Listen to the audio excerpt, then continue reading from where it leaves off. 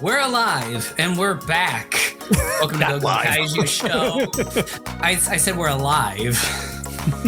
Welcome to Go Kaiju Show. We have a healthy obsession with kaiju, and we are the longest running kaiju podcast. I am your co-host Kent, and with me is your other co-host Jason. How's it going, peeps? After what, almost 4.5 months of being gone, and we took that hiatus, and Jason really didn't do shit during that time. And same goes with this guy over here. I've had kids. He doesn't have kids, so. Well, he said that he was going to do some stuff. But anyway, we are back for our Kaijupalooza. This was a podcast that we said we definitely wanted to do for sure before we close the year out. Slight change. If you saw our social media page, I said we were going to do commentaries for Godzilla Raids Again, Gamera, and Destoroyah. The correction on that is we're not doing Godzilla Raids Again. We have already done that in the past. Don't ask me when, because I don't remember. But instead, we are doing a commentary on Terror of Mechagodzilla. This year being the 50th anniversary, we thought, why not? All the other films that we're doing have an anniversary. The reason why we originally were going to do Godzilla Raids Again, because that was an anniversary. But like I said, we already did that. So that's what we're going to do today. We're starting off with Godzilla vs. Destoroyah. After that, no clue. We will figure it out as we go along here. And also, we will be returning to some form of regular podcasting. We are coming back January the 10th. We're going to do Space Monster Wong Magui. Our next podcast would have been January 24th, but my family and I were going to Disney World that week, and we are coming back the 24th. So we're not going to do it then. Instead, we're going to do it the 31st, the following week. Then we are covering Valley of Gwangi. And then we are coming back 2 weeks after that, which is probably actually, no, maybe if that's the 14th of February, we may have to postpone that actually. Maybe do it a week sooner. I'll have to look. I didn't look into February. But our podcast after that. Where's February? Here we go. So you said that we're going to be doing podcasts on 31st of January. So then, yeah, it would be, the next one would be the 14th.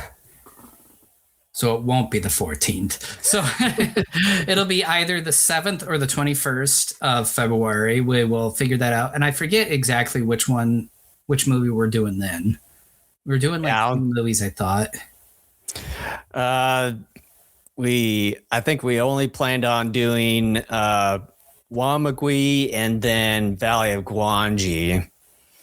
And then I think, was it Reptilicus or something? Reptilicus, yep. We were doing Reptilicus. So we'll figure out the February dates kind of once we get closer into January and maybe even later in January. And then after that, I do believe after Reptilicus, we for sure are going to begin doing some form of a TV series. We're not exactly sure what it is or how we're going to approach it. We don't know if we're going to do it in chunks, like X number of episodes and discuss, or do other movies as off screen. We're watching the series and then we do the whole series later. We haven't figured that out yet. Well, so. I know we discussed about it because I think there's a great deal amount of some of the older series that have around 50 or so episodes, and I know that we watch a certain amount and then discuss kind of the general overview or something of the sort, and then some of the newer ones that they're around 12 to 24 episodes where we can just sit and just overview the entire TV show.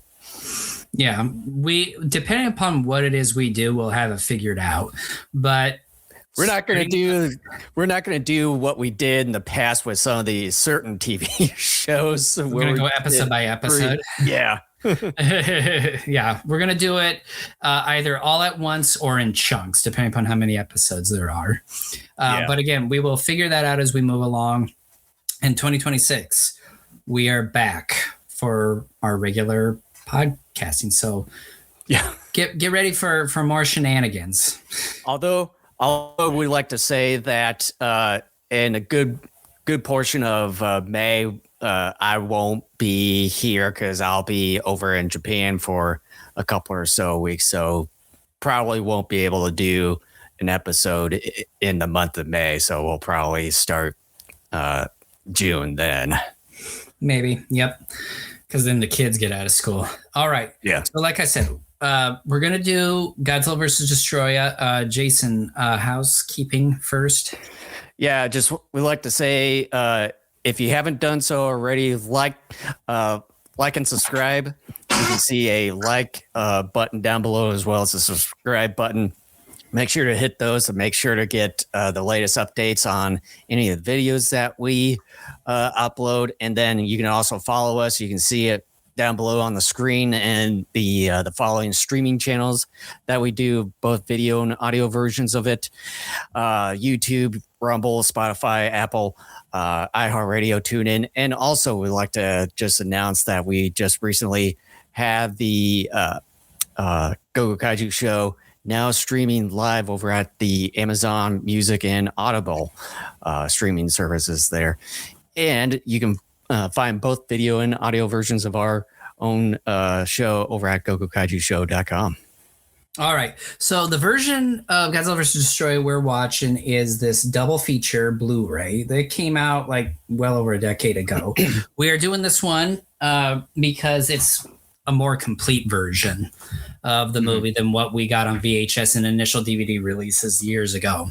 So we are at I'm at the screen where it's got all the menus, and I'm on play movie. Where are you at? Yeah, pretty much the same as well. Okay, so that's where we're at. If you want to follow along, the Blu-ray version is mainly the way to go because the beginning is extended a little bit, and I think other than the credits, that's really about it as far as the movie. So what I'm going to do is I'm going to count down from 3. I'm going to go 3, 2, 1, go. When I say go, hit play or select on whatever device you're using to watch the film. You ready? Yes. Okay, so here we go. 3, 2, 1, go. So Godzilla vs. Destoroyah was a film that... No. Oh, no. What happened? I thought my mouse would do it here. So what second mark are you on here? I'm going through like the piracy's not a crime. What the hell? There we go. Let me see here. I'm at like the 3-second mark. The Toho logo just more or less came up. I don't know why it's not letting me pause there. It seems like every time we do one of these, one of us has a hiccup. Well, it's been a while for me since running a movie on my computer. Okay, so where are you at now? 3 seconds in. Okay. I pause it at 3 seconds. Oh, I'm on the 9 second. Here, let me...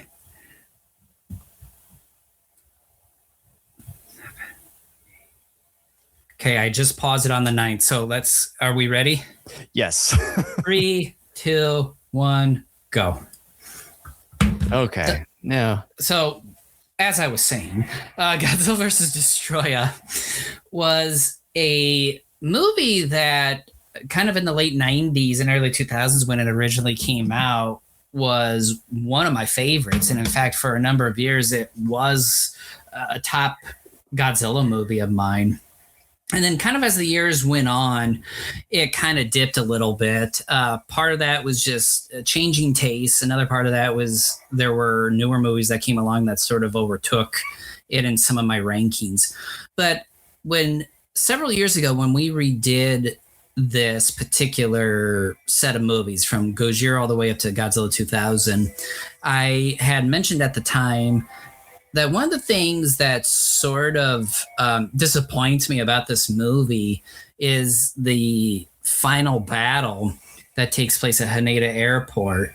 And considering this was supposed to be the end-all be-all, at least for quite some time for Godzilla in Toho, I really thought that Toho was going to go more all out. And I think this movie did get a slightly higher budget than most of the other movies in the Heisei era.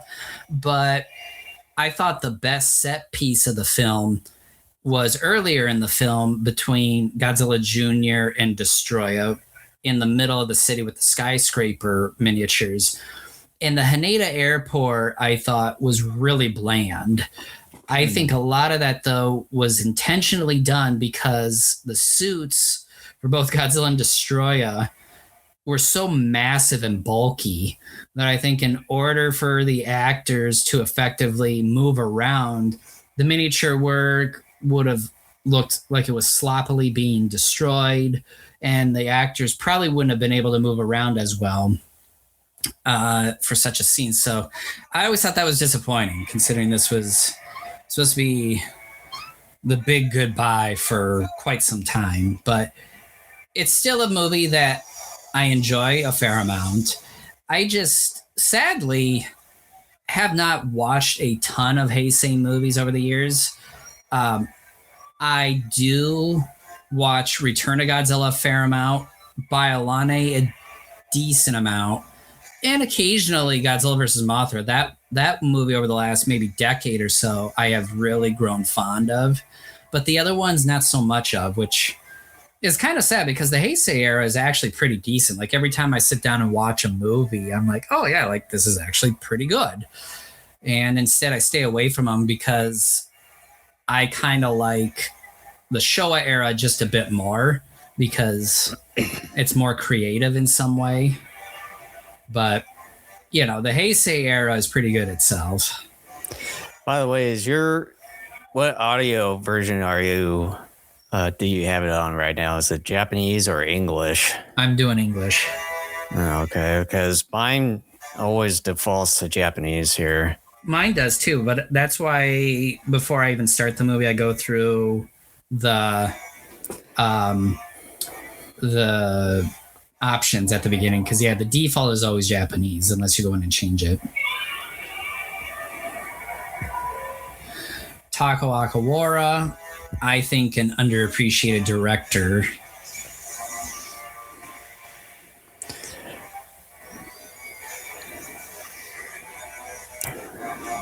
As far as like some of the other Heisei films that I've seen recently, it's been mostly the 84 version because I was telling Ken earlier, it's probably been some time since I've last seen this movie in its entirety.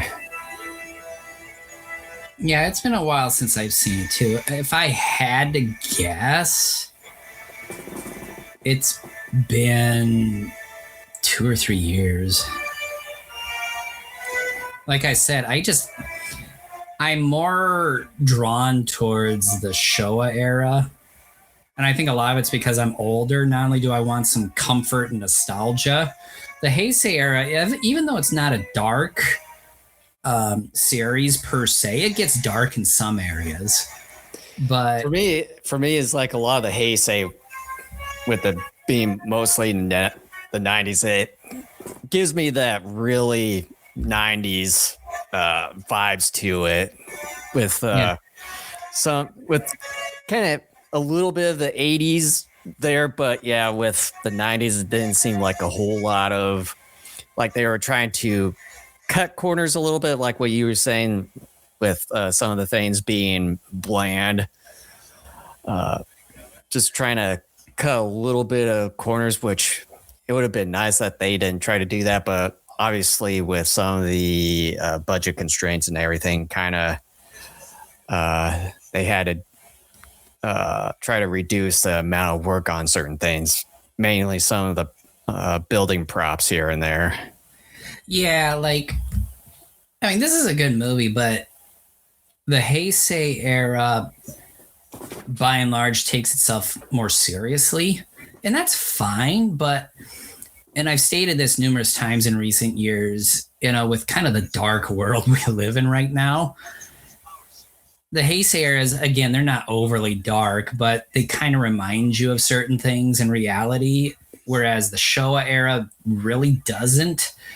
And I consider those more playful, fun, escapist entertainment. Although there were Heisei era. Although there were at least a few Godzilla films in the 90s that didn't quite take things seriously, I would probably say Mainly Godzilla vs. King Ghidorah. There, it seemed like it was trying to veer off a little bit, and then obviously the other ones, which mainly it was geared more towards kids. Yeah, I don't know. Like, the Showa era seems like they're having more fun. In the Heisei era, I mean, even though, there's some less serious films, they take the material a bit more seriously. And, part of it is just me. Like, I used to watch the Heisei movies quite a bit more in the late 90s and into the 2000s. But really, kind of once we got into the aughts all the way up to now, other than Return of Godzilla and occasionally Baiolane and once in a while Godzilla vs. Mothra, not a whole lot. Mm-hmm.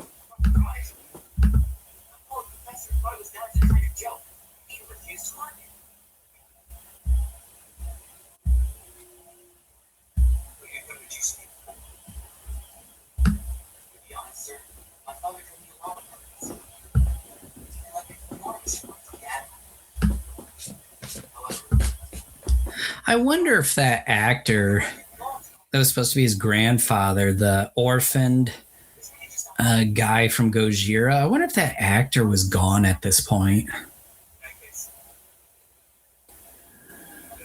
I don't even think I've even bothered look up his name, or if they should have his name up somewhere.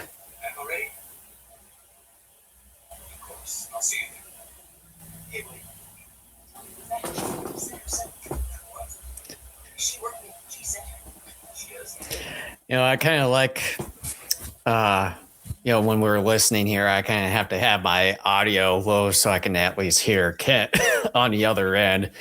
But it's like I've got subtitles going too at the same time, and it's kind of hilarious that none of the subtitles really syncs up with what they're saying in English. So, like, give an example. So it's like in the one previous scene with the scientist and the younger guy, there where the older guy was saying we come to G-Force with us, but then the subtitles it says, "Do you want to cooperate with us?" Obey.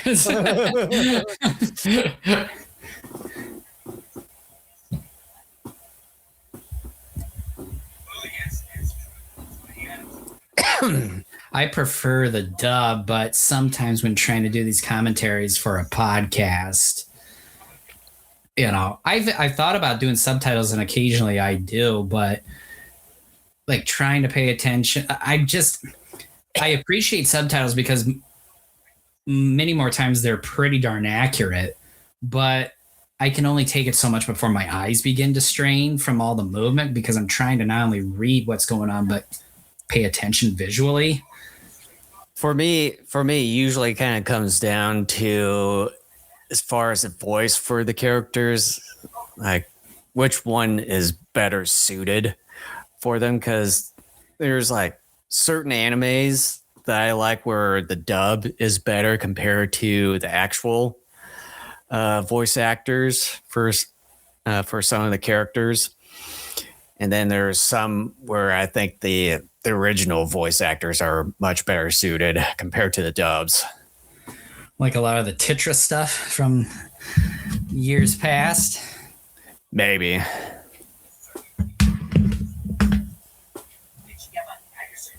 I hope to date you.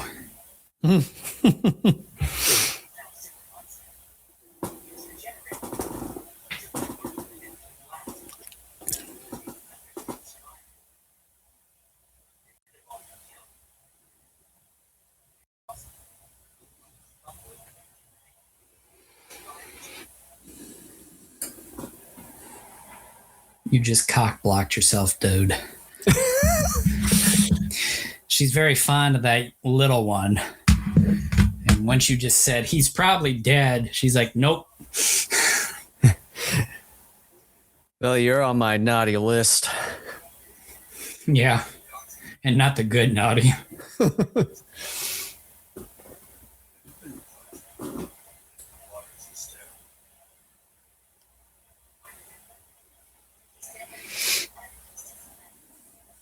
I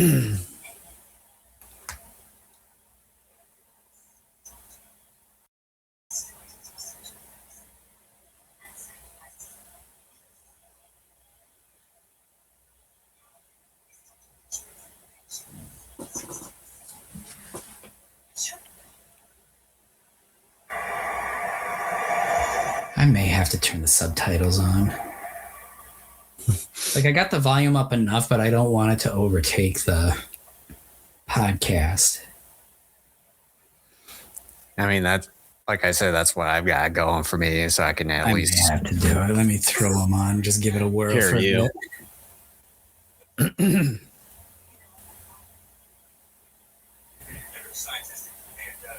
Okay, yeah, like, I understand what you're saying now. The subtitles in the English is like, this is really distracting. I gotta turn the audio back to Japanese. I have to. This is interesting. Like, black background subtitles with, I mean, I like it because I can read it, but you really don't see this.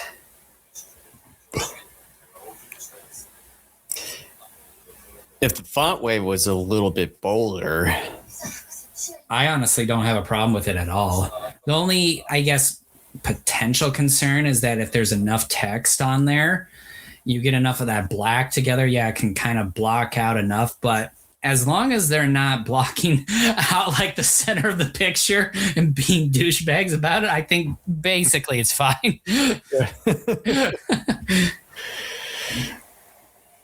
But yeah, there's probably not going to be that much text on subtitles. Just goes a max of 2 rows.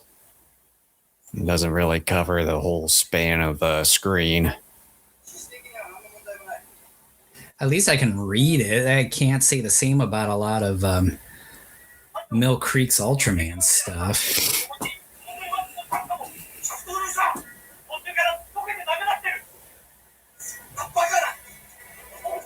Let's get out here, and then the subtitle says that's ridiculous. Yes, I can't believe you're still like doing English dub. I had to switch over, otherwise I was gonna go crazy.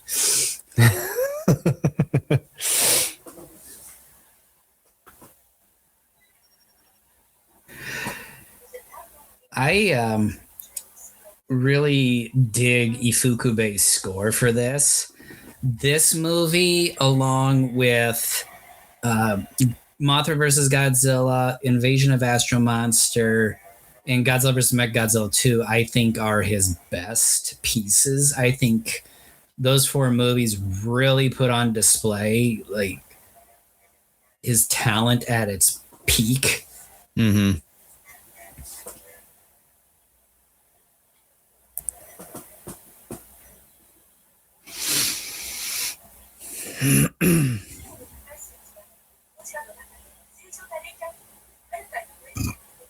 Good man.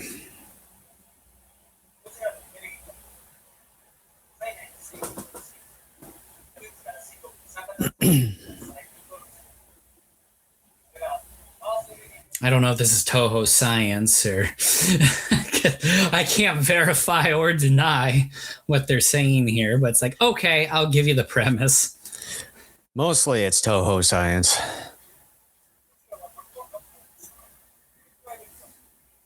Because it says, you know, the nuclear fission is cooled by the carbon dioxide he inhales. Like, I thought he would inhale oxygen, but okay, then carbon dioxide typically doesn't cool. It traps heat. So, okay. That I do know. That I can definitely say with certainty, because I'm like, carbon dioxide, from my understanding, traps heat.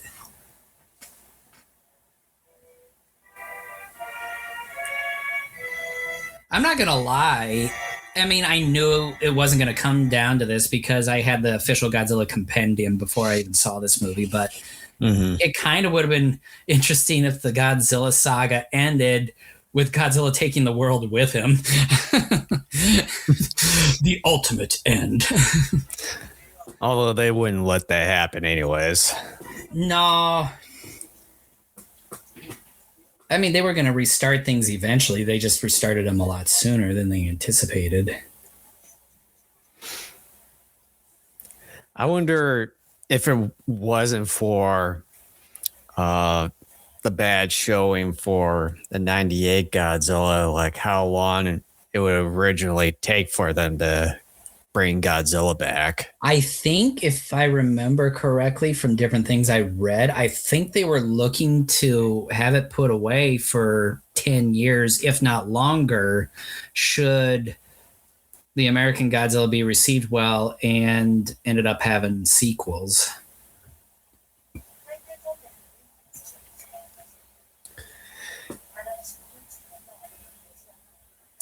It would have been nice for me to see this wharf in person, but unfortunately they permanently closed and tore it all down, I think a few years ago. Where the characters currently are? Yeah. Why did they do that? I think they probably wanted to do something else, because I know that wharf in particular was used in some of the other past Heisei Godzilla films, and then as well as some of the Super Sentai stuff. Interesting. So how'd you hear about that? Well, I had it pinned for my map, because it'll kind of show you some of the information on Google Maps on it. And then one day I kind of went over there to take a look at it. And then I think it was one of the walking videos on YouTube where I think that they had some of the yellow tape or something of the sort, or if I went to Google Maps and it said permanently closed. And then over time on some of the walking videos that it was getting torn down. So is it like Walking Japan or Walking Tokyo? It was, I think it was like Japan Walk or some of these other walking videos that's on YouTube. I've been meaning to like go and look for a channel or two and subscribe to it, but I haven't done it. Yeah, there's Japan Walk. I think there's Walk Japan 4K. I can send you a few. Send me all of them. And then there's Rand Black, which he kind of goes all over the country in random areas too, which is kind of interesting.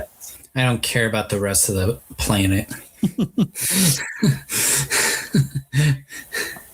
Of course.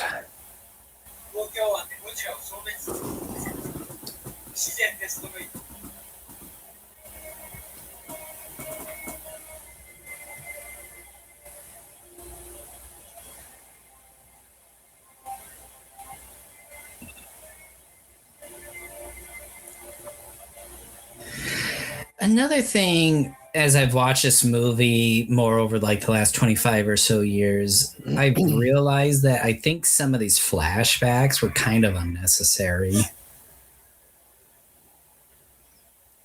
Because I think you have to, as a filmmaker, especially if you're going to be a good filmmaker, have to assume that your audience is smart enough. And you don't necessarily want to spoon feed them that sort of stuff. I mean, it's not excessive, so I guess it's not a huge deal, but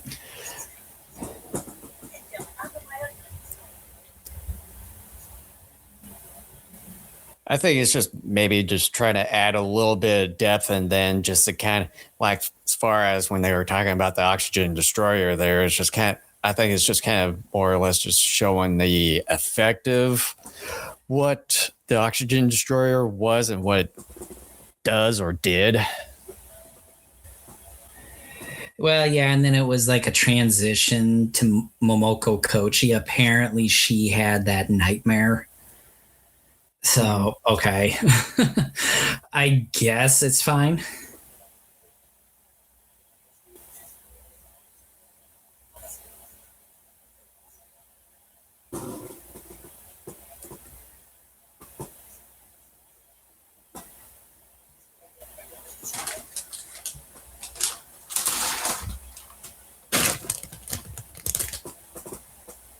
It's interesting because I maybe 11, 12 years ago read a G fan that was published shortly after this film debuted in Japan in 95. And there were several notable kaiju academics who wrote articles in that issue and did their reviews of this film. It basically was not very well received by even some of those American fans at the time. Mm-hmm. And well, obviously, over time, what's that? I said, but obviously, over time, people more or less have come to enjoy it. Yeah. Which is usually what always happens when it comes to some of these movies. And then over time, they start to have a cult following. Well, yeah. I mean, even the 98 Godzilla. I mean, you still have a bunch of buttholes who are like, well, it's not Godzilla, but it's a fine kaiju movie. And just, it's like, okay.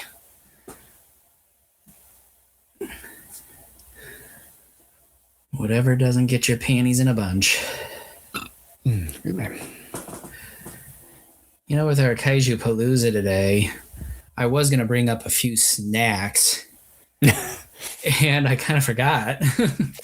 I only brought a thing of these Rice Crisps that are caramel flavored.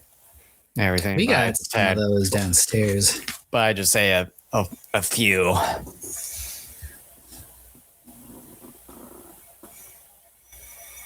I remember when we first saw this was a bit of a creepy scene.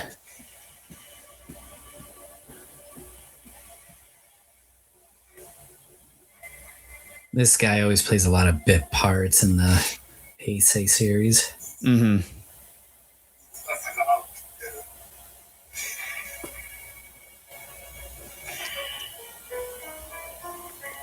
I think in one of the earlier Heisei films that he did have some kind of significant part.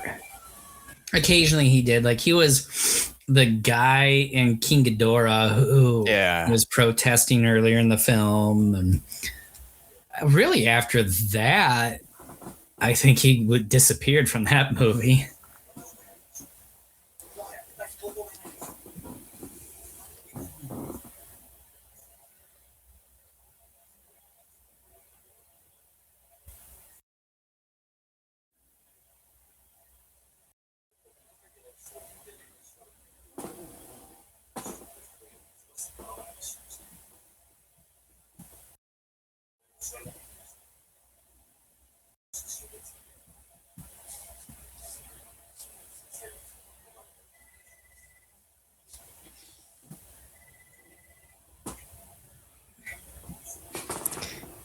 Yeah, just compare that phone with today's smartphones. That thing looks like a brick. Well, I remember in like 2005 or 2006, I was taking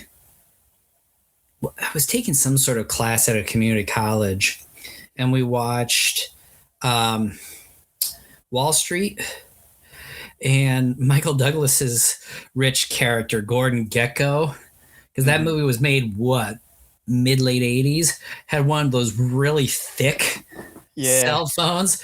And even then in the mid-2000s, we were laughing at that. Like the whole class started laughing when Michael Douglas came on screen in one scene with one of those honking cellular phones. I think in the early days, I think I may have seen a video of this, of like some of the retro tech back in the days.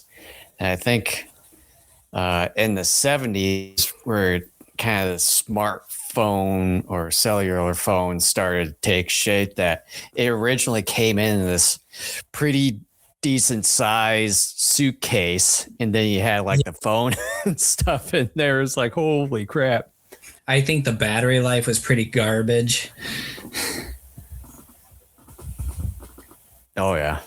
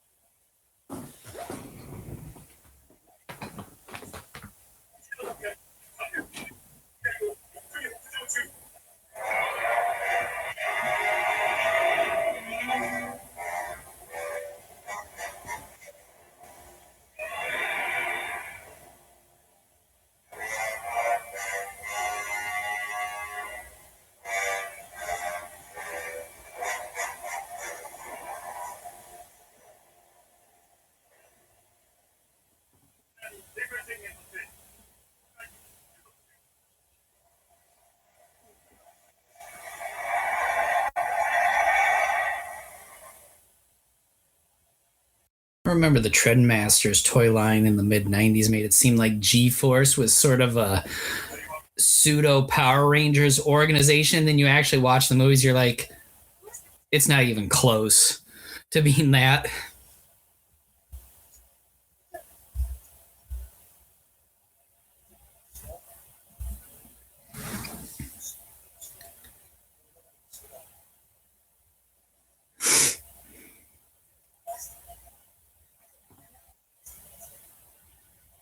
Did anyone have any of those toys back in the day, like the G Force? I can faint. I know I'm on a computer. I could look it up, but I'm not going to. But I think they did kind of look similar to the Power Rangers, or maybe even the Mysterians in some way. Never got one of those. I think we had some of the special G Force armored Kaiju. That was as close as we came to getting straight up G Force figures.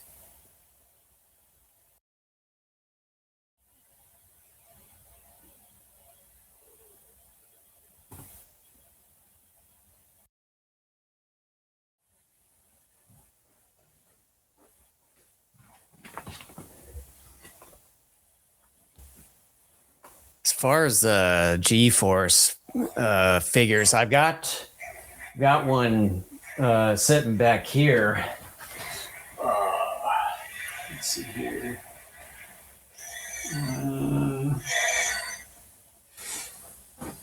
Yeah, this Godzilla Wars one that I have with Mecha King Ghidorah micro battle set. Yeah. That has the G-Force guys in it. I didn't know you got that one. I think I got it some years back. I think it might have been before KB Toys went out, because right next to it is the kind of the decent sized Mecha Godzilla from the King of the Monsters line. That was from KB Toys.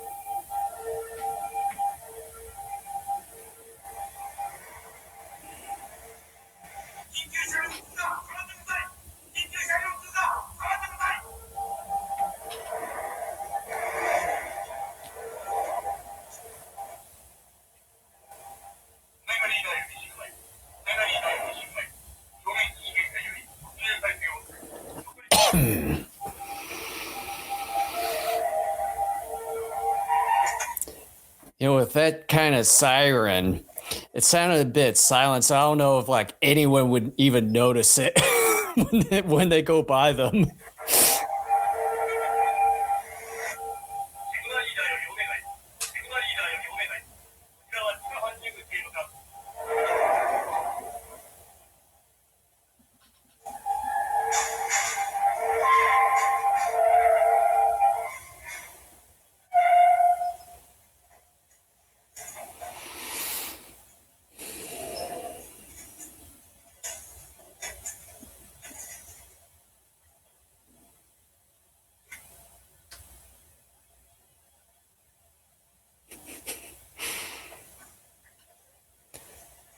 It'd be funny, like one of those sliding doors is trying to force their way back with those guys in front. It's like, let me do my job.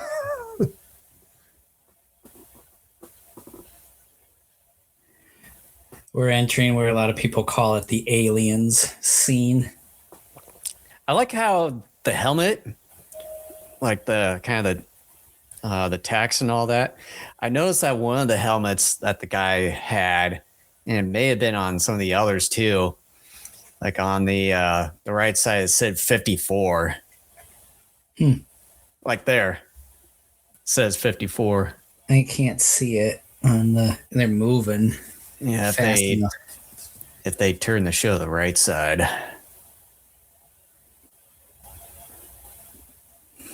I never really noticed that. It's kind of a pretty cool callback. There. Oh.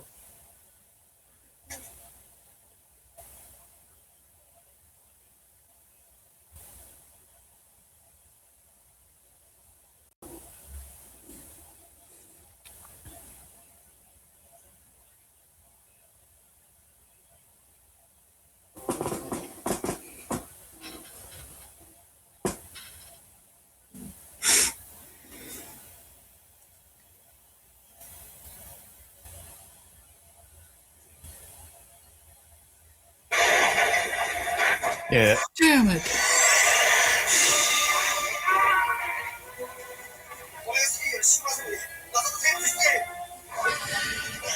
Hargle blargle military jargon that. The way that sounded from the guy, it didn't seem like it was actually part of the film, that it was just added in post-production. See? 54. Oh, okay. Yeah, I see. That guy definitely looked like he just lunged in rather than was pushed back. Obviously. It's like, quick, make it look like it's authentic. Okay, I'm going to turn. No, don't turn. I'm going through now. We only had enough time and money to do that shot once. Oh, damn it, you're fired. It costed us $1 million.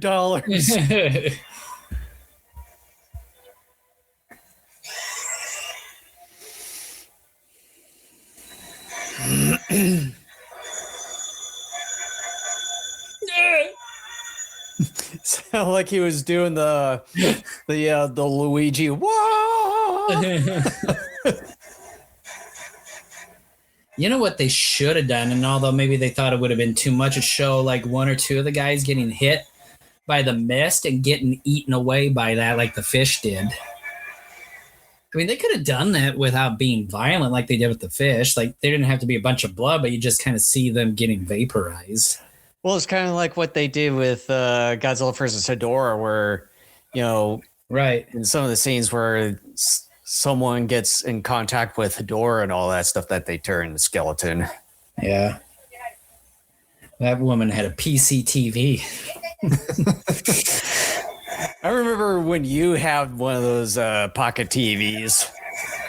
It was like, I thought it was one of the greatest things ever. Both you and I did. We were like, oh my God. We're like, we could watch TV now.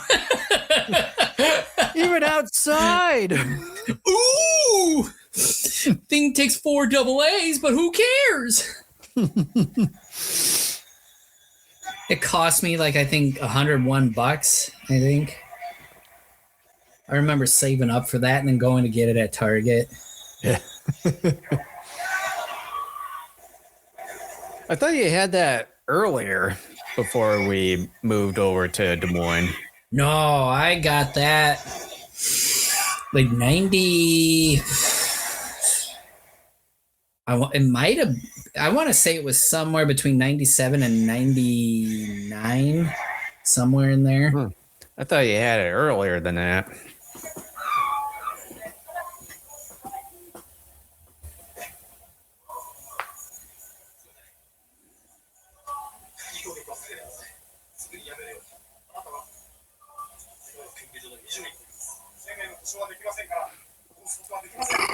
Excuse me.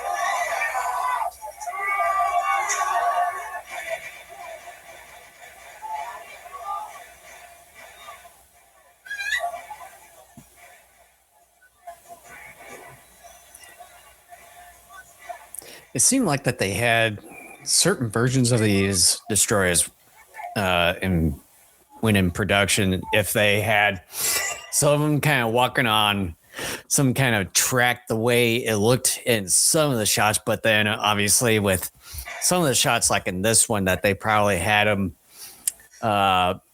using some kind of crane to move some of them, because I know they during these times they probably didn't quite have the technology to remove some of the production elements here and there.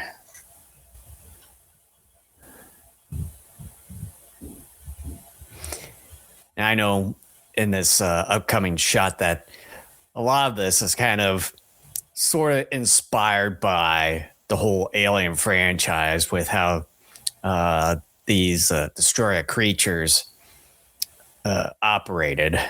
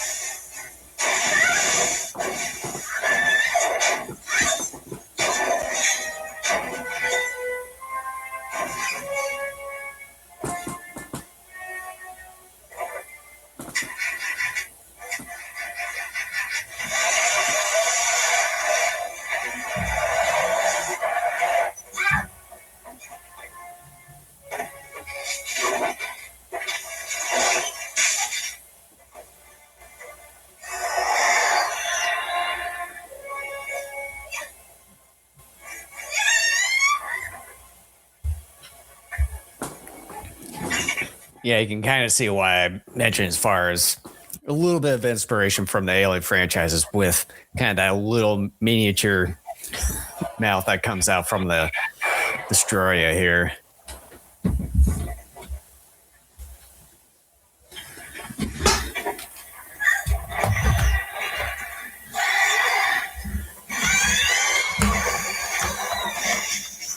Damn Skeeter.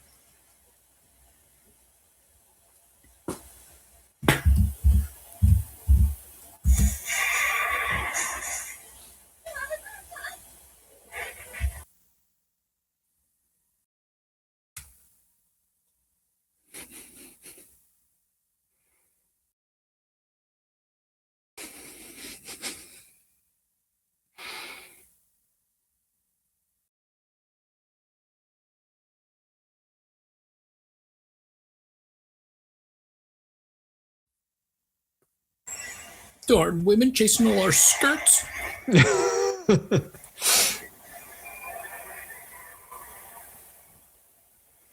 I wonder what that particular animatronic Destoroyah cost Toho, and how much it costs to literally go up in smoke. Probably a decent portion, although that they had probably at least one or two more of these Destoroyahs. Because I know that they had them side by side in certain shots. So this shot's supposed to foreshadow Destoroyahs to come, but I thought once Destoroyah was burnt, like that was it. Like nothing could come come out of it. Like if you shot it, blasted in a bunch of pieces, that's one thing. But if you burn it, that's another. Mm-hmm.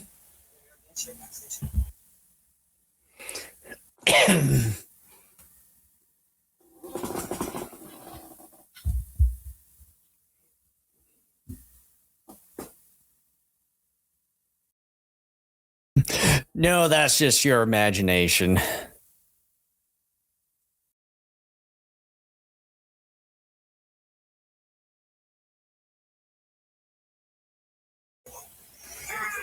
Godzilla's showing you what intense looks like. I'll show you intense.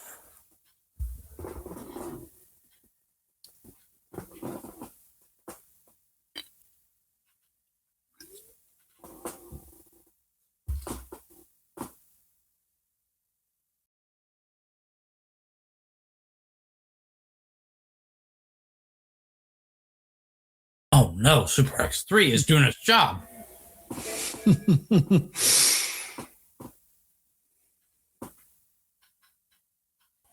That's one of the things I've noticed a lot in Japanese films and anime, where even if it's something good, they all looked incredibly shocked and like the world's coming to an end.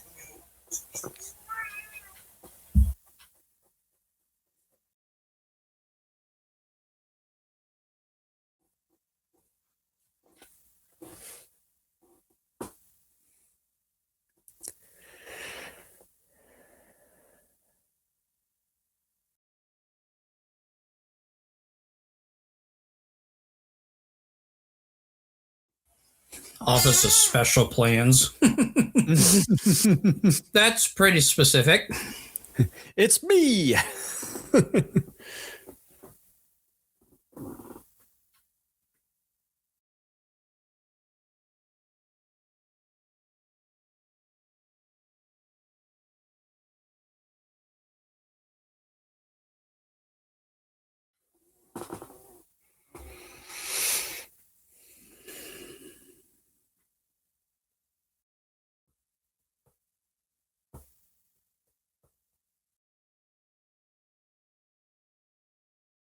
GMC like the vehicle?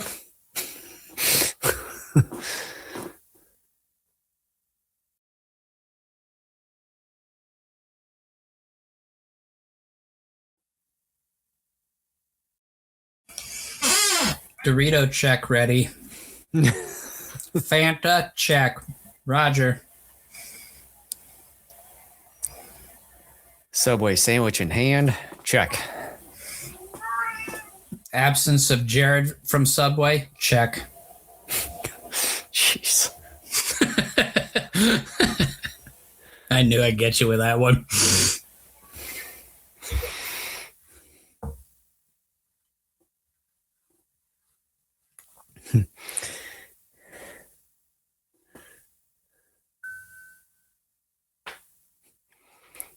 Super X3 powered by cats. See, again, like this is another shot where on VHS and DVD, I knew it was composite, but it doesn't look as obvious in VHS and DVD format as it does in Blu-ray. And the previous shot didn't seem like it was obvious.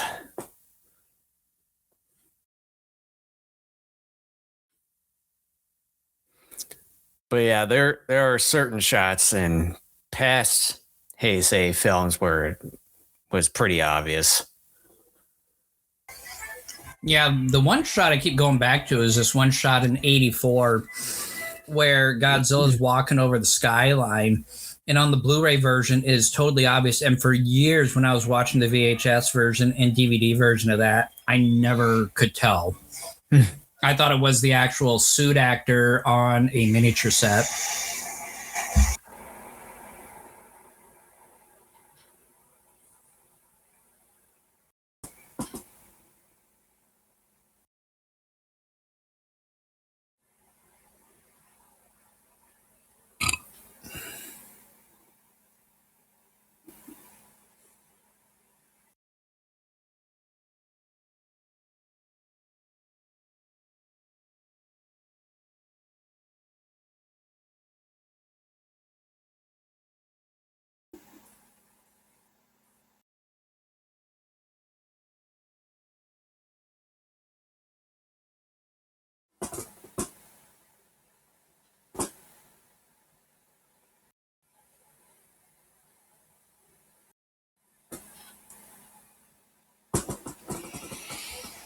One of the things that I like about this movie is it's very Godzilla and Destoroyah centric.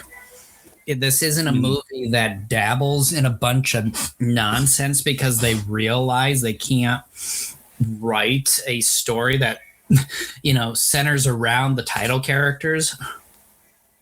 Yeah. Although with this one in particular is mainly due to Godzilla,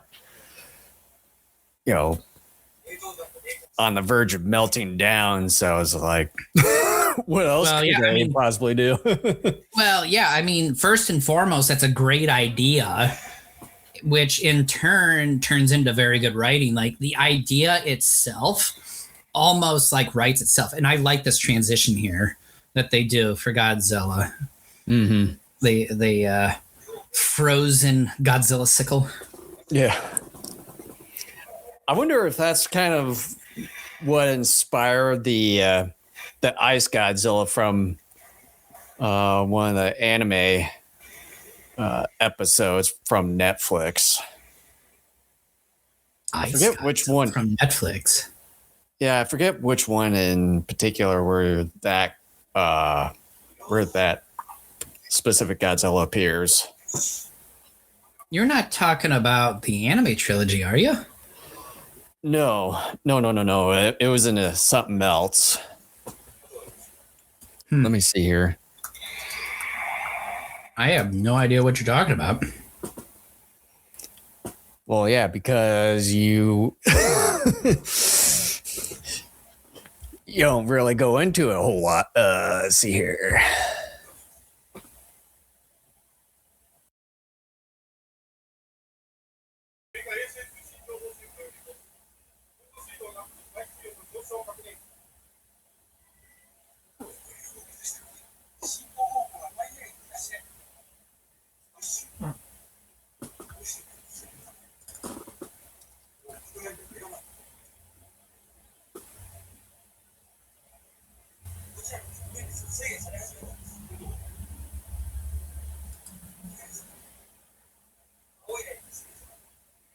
I would think, though, if the water is starting to heat up again, that kind of like us, you heat up, you burn more calories, which means you're at a deficit and you need to replenish those calories.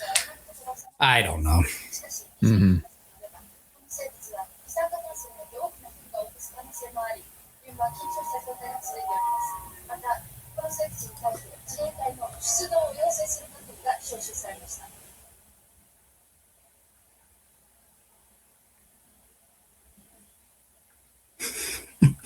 Let me get a closer look. He takes the little plastic glass off and partially crawls in there.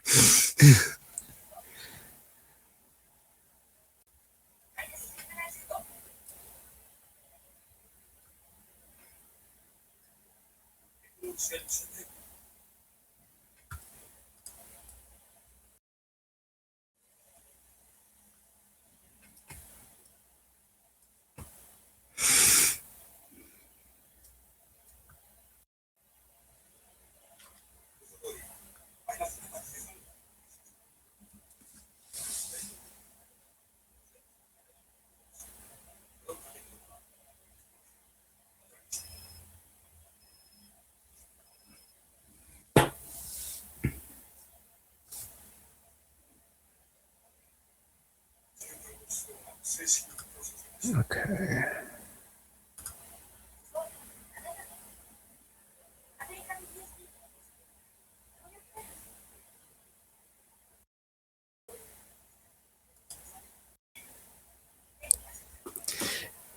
The actual name of this Ice Godzilla is called Snow Godzilla. And it appeared in, let's see here. The Shinkansen Hinkai Robo Shinkalian, the movie. I can send you a link to it. General anime. Yeah. Oh, so like it just makes a cameo. Yeah. Oh. It's pretty much a Godzilla, but just kind of covered in snow or ice. That's so random for them to do that. Yeah. It's like, you know what? This movie needs Snow Godzilla. Why? Because. Just and that because. very specific Snow Godzilla. Yeah. Like out of all the Godzillas, we're talking about the one covered in ice.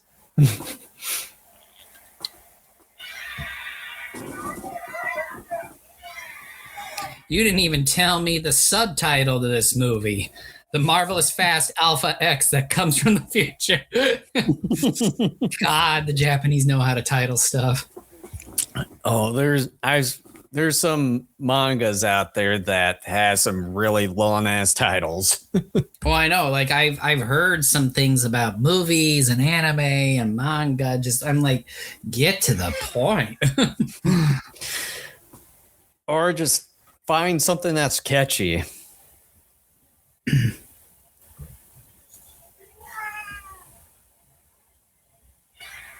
I hear a cat?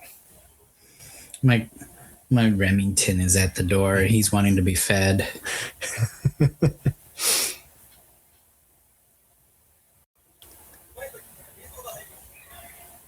Like, I don't know if it was your C or No, it's you had one Remington. in the room.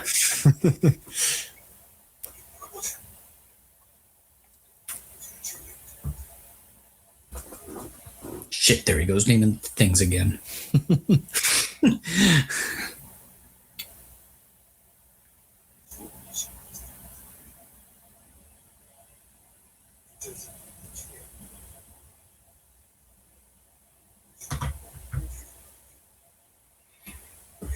Is it really possible?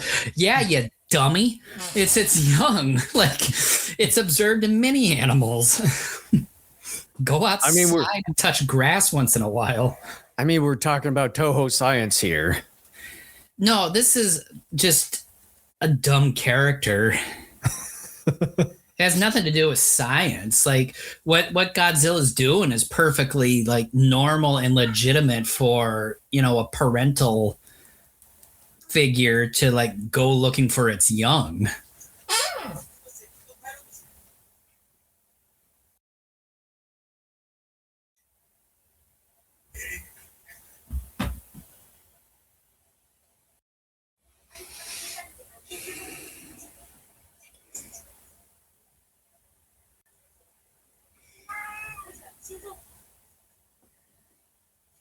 Those CRT monitors. Man, seems like yesterday. Yeah, because now monitors are just about as thin as a laptop monitor.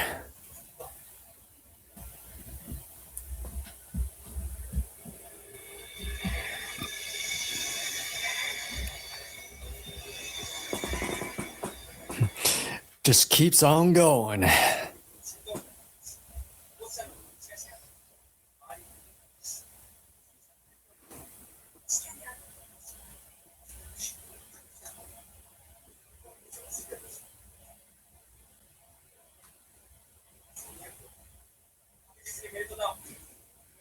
How do you know that? I just picked an arbitrary number out of thin air. My source says that I made it the fuck up. Damn kids.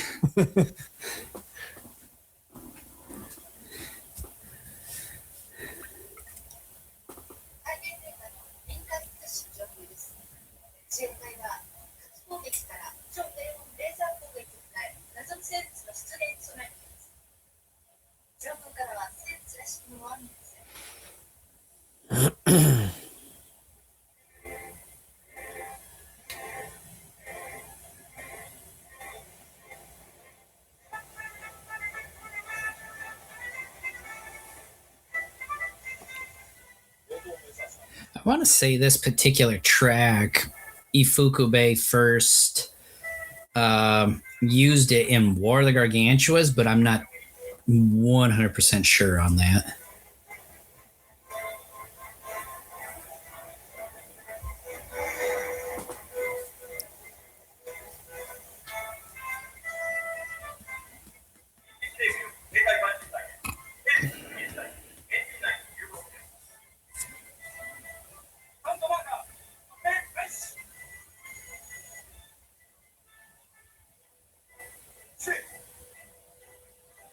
Sounds like he was about to say another word.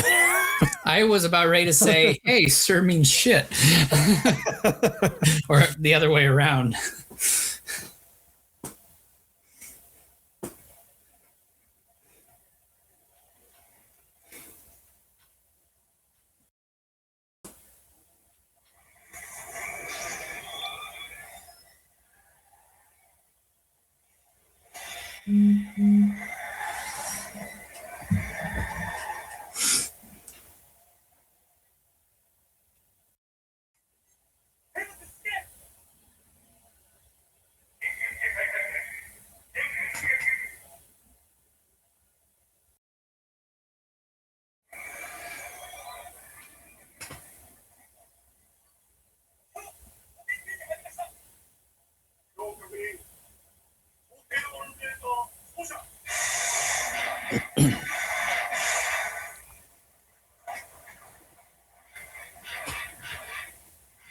It started raining all of a sudden.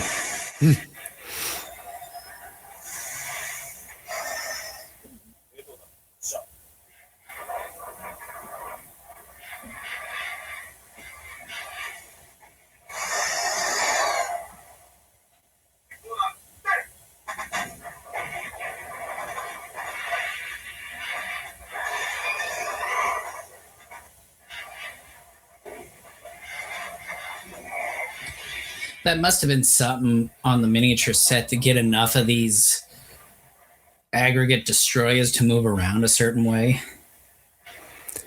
Yeah, probably like little rails or tracks Yeah. for some of the shots. Because I was saying earlier when you were out for a few minutes there that it seemed like some of the shots were like some of those decent size destroyers that they had. It seemed like some of them were on tracks or rails, and then obviously in some of the other shots they were being held by cranes. Oh, yeah.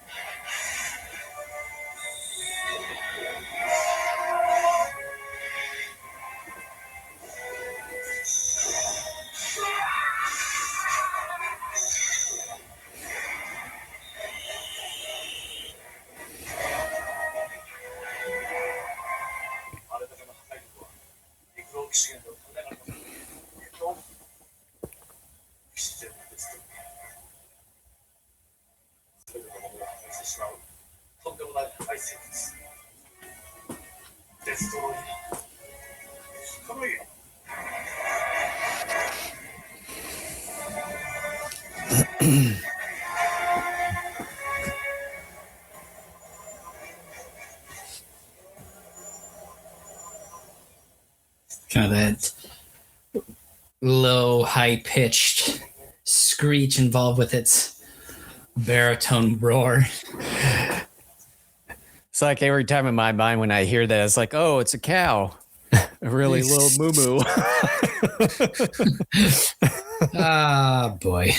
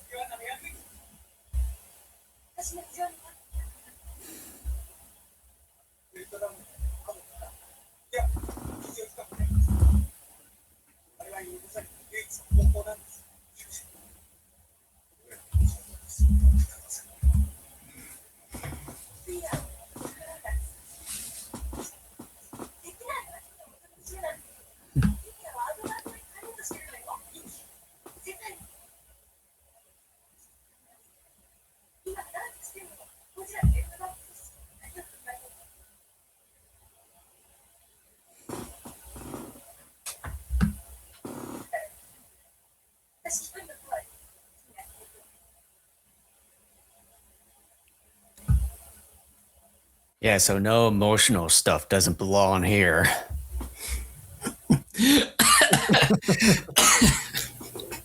Jeez. Oh boy.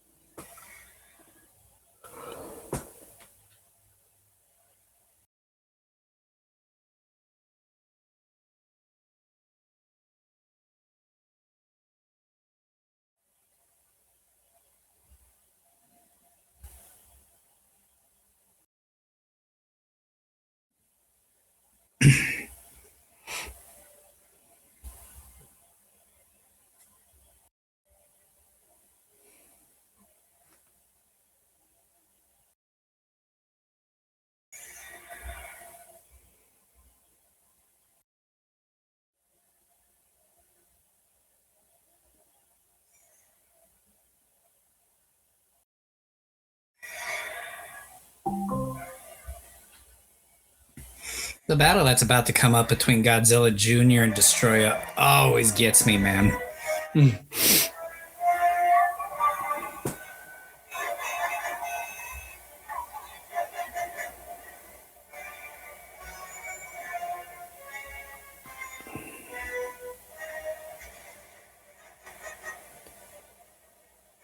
Boy, it seems like they still kind of had the old version of the Shinkansen during that time period.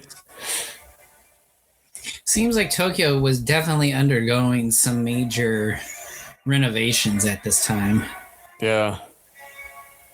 Yeah, because the Shinkansens today, they're much more sleeker and slimmer.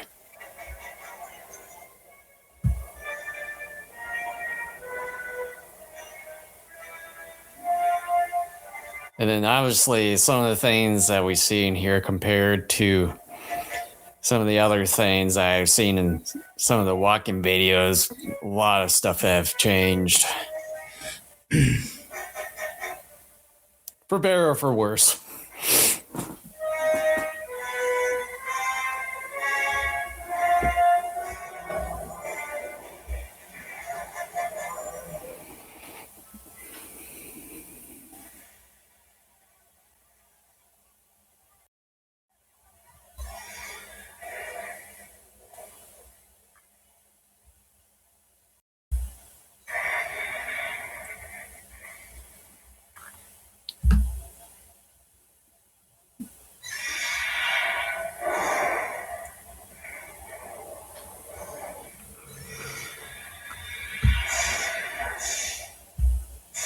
Asshole.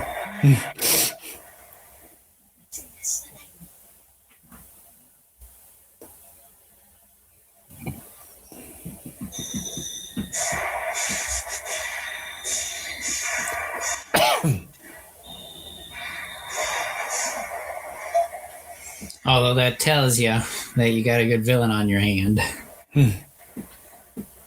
See, I mean, look at this set. Like how just wonderfully crafted it is and sophisticated. Like I was hoping for something like this between Godzilla and Destoroyah.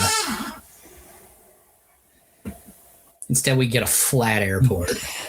Yeah, they used all their budget for this scene here. Destoroyah's flying. Like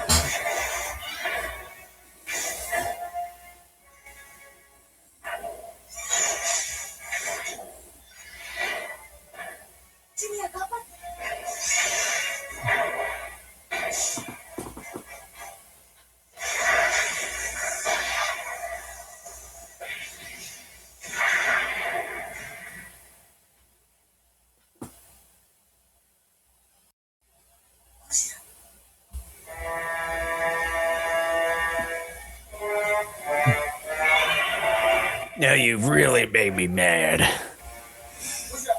Kill him. Let them fight.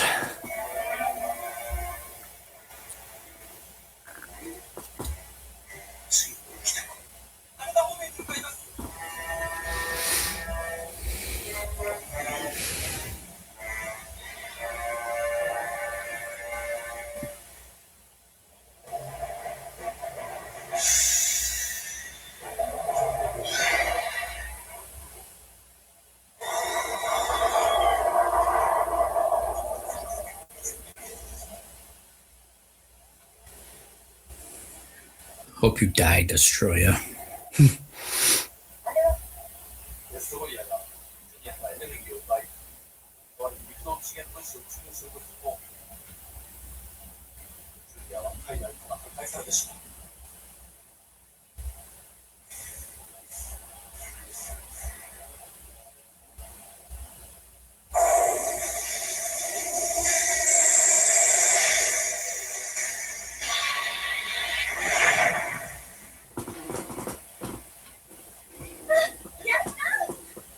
For now.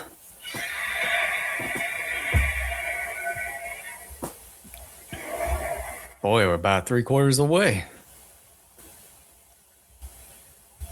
Can't believe, like, every time we do one of these longer movies seem like they go in a blink of an eye.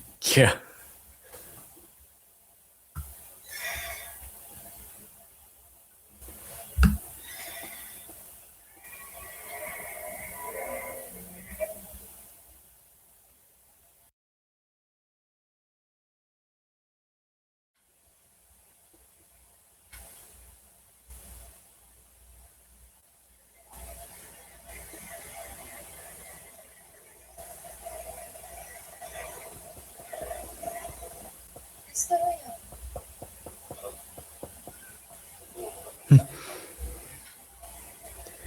It's just a bunch of fire and explosions.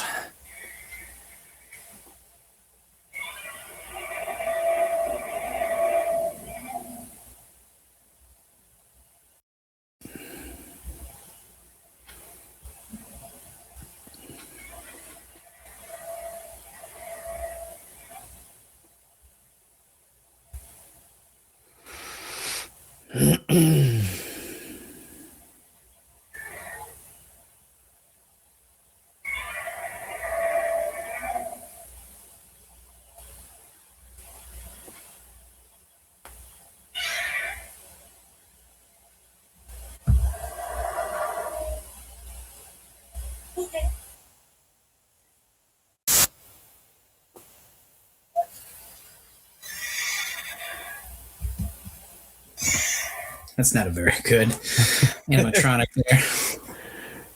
Definitely tell it was on tracks.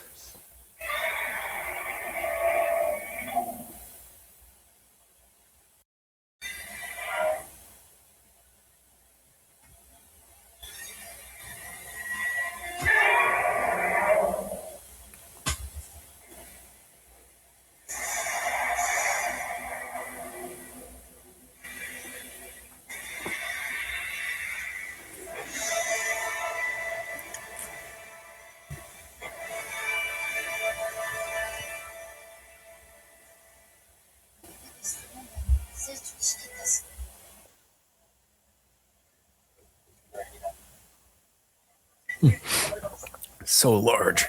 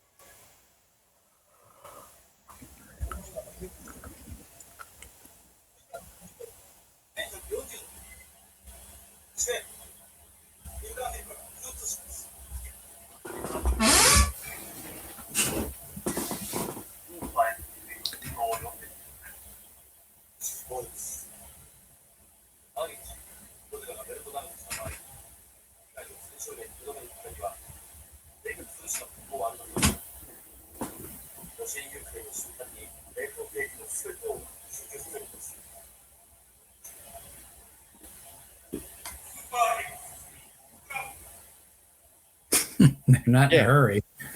Yeah, scam. I always thought this was funny. It's like scramble and you see a bunch of people walking. I'm going, this is an emergency here. They're just taking their sweet little time. It shows them like walking to the Super X3 as they're having their sub sandwich. Hopscotching their way up. Oh man, I forgot my drink. I gotta go back. Where's my honey mustard at?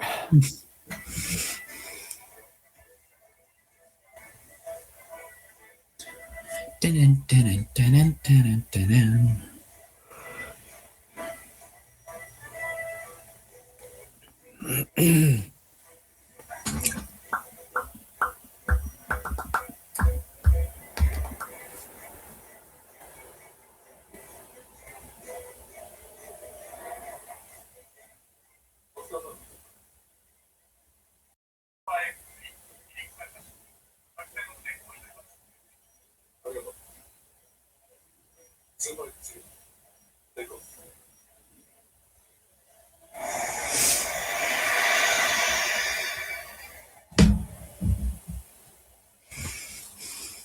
Meet George Jetson. I mean, wrong thing.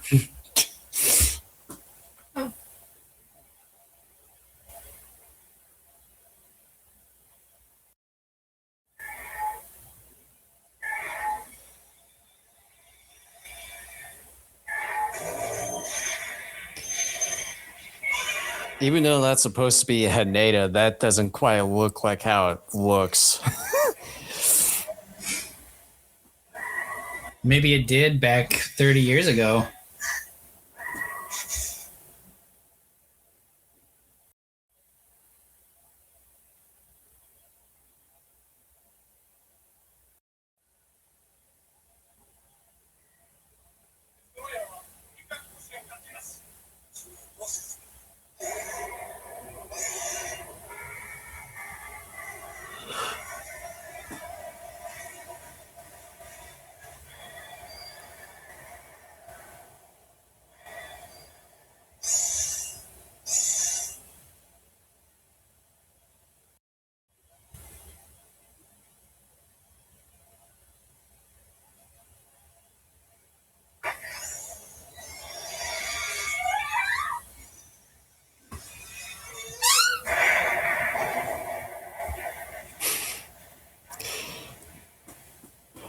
I remember when we first saw this and we saw this particular scene, and I remember thinking to myself, shit, man, they went there. They just did.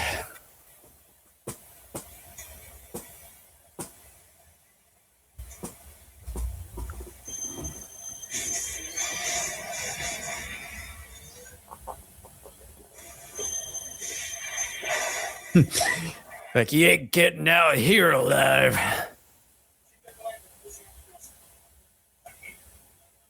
We lost contact with the SC9, sir. Were you deaf?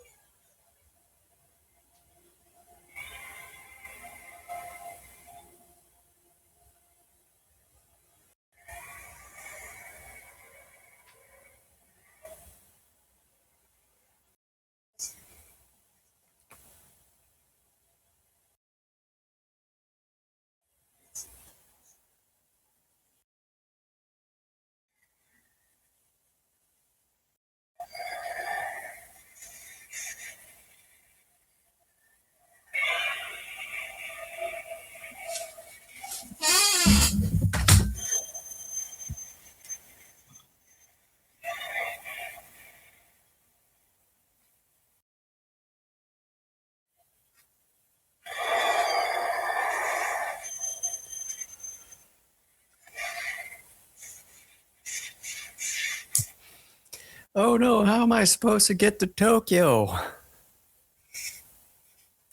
Well, looks like you're screwed.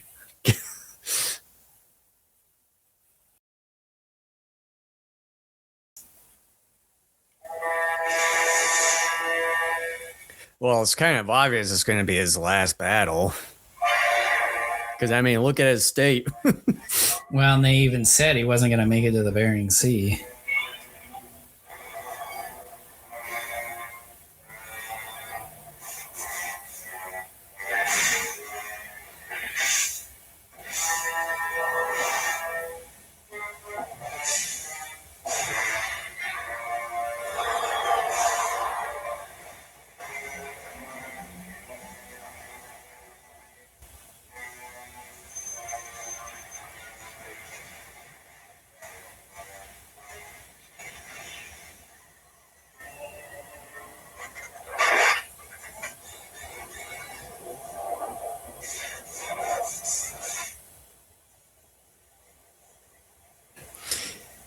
You know, it's kind of funny with some of those composite shots there with the airplanes moving. You still see some people in the walkways, like just thinking, oh, everything's just fine, dandy. Yeah, that's some of the problems with some of the composite shots in the Godzilla saga, especially in the Heisei series through the Millennium. Yeah.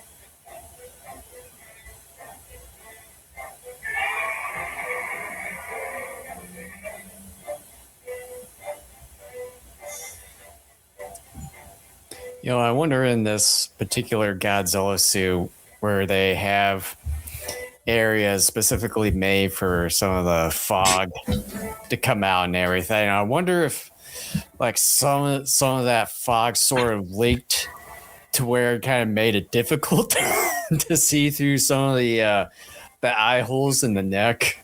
Oh, I'm sure, because my understanding is that the actors in these suits always had a terribly difficult time seeing, even if there were holes.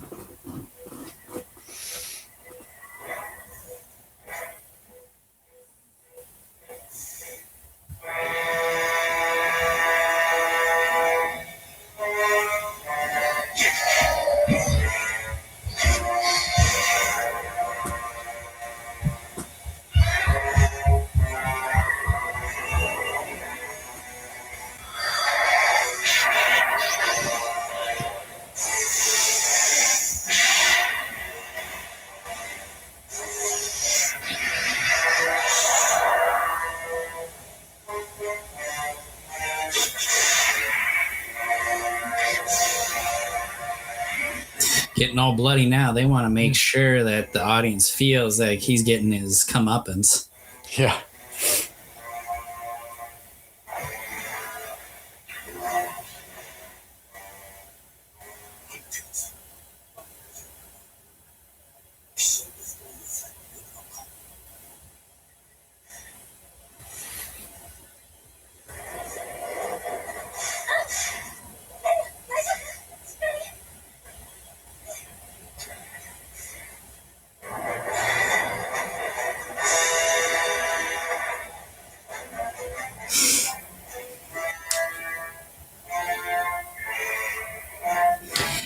One of the things I've always wished about the Heisei series, and it was one thing that the Gamera Heisei era did really well, was getting the eyes to blink periodically. Mm-hmm. They only ever did that once in a while when there were close-ups of an animatronic head. Otherwise, the eyes were always open.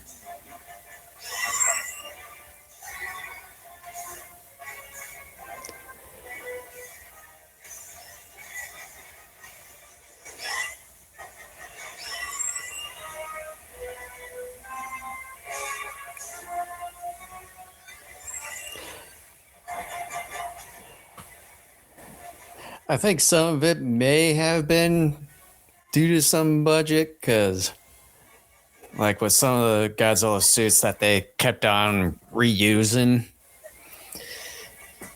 and or probably kind of readjusted for certain films and all that, because obviously some of them were different per film or kind of stayed the same. Whereas in the Gamera ones, I think they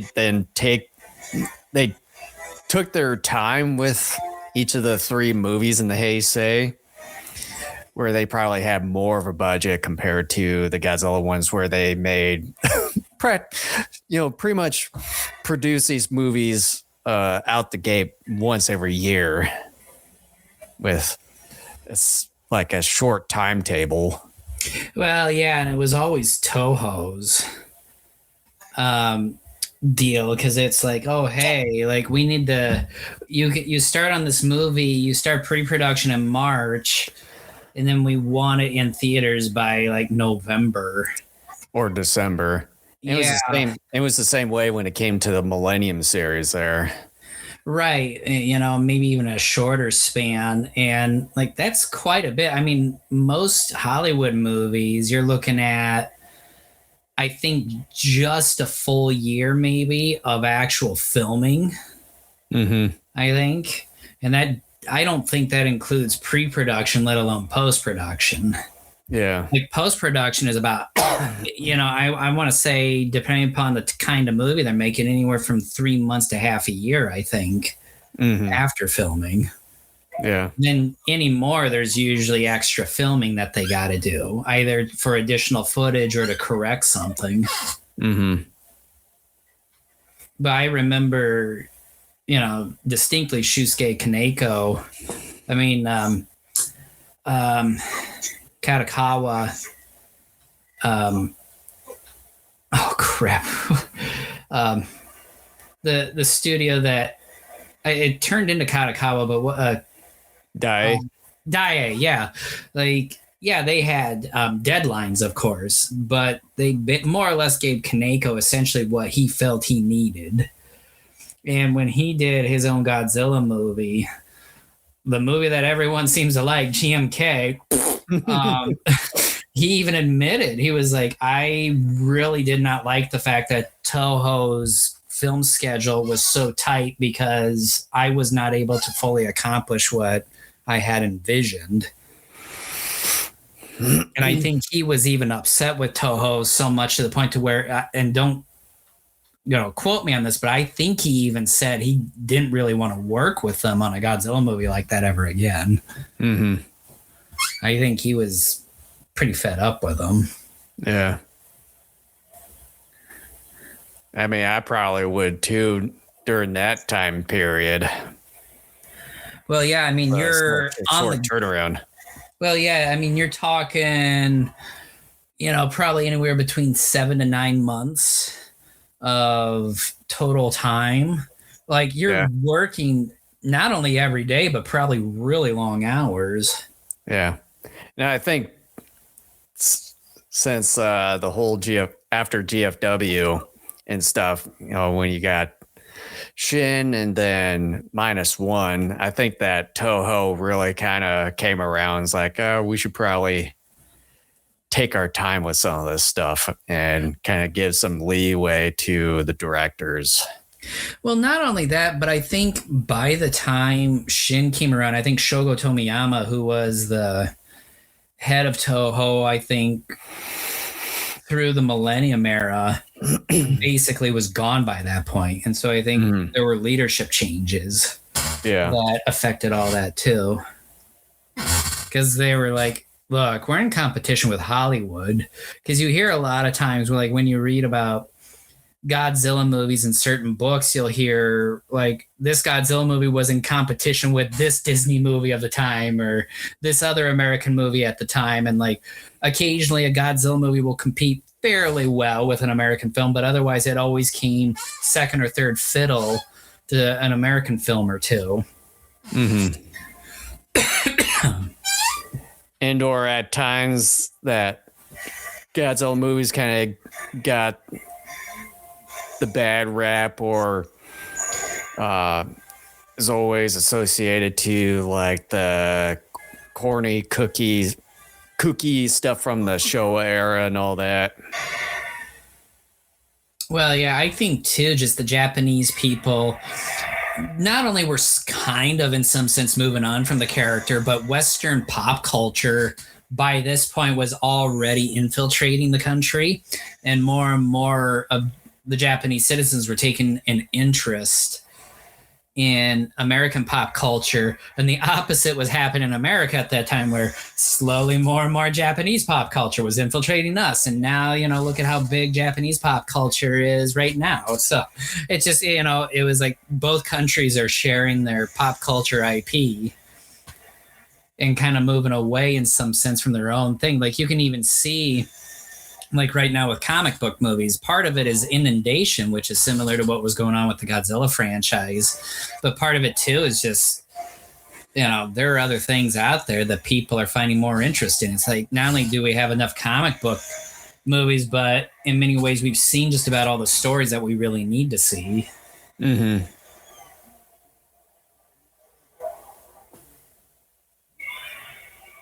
I want to like reach through the screen and like choke slam Destoroyah.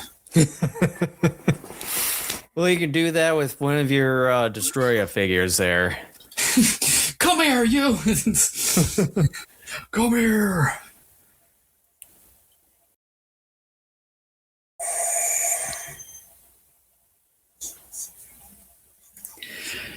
Great, I don't want to be crying on the podcast here.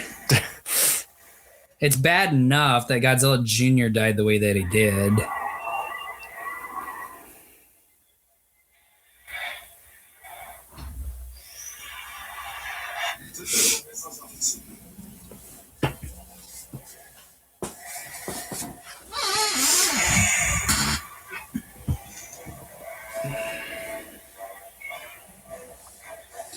Prepare to die.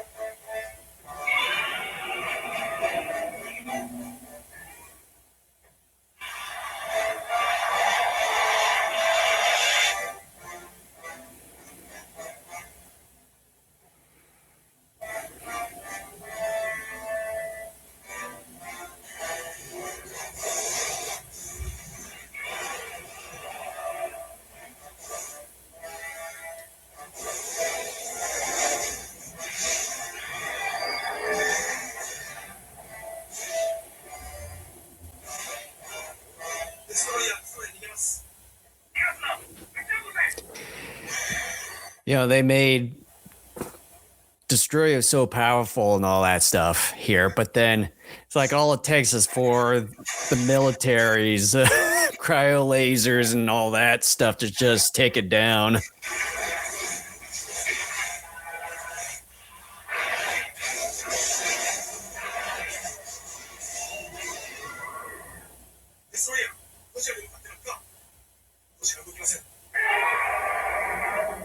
Yeah, I don't know. It looks like he's moving to me.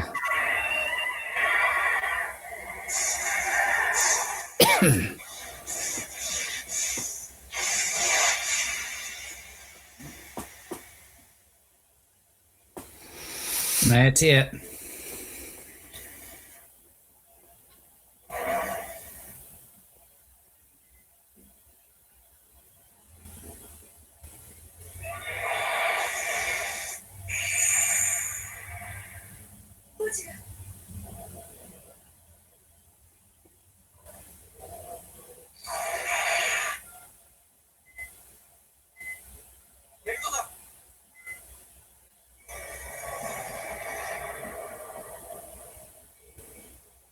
I remember this music was kind of a bit creepy too.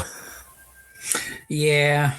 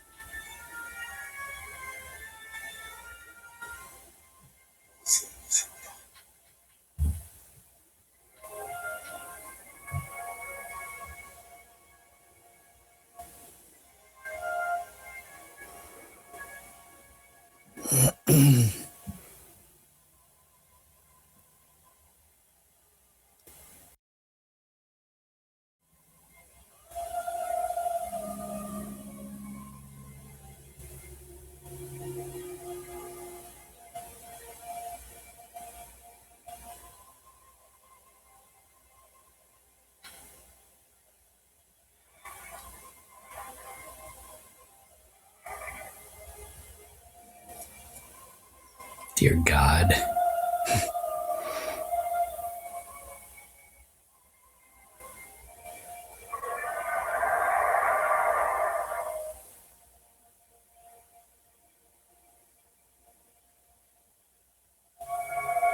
I remember you and I, the first time we saw this, we were like looking at each other like, I'm not crying, you're crying. Like,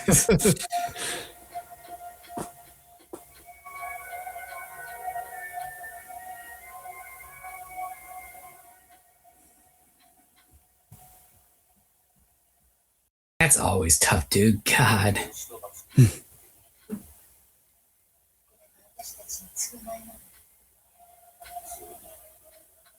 I can't believe we're here already. Yeah.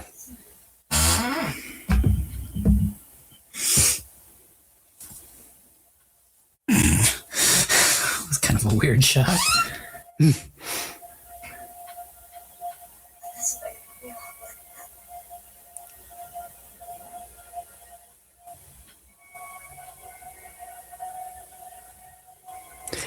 And you know, when all that radiation was leaking, it's like he has some of those people out there, like, as far as military, were some of those vehicles powerful enough to block some of that radiation?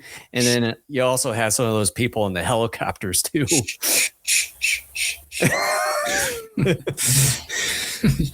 I can hear Toho yelling, "Shut up." just stick with our Toho science. Shut the hell up, man. Quit asking questions. So, okay. Like, this is fantastic because it means Junior doesn't die, so it's a happy ending in some way. But wasn't Junior, like, dead? Like, you can't, I mean, granted, it's a movie, you can do whatever the hell you want, but you can't be resurrected. Originally, but then, you know, when you had that scene where you had Godzilla sending energy to Godzilla Jr., you did see him move and all that. I guess that's true. I keep just thinking back to, like, Mickey, when she and that other gal were on the ground next to Junior and he closed his eyes. Yeah. And that is Godzilla versus Destoroyah.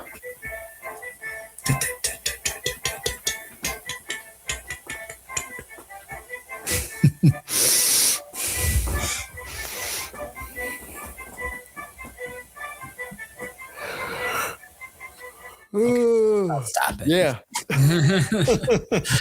Yeah. I mean, again, I'm glad we did it. It's a Heisei movie. Like, kind of like you were saying, I haven't seen in a while. I'm glad we did it.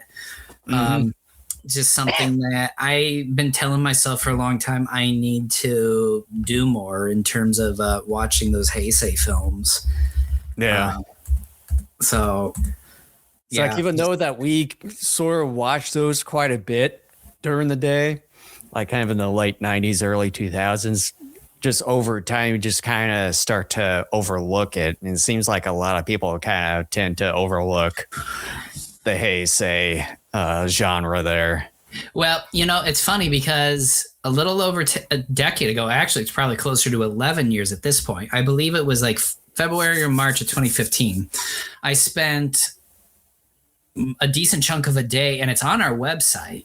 And I even posted it to a number of Godzilla pages and Facebook groups at the time, probably even our own, maybe at least a link to the post that I made defending the Heisei era and talking about like why people need to be watching the movies more and what makes this era so special, et cetera, et cetera. And then here I am like a decade later, like, other than about 3 movies, I don't really watch this era that often, and I need to go back and try to find that post and just post it for the heck of it on our Facebook page again, just to kind of remind people, hey, this era exists. Like, I know there are a lot of people out there. I know Return of Godzilla and Biollante, sadly Ghidorah, although in some ways, yay, because it's at least part of the Heisei. There's pretty decent following for those movies. The other ones, yeah, like there are fans, like Mechagodzilla 2 and Destoroyah have their fans and stuff, but even then, much of this era is very much overlooked and kind of ignored, which personally for me, other than Godzilla 2000, I tend to overlook the Millennium era even more so, because I'm like, Godzilla 2000 to me looks like a movie that is theatrical quality, but the other ones to me look like they're very much direct-to-video quality.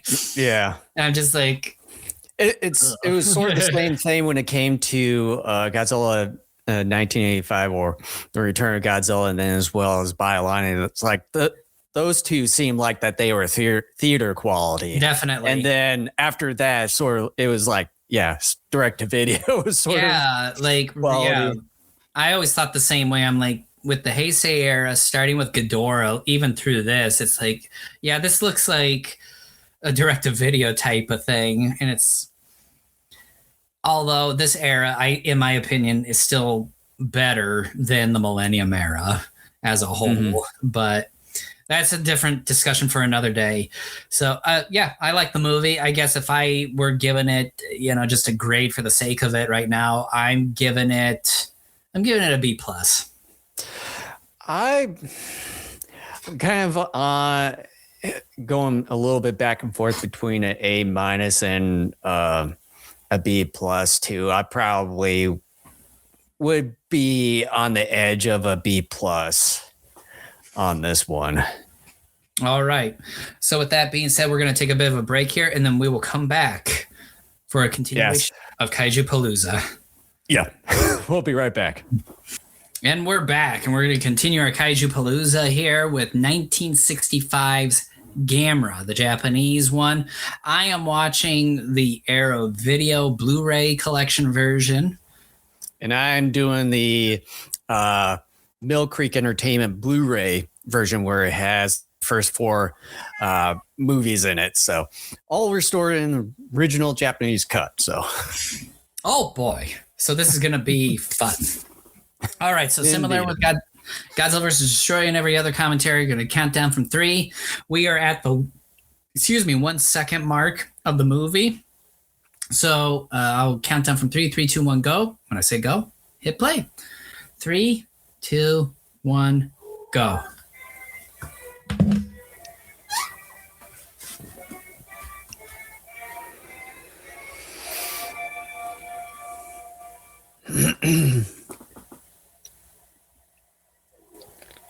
Yeah, you're adorable.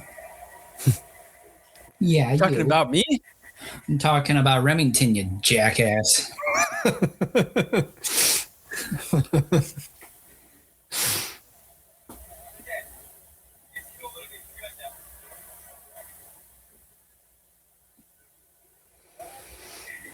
So, Jason, over the years, what do you think of this first Gamera movie?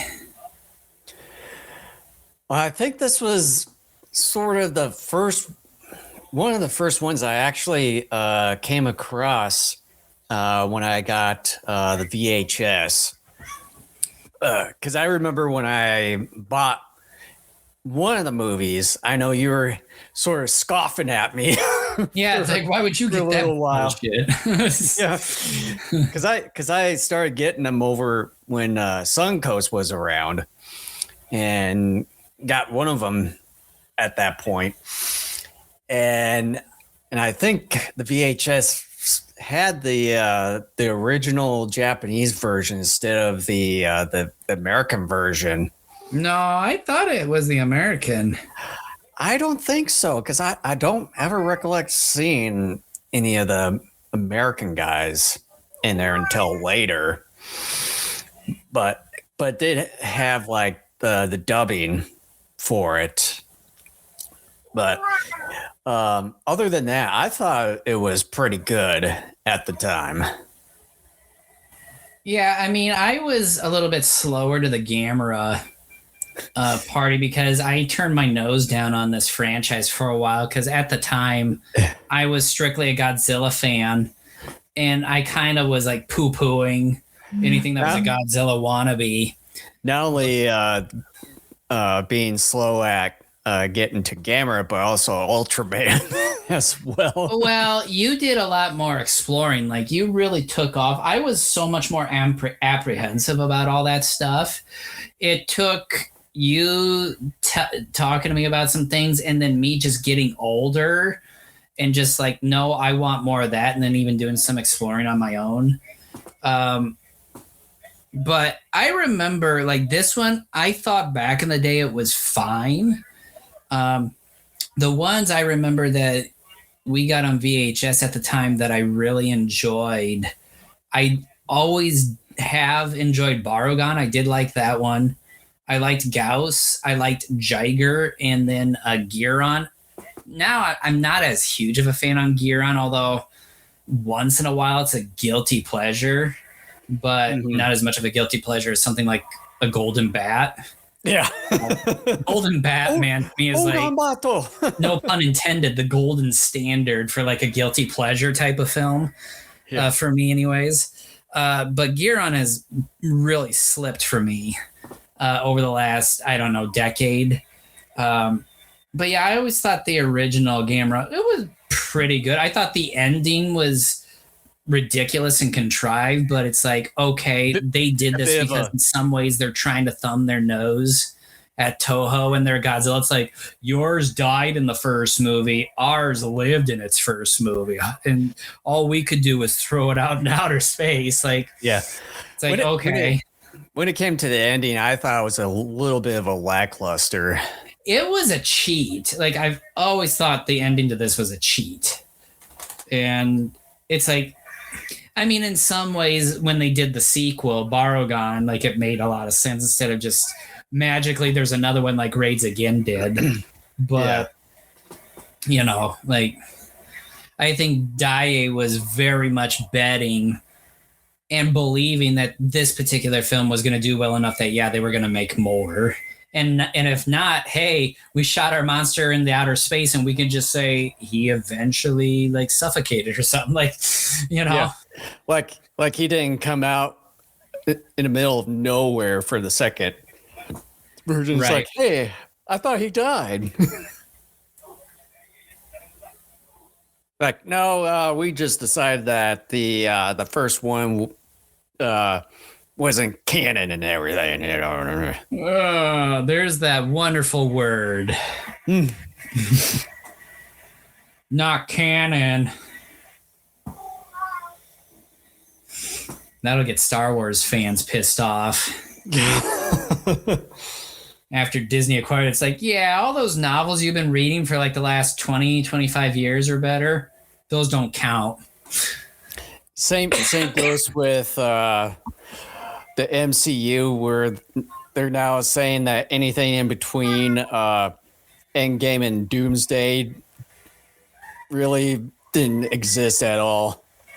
That's weird because the Fantastic Four are supposed to kind of kick the Doomsday thing off.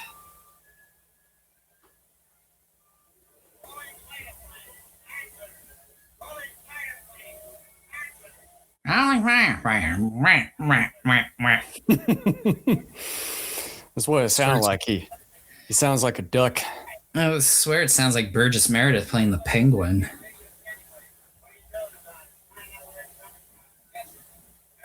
Or like one of the other guys that play in those B movies from the 1950s. Just, you know, insert stereotypical white guy here. Old white guy. Yeah. I mean, that's essentially kind of how it works. Yeah.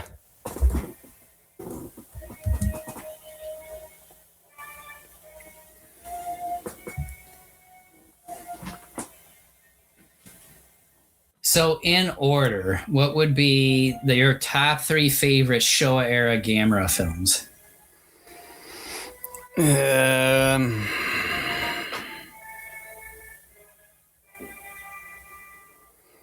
Probably would say Barugan first. Oh, nice. Gauss second. Then probably this. Huh. Your And top then I would say Giran, Virus, and Zegra. You intentionally forgot one. Super Monster. Yeah, for me, my top 3 are similar to yours, just in reverse order. For me, it would be Gauss, Barugan, and then I would say Jiger is my third. Then if I had to do the rest of the series after that, probably then this. Now Giron and Virus, that's tough. Like Giron is a fun, stupid movie to laugh at.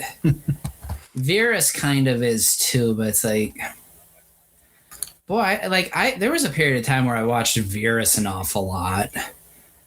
I probably would actually have Giron edge out Virus by a small bit because Virus has like, about 10 minutes of stock footage in the middle of that movie.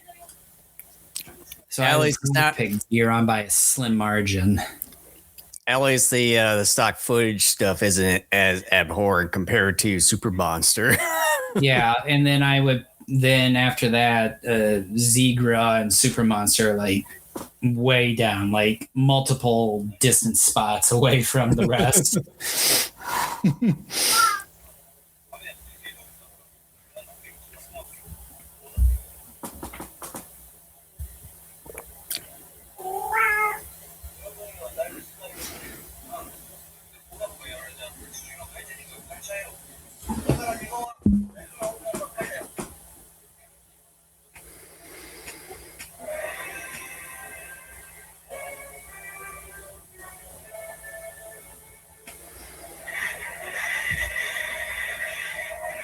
But yeah, like Space Monster Wongmagui, I would argue,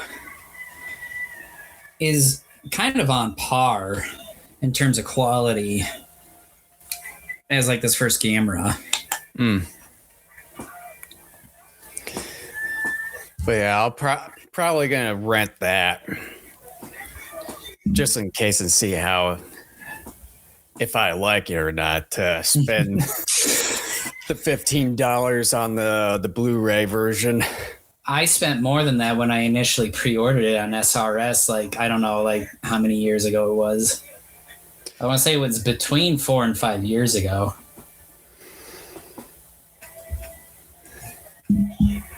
Let's see if they had that SRS distribution. I think I ended up spending, not counting tax and shipping, I want to say it was like $25 or so at the time.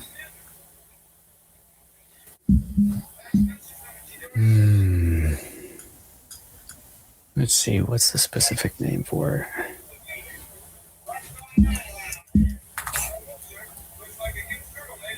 it? That's a huge turtle.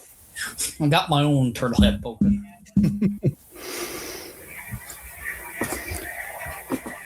So yeah,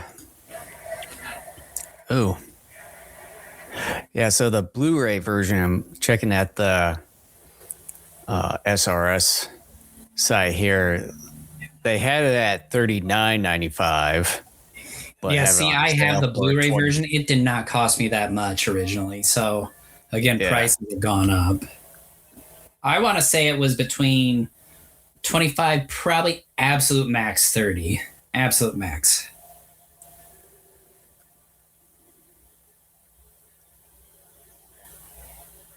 But then have it on sale for $25.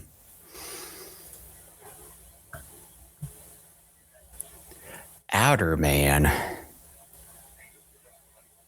Hoshi 35. Boy, they got some oddball ones.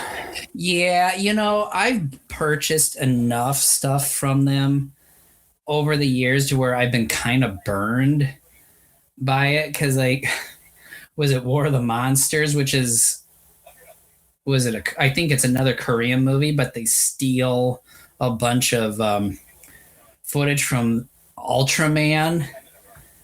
It was made in 85. Like, that thing just is ugh. And I bought that off of SRS. That was a pre-order. And I'm like, I've done that enough times over the years, since maybe 2018 or 2019, that I said to myself, I don't necessarily think I'm going to buy anything else from SRS anymore, because most of what they've had to offer that I've checked out is complete and utter trash. That for what they charge for it, I could get like 1.5 high quality films of my choice that I know I will actually enjoy for what they're charging for one of theirs on Blu-ray.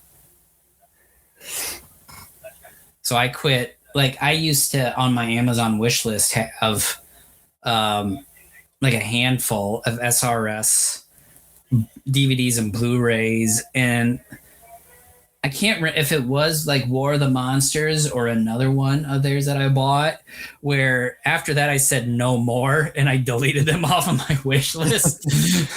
But it's like, if we were to one of these days try to review some of those, because I know we were like, since we're going to kind of veer into some of those Chinese movies from that Youku things, like, wonder if some of those are on Prime Video, like Wamagui is, where you can just spend a couple of bucks just to rent,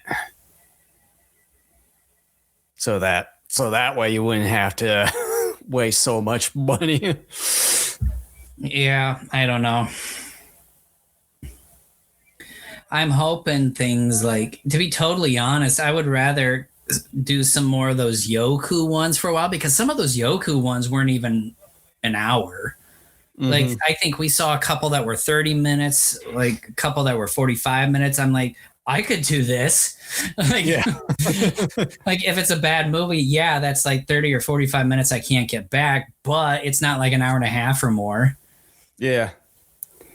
And then like discussion would be quick and easy. And then a lot of the SRS ones, I think Wangmagui is one of the exceptions. It's not like the greatest thing you're ever going to see, but I think, like I said, it's kind of on par with what we get here with some of the Showa Gamera stuff. Yeah. Like, most of it is just like, oh. Like, in some cases, to be brutally honest, I probably would rather do more Asylum stuff. Oh, and don't get me started on Asylum. Has to do.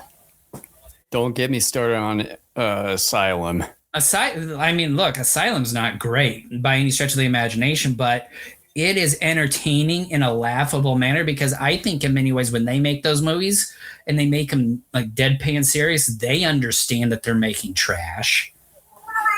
Like, I'm just like, I think know what they're doing. It's absolutely bonkers. Sound like Remy agreed there. Yeah, I'm going to have to let him out here. Give me a second.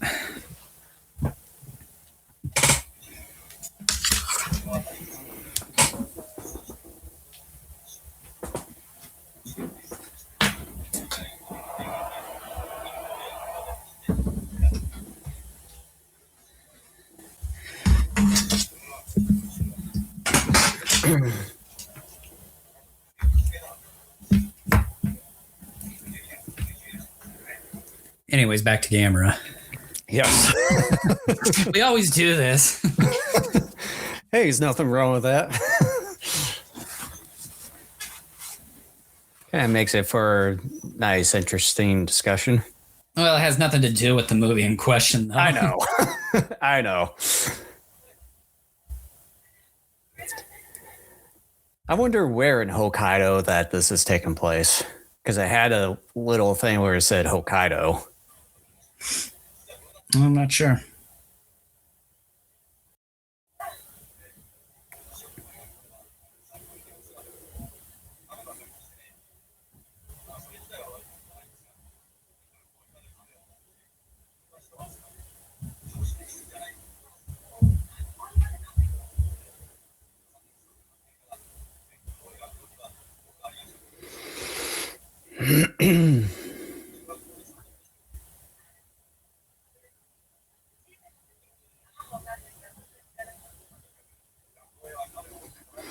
He likes to talk about turtles a lot.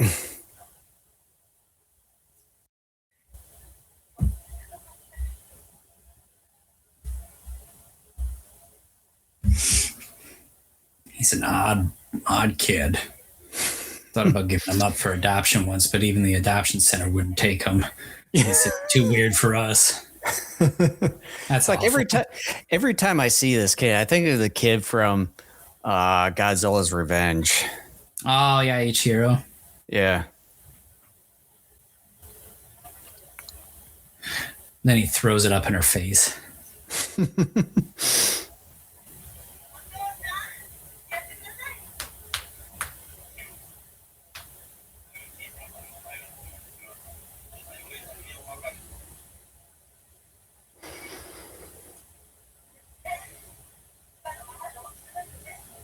No, not really.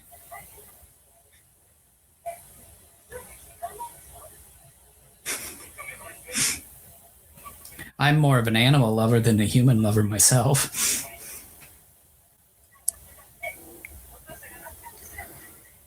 Animals don't piss me off. They at least love me.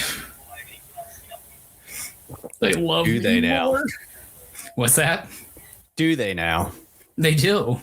Remy was being cute in here before I had to let him out. Birch, on the other hand. Birch always has plans for world domination.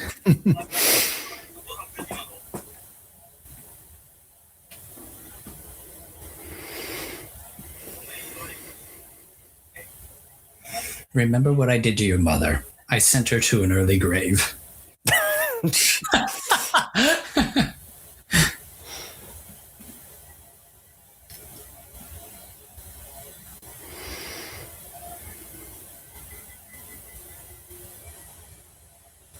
Is that like an actual infant turtle, or is that an actual full-grown turtle of a different species?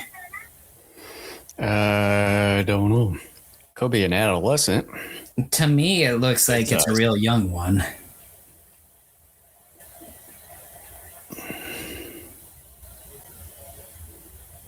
I didn't think we were getting to this point this early in the movie. I thought this came more in the middle of the movie.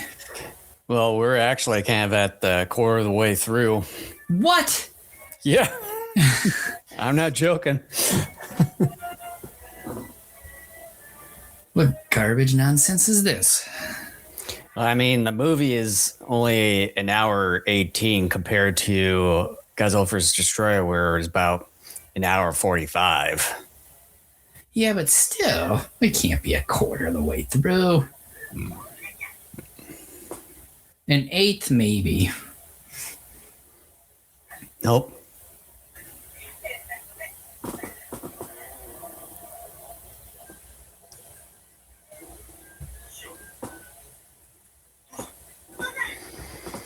Sister farted. Look. That came out of her bum. Boy, that's quite the turtle head.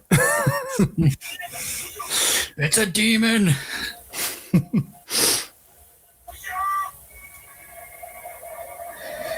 Here we are. We're like 40-year-old guys. We're acting like 12-year-olds.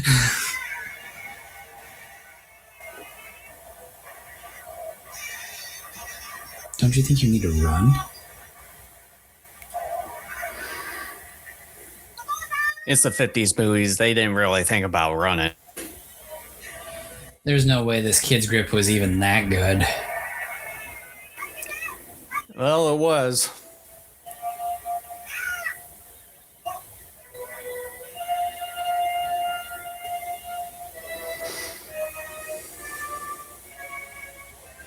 I will say, even though I understand what Dai was attempting to do here with Gamera, I still found this particular movie, I don't know which one is more serious, this one or Barugon, maybe Barugon.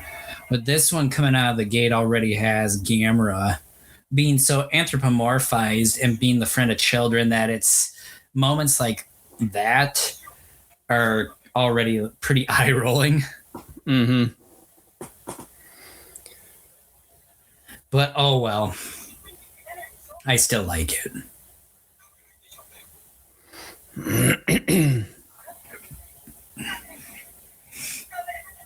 You drank too much whiskey and fell. Tripped. Yeah. We watched that on like a MeTV Saturday morning cartoon like a couple months ago.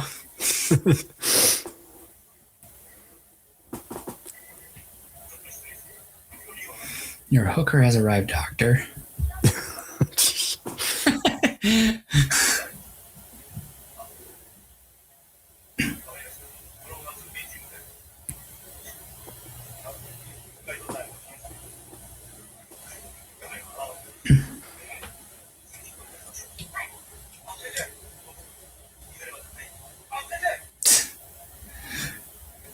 He should have just said, eat my dust.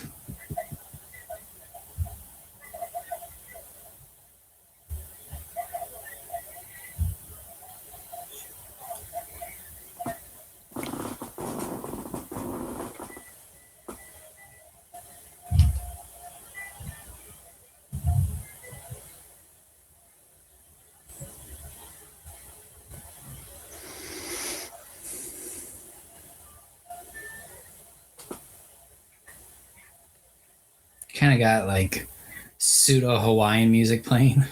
Mm-hmm. Pee-wee.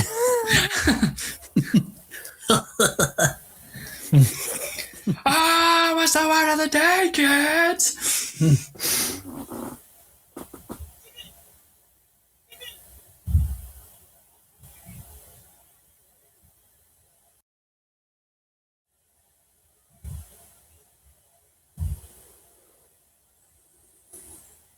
Don't wear yourself out, kid. He already did.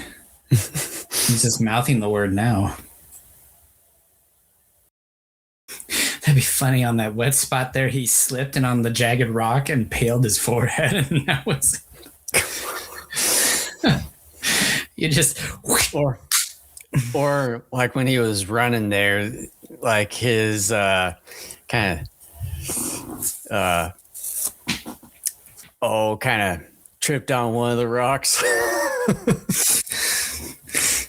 Like then he trips his ankle and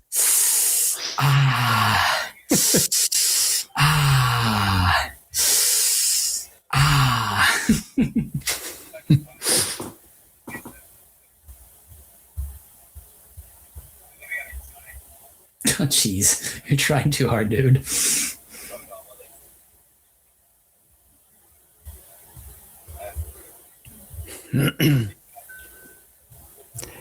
Like, she kind of ignores the guy, kind of like, what's her face in Terror of Mechagodzilla, Fumiko? No. I should know because I just saw the movie a couple weeks ago. Katsura, yeah. But see, she was a cyborg. This lady isn't. Yeah. There's a difference. That sort of makes it worse.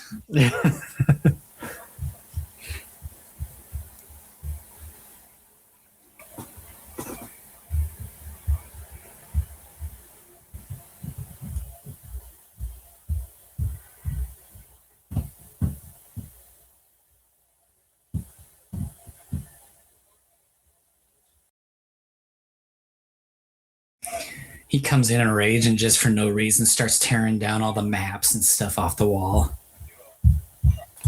Or he says, "This is bullshit. This is bullshit." And then he puts on his sunglasses and calmly lights a cigarette and exhales a nice little cloud of smoke and then just exhales softly and then whispers, "I have arrived."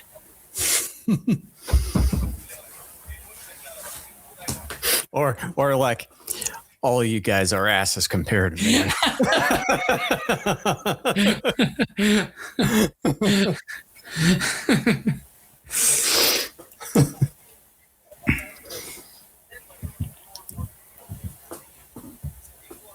And then he walks away, and as he's walking away, St. Elmo's Fire plays.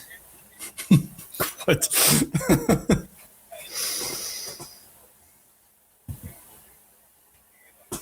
1,000 degrees could kill a man instantaneously, right? Nope. It'll take him a bit. Well, no shit, Sherlock. What dialogue is that?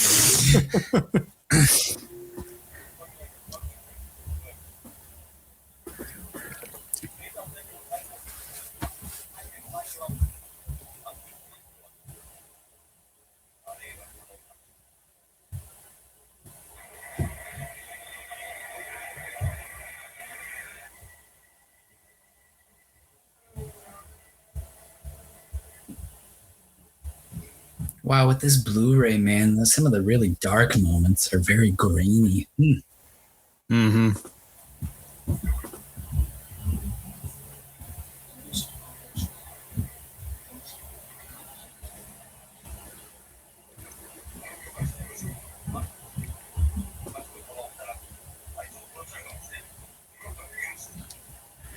Some of the doctors in these movies have an awful lot of say in what the military can do. Now, granted, maybe in some situations, if this were a real incident, perhaps there's an element of truth to that. But I almost had this feeling that, yeah, maybe they would have a council with them, but it would still ultimately be the commander in charge to decide whether or not to proceed with certain battle plans.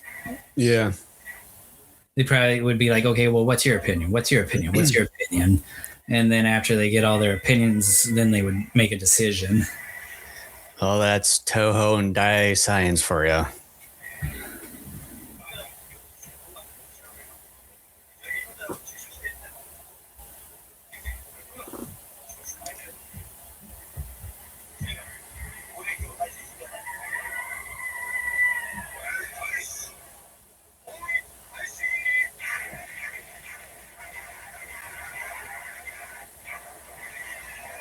This is a pretty neat miniature set here.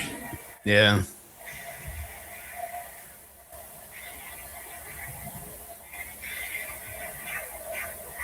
I don't think any of the Godzilla movies ever did anything like this. Like the closest they probably came was in Return of Godzilla, and that was a smaller reactor set.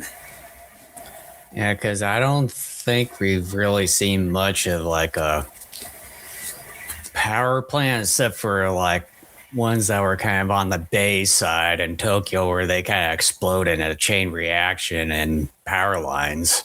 Yeah, there was no real interaction with the plants themselves. Mm-hmm.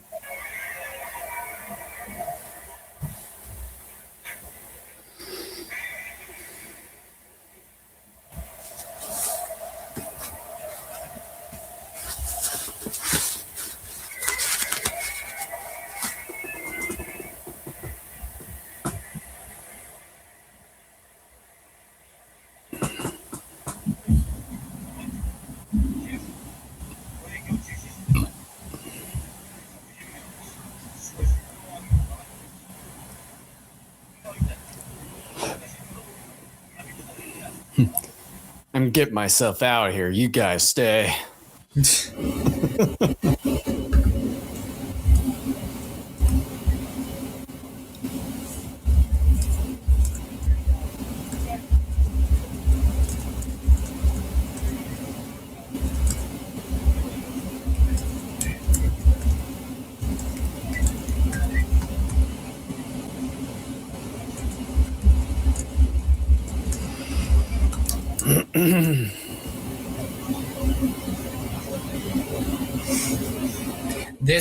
This actor makes multiple appearances throughout the Showa era, pretty much playing the same role. Same role, maybe different character. Well, yeah, different character. I didn't say it was the exact character, but yeah, same role.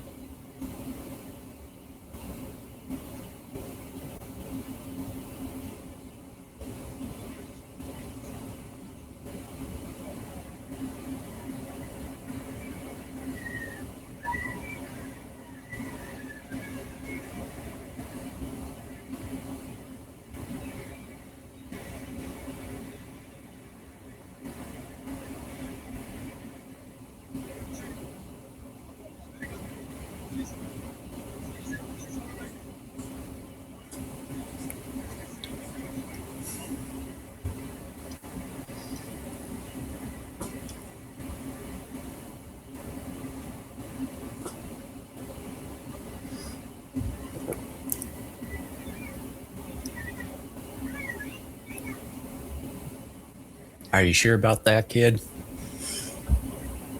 No.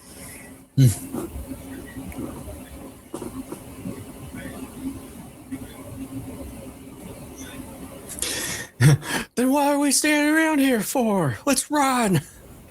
It's like Yongari, where that soldier repeats the same thing twice. You better get out of here. They'll be using guided missiles. You better go. They'll be using guided missiles. You better go.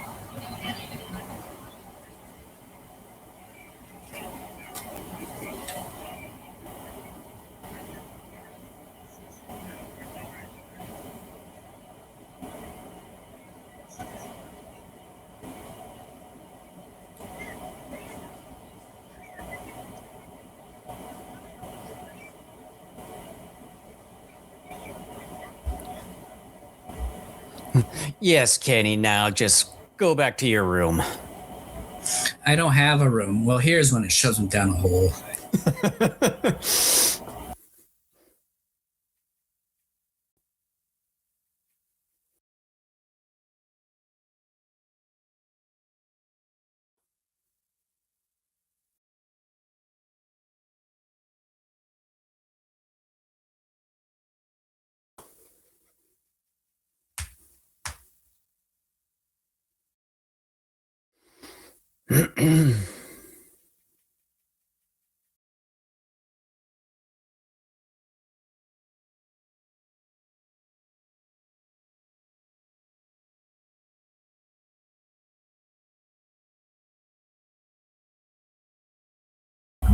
Of course they are. How convenient is that?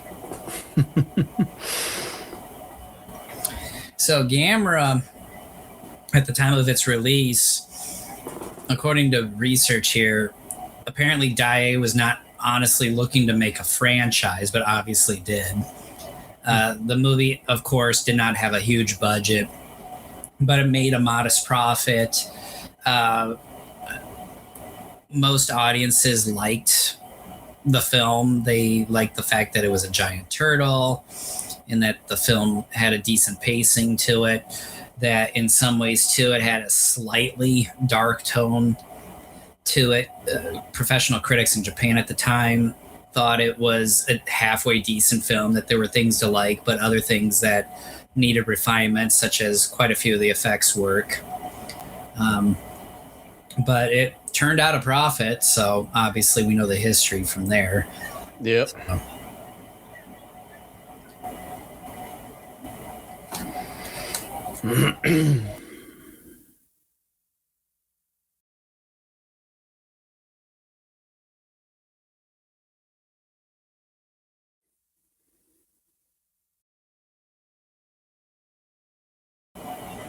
Again, similar to the last movie we watched, Godzilla vs. Destoroyah, pretty much from the word go, it's all about the kaiju.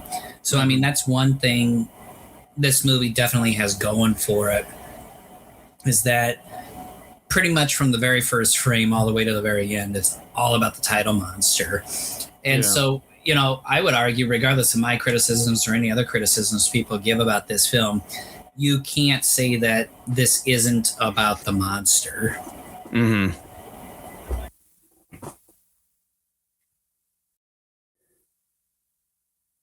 Well, a lot of it is going to have to deal with the human factor as far as moving the plot forward or story. Well, and to be totally honest, when it comes to giant monster movies, look, I can appreciate a good human story, but I come to these movies like most other people. I want to see the monsters. I want them to see destroy things. I want to see cities get torn down. I want them to potentially fight other monsters and to be entertained. That's what I come to these movies first and foremost. And if it does that, as far as I'm concerned, it's successful. To me, it's icing on the cake if you get a pretty good plot / human story to go with it.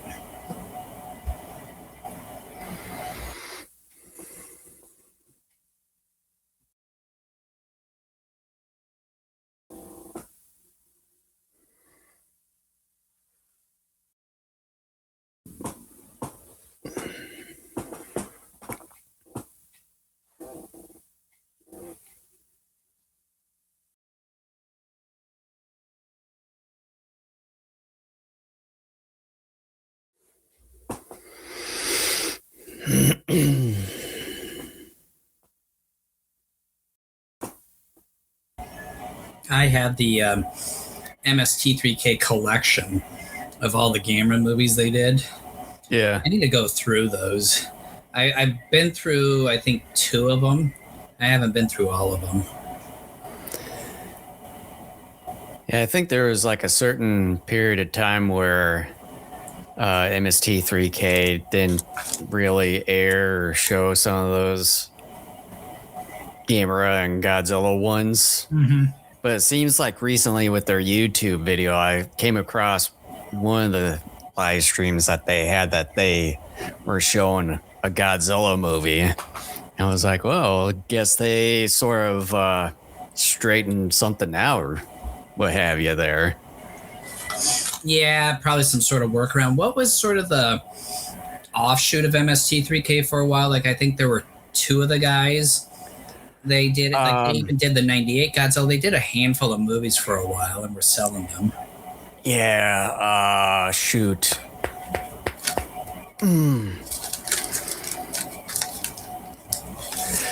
Let me see here. Let me take a quick look.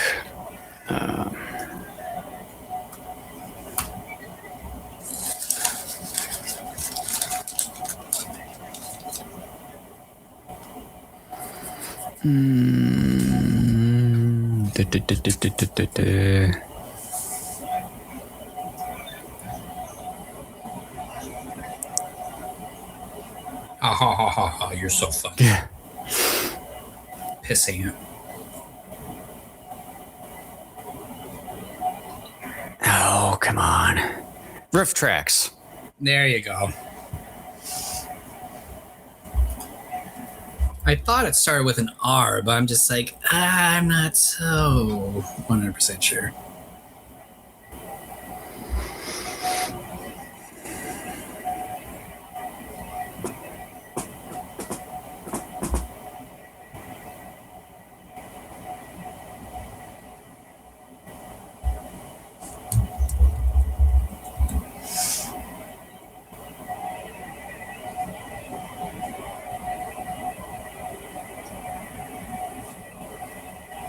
I guess they're 98 Godzilla's audio only.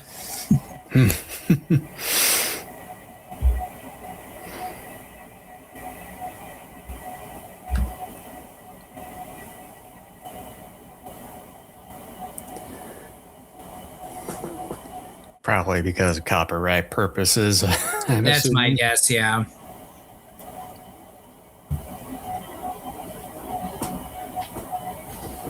Kind of like what we usually do. Yeah. We're not as fancy.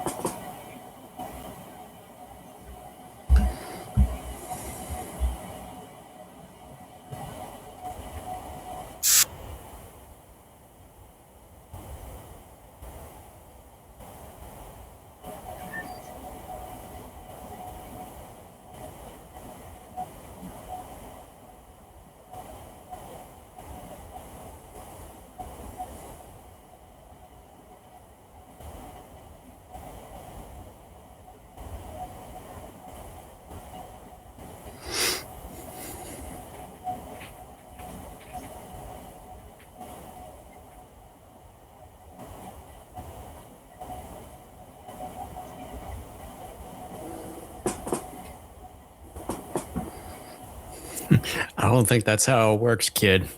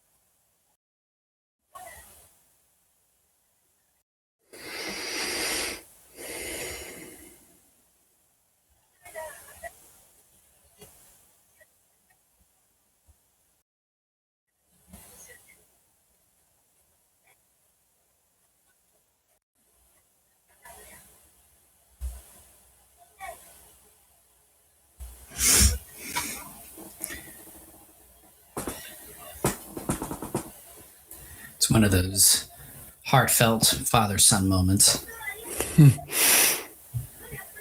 Or like boy stranger and doctor. And this is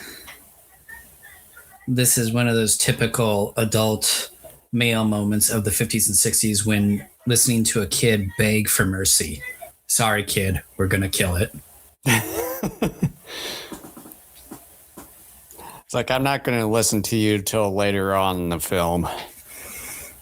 When we've exhausted every other possibility, when we adults have realized we're no smarter than you are. So we're a little over a halfway point. That's nuts. No, that's a movie. Yeah. Can crap. Yeah. Because you didn't stand up for yourself. That's why I took him.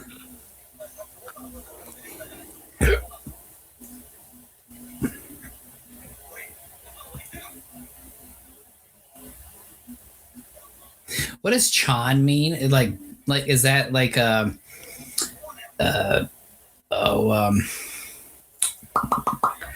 what is it? Like a title thing almost, like San is like Mr., Ms., Mrs., that sort of thing. Like is Chan sort of like boy, girl, that sort of thing? I think Chan can be used for both boy and girl, but I think there's probably, let me see here. I'm just curious as to what it means. Let me see here.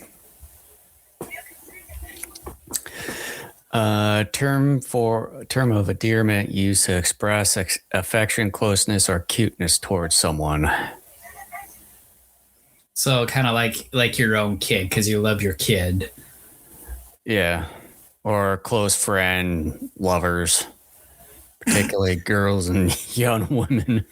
I'm going to try using that on my wife tonight and see how well that works out. It can also be used for babies, small animals, or even inanimate objects that are considered cute. We're going to have to take you to the psychiatric ward. You're getting a little too friendly with that lava lamp. Lava Chan. I love Lamp Chan. You're just naming things in the room. I love Lamp Chan.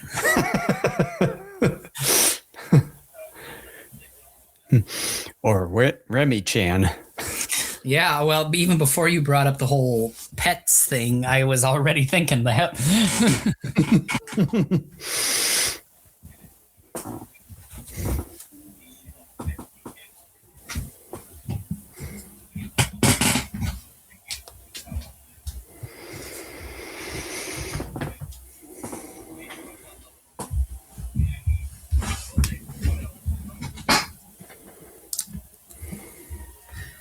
So one thing I forgot to mention when we started this Kaijupalooza, so hopefully all of you that started off the Kaijupalooza are still with us, because this is this may be a decent announcement. I am potentially looking into creating sort of a sub-channel of sorts within our YouTube Go Kaiju Show channel. This was something I talked to Jason about 9 months ago. And at the time, I honestly thought I was just a couple weeks away from actually starting it. And, well, as you can see, I have not. But I'm thinking about calling this sub-channel Kent Revisits. And obviously, you could probably gather what I am going to be doing with that channel. And that is of a lot of the movies and some of the shows we've done. I'm looking to view them and then spend 15, 20, however many minutes kind of going over them, talking about them, things like that. Probably even doing a little bit of history behind some of the things too where warranted. I can't say definitively I'm going to do it. I definitely will not be starting it within the next month if I am going to do it, because I am going to be out of state for a bit. Got to get sort of ready for that in the coming weeks. But I'm thinking if I am going to potentially do it, I may start work on it in February. And I'm trying to decide if I do end up doing this, how to approach it. One way I'm thinking about doing it is producing and releasing episodes as I make them. Another thing would be to make a batch of episodes over a period of a couple months or so, however long it may take to produce. I don't know, let's say anywhere from like 5 to 10, let's just say.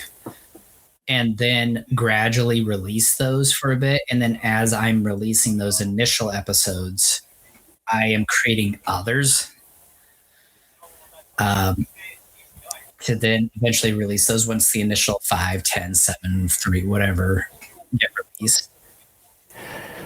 Well, it's like I know that's what people usually do is like they'll kind of make batches and then just kind of have them as backlogs and then eventually kind of release them. Yeah, I would like to do it regularly. I just don't think, because again, being a dad and a homemaker, there are just periods of the year that need my time and attention for a while. So one of the things I'm even thinking about doing is making them whenever I can, or like I said, make batches and then just gradually release them over a period of time, take a few months off, maybe look into building another batch. And then kind of once I hit a certain number, gradually release that batch and repeat the process. And the other idea that I sort of brought up was as far as kind of the unboxing, because it seems like those have been pretty popular with what Kent has done the last few times there. Yeah, well, I had an unboxing yesterday I could have recorded. Yeah. Like I told Jason, I may repackage that, use packing tape, and then redo it and be like, oh boy. This will convince everyone. Or I'll do it in the voice that my kids love me doing. Oh boy.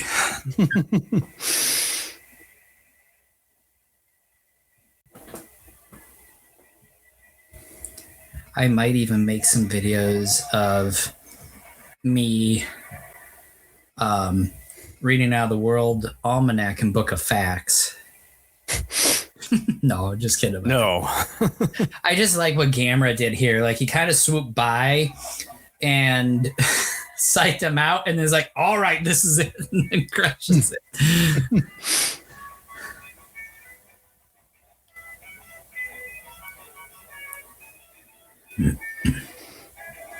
Where's the angry old man that's going to come in here, crash this party, and says, stop your demon music? You young whippersnappers. We need John Lithgow here.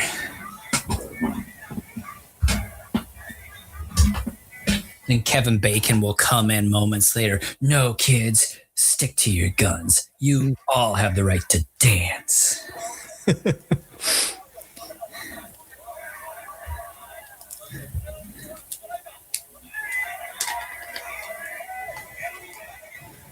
Boom, boom, boom.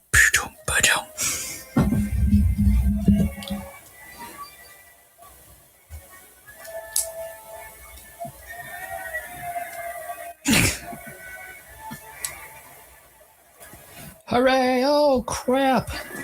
Holy crap! These are some pretty good sets. Yep. I will say that, with maybe the exception of Barogon, these may be the best sets out of the Showa era. Barogon, I think, tops. I think Barogon, even though, like I said, Gauss is my favorite of the Showa, I think Barogon is really the best made out of the Showa Gamera films. It's such high quality in so many areas. I would even argue it rivals some of the Godzilla movies of the time. Mm-hmm.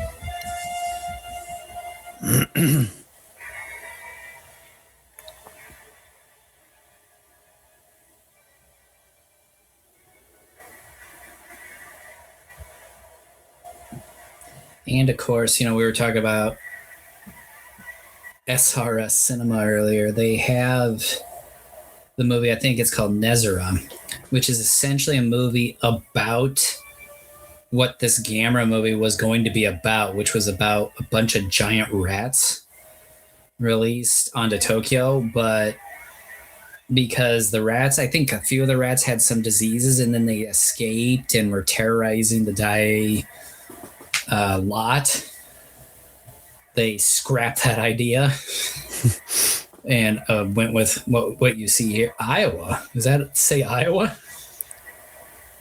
Maybe it could be Toa or something. Could be. I wanted to say Iowa, so I'm going to assume it says Iowa. That would be a horrible way to go. Burning, yeah. Burning, stabbing, slashing, gutting, impaling.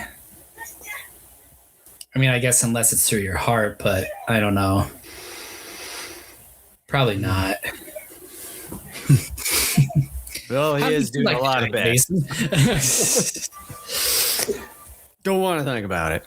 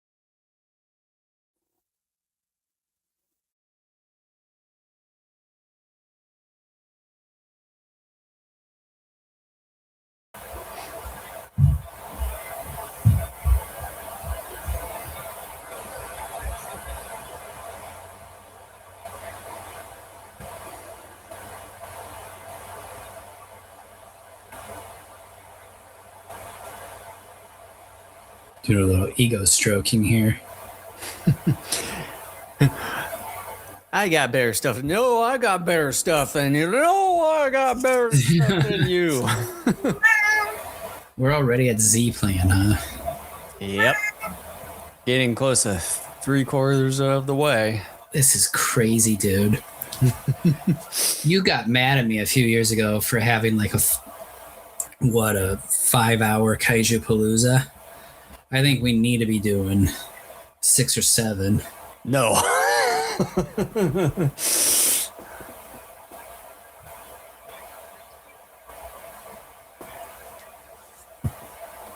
No, it's like it doesn't even seem like we're at 3 hours, but according to the recording time here, it's at 3 hours. Here it's like it doesn't even seem like it. Well, yeah, like Godzilla versus Destoroyah is the longest movie we're covering today. That's done, which is again hard for me to believe. And I think, let me check the runtime for. I think it's like an hour and a half if we're doing the US edit. The Japanese cut's like 6-7 minutes shorter. English dub version is about 89 minutes, and then Japanese one is 83 minutes. Yeah. So yeah, this one here is the shortest.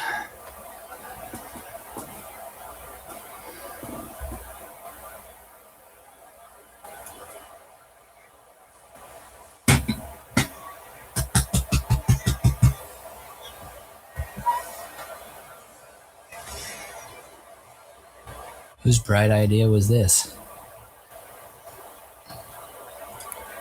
Probably that one scientist guy. I'm all out of ideas. You know what? We got a bunch of trains with oil and other explosives in the train yard. Just throw them at him and see what happens. Get him distracted while we initiate the Z plan. Let's increase gas and oil prices exorbitantly by just throwing them at a giant monster. Without any real thought to it. Let's just throw it at him.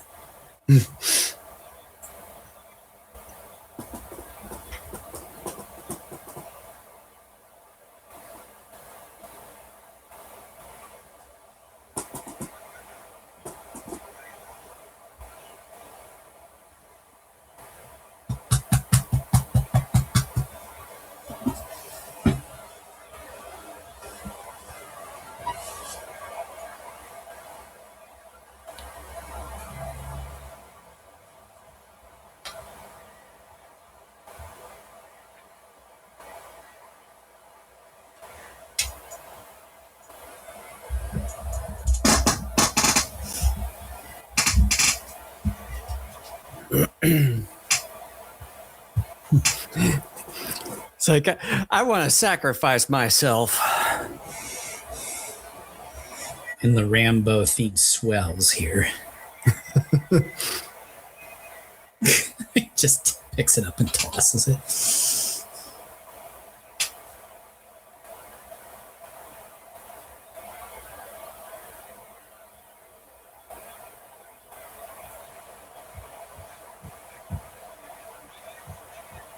I never realized it for many years, but this guy who's trying to get him off is the same guy that's going to pop up numerous times in the show era. He's the main villain in Barugon.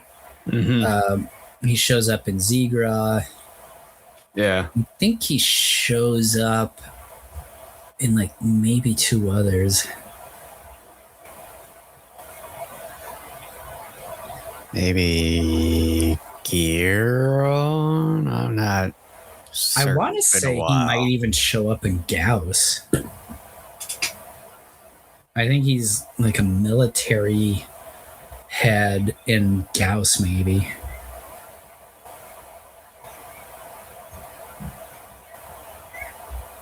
Maybe as military guy in Virus. Maybe.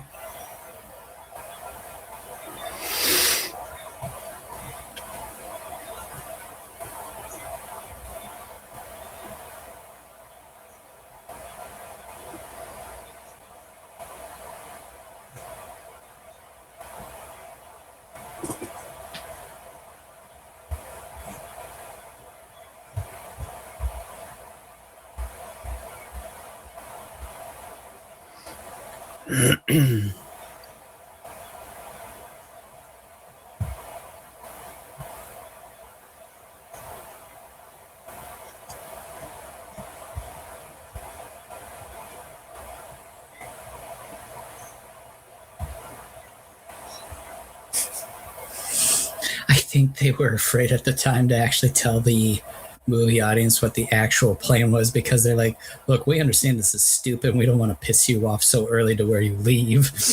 Mm-hmm.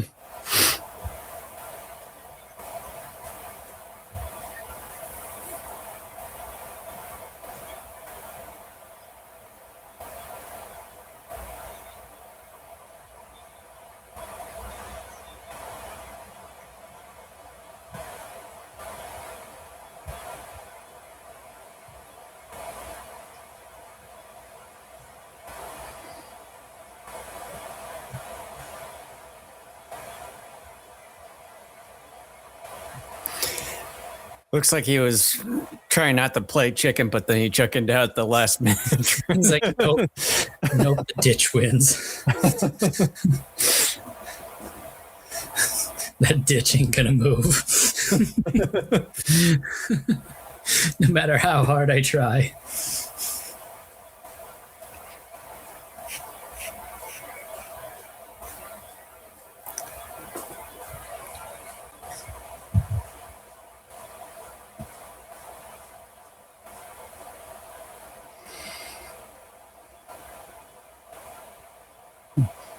Damn it, Kenny. It's a t-shirt.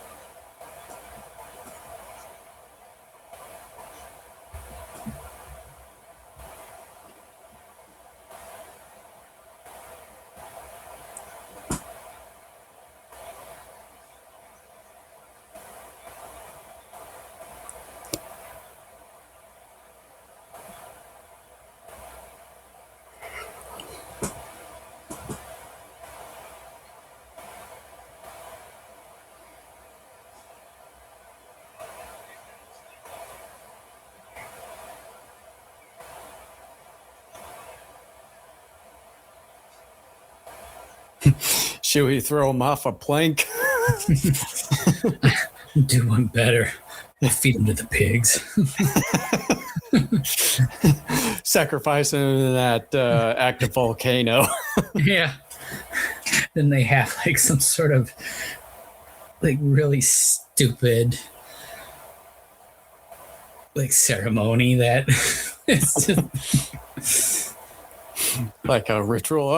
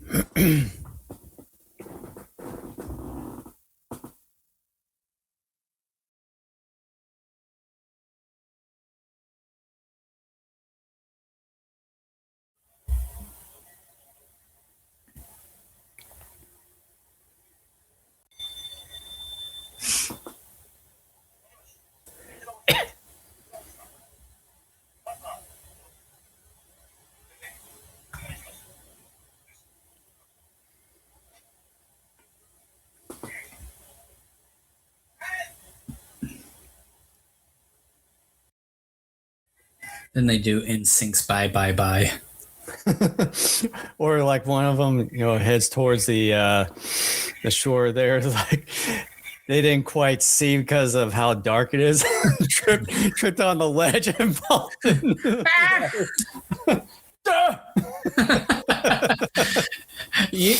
Hollywood needs to hire you as the guy that does that. And then pretty soon you start seeing all these action movies where you're just some random soldier or just a random person.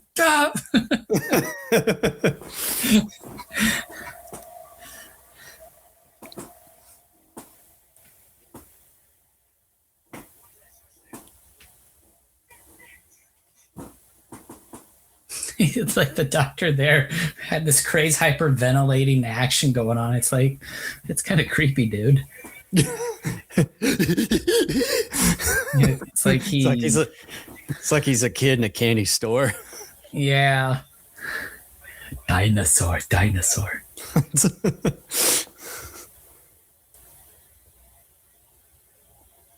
Yeah, fire. Let me take a better look. Beautiful. Not as gorgeous as you are.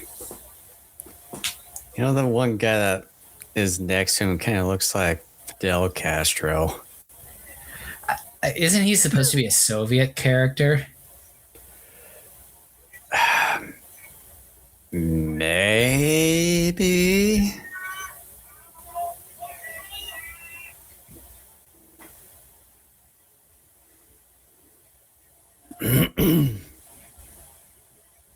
Then a soldier runs along, get out of my way, kid, and shoves him off to the side. Yeah.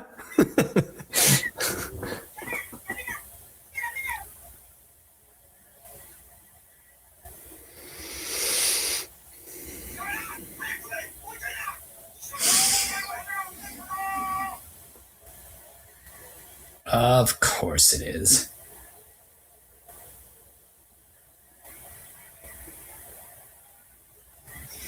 It's got dead in its eyes.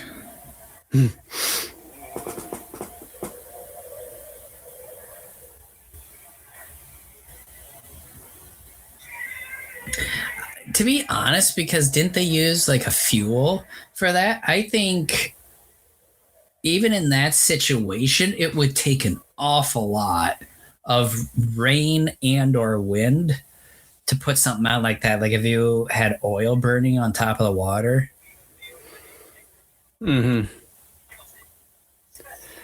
Not technically sure how it would work.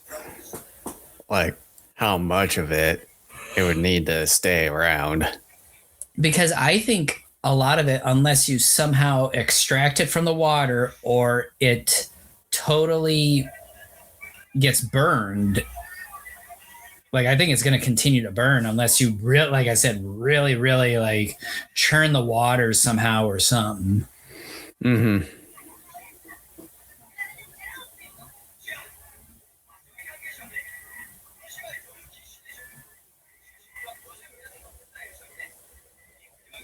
You big dummy.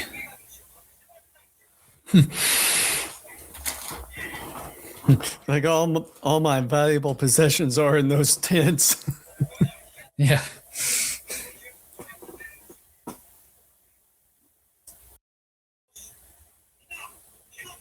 Burn it all. Oh, he's already ahead of me. Seriously?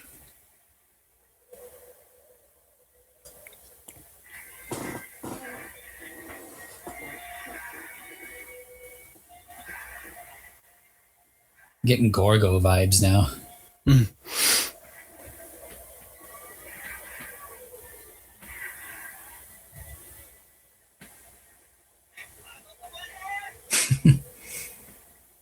Fire. Fire good.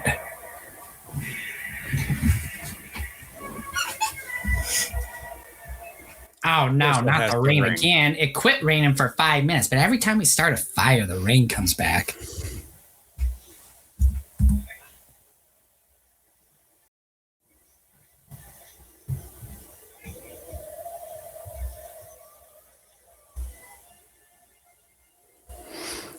Maybe they should have looked ahead at the forecast. They're not that bright. They've exhausted all the other letters of the alphabet. They're at Z plane now. A real winner would have accomplished it at plan A.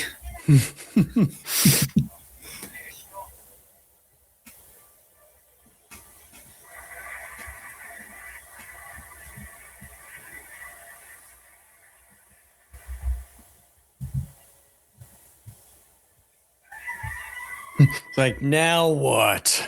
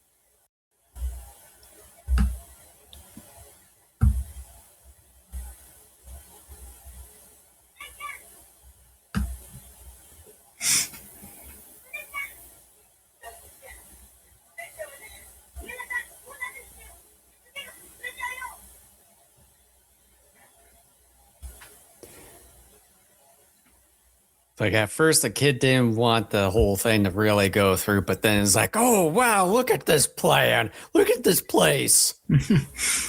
I cannot Not miss on it. fire like the other place.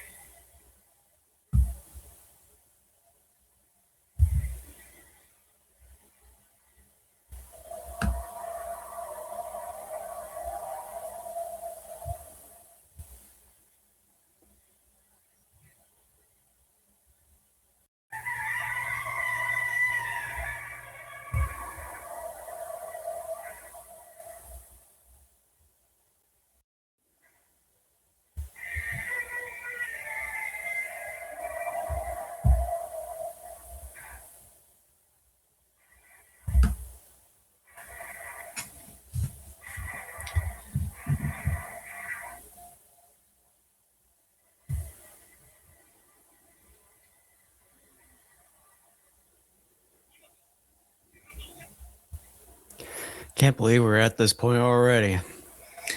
Yep.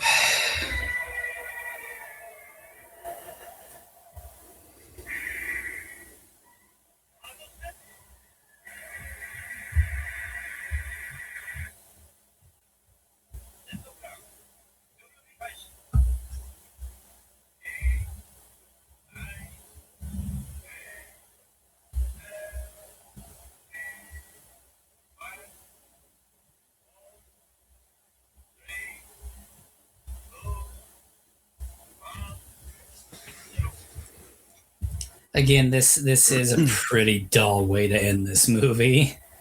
I'm not gonna lie. I'm not saying like Cameron has to die, but just not just dull, but lackluster.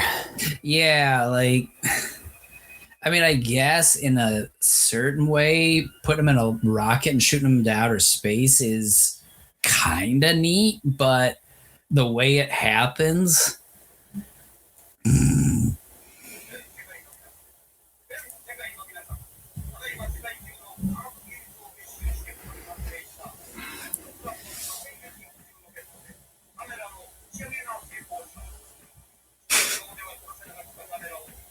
How do you know Mars? Like, isn't space just enough? Like, just as soon as you get him out of Earth's gravitational pull, you're safe. Yeah.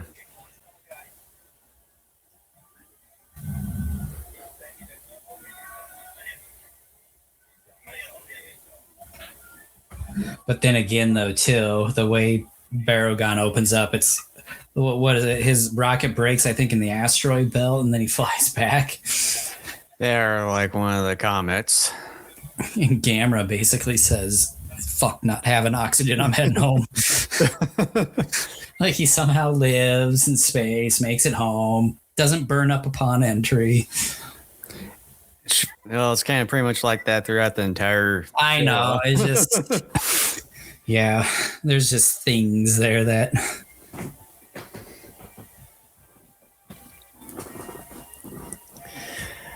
Well, man. Seems like we just started this. I know. Thoughts? Rating? It's kind of a typical one that I would expect after some time after since watching this film. Is kind of what you would expect, as well as kind of an ending that you pretty much know what's going to happen in it, but it's sort of an enjoyable one, kind of during the day that we're having right now, kind of a cloudy, foggy day. Speak for yourself. For me over here, it's kind of gives that nice cozy look. Gamera's cozy. That's a quote on the back of the next release. Jason, that's a Gamera's cozy. In a way. But yeah, with this one, as far as the grading part, I give it a C plus, I would say. That's exactly where I'm landing. I think it's a slightly above average kaiju flick. As we talked about a couple times, even just seconds ago, the ending is really boring, which is really unfortunate given the fact that most of the movie in terms of entertainment level has been pretty solid for the most part. Yeah, I mean, the movie opens strong. It gets kicking at a nice pace. Yeah, I mean, it's a pretty decent film. It just has a weak ending. So yeah. So yeah, C plus for me. All right, we'll take a quick break here and we'll be back to conclude Kaijupalooza with 1975's Terror of Mechagodzilla. Welcome back. And now we're going to do 1975's Terror of Mechagodzilla. We're doing the English dub from the Terror of Mechagodzilla DVD by Classic Media. Yes, this one right here. So yeah, we're doing the version that's like 7 minutes longer, but we'll get through it. Just like with everything else, we're gonna count down by 3. We actually started the movie up. We're at about the 2-second mark where it says a Henry G. Saperstein presentation of is on the screen. So that's where we're at right now. If you want to get your players set up, so here we go. Countdown from 3, and once I say go, hit play. 3, 2, 1, go.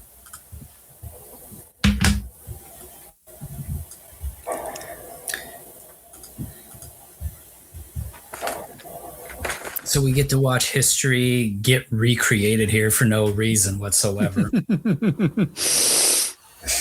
A little bit.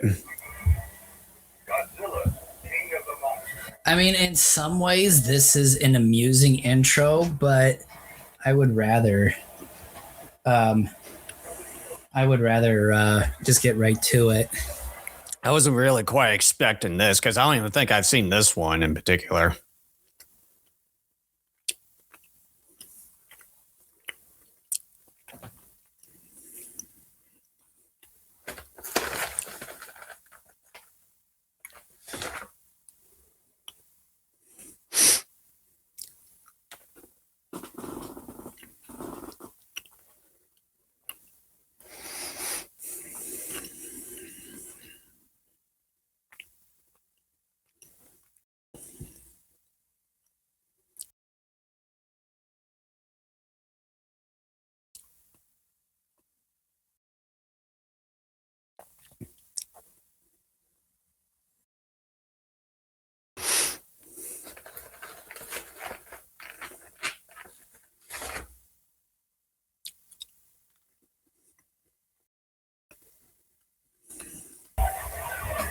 Yeah, I mean, you could say the movie starts off in an entertaining manner, but yeah, I mean, for anyone who was already familiar with the movies that are being shown here, I mean, granted, there was no home video yet, so maybe in some ways it was more fun for a 19. It came over here in what, 77, I think.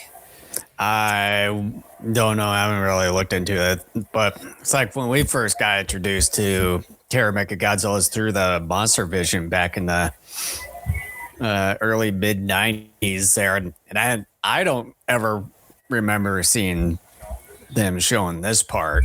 No, they jumped right into it because that wasn't the Henry G. Saperstein edit of the film. But yeah, I don't know.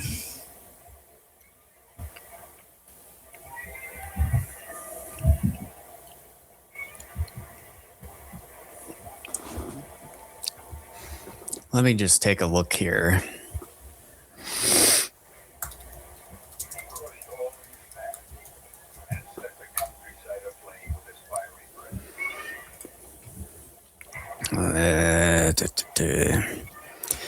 Release date 1975 for Japan.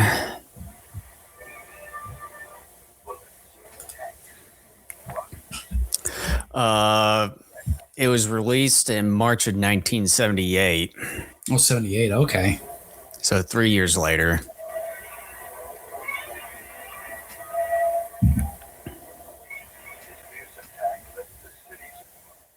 Apparently there was brief nudity. In the Japanese cut, because I've seen it. It's nothing. Like, it's a prosthetic boob. Like, I mean, you know.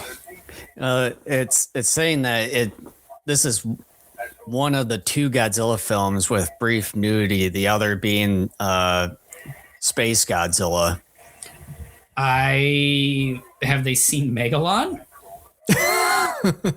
I mean, seriously, there are nude pinup girls in the back of that pickup truck, like within the first third of the movie, in that container that they have Roxanne and who's that other character's name? The inventor. Like, yeah, they're straight up actual nude pinup women from magazines.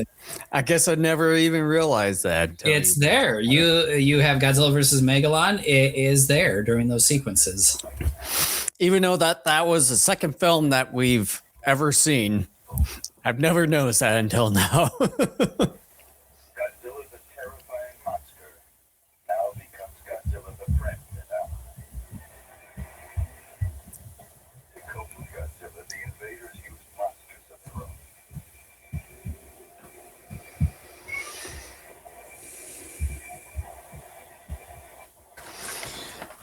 I guess this is where the extra 7 minutes comes from. Is this All this guy right here?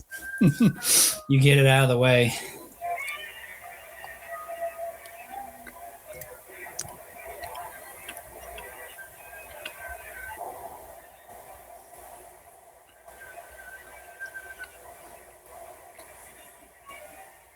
Many fierce battles took place with these frightening monsters.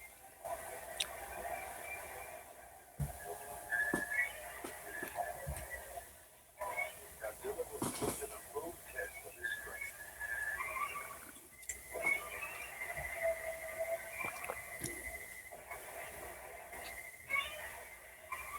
But in the end, Godzilla and the Earth people were victorious.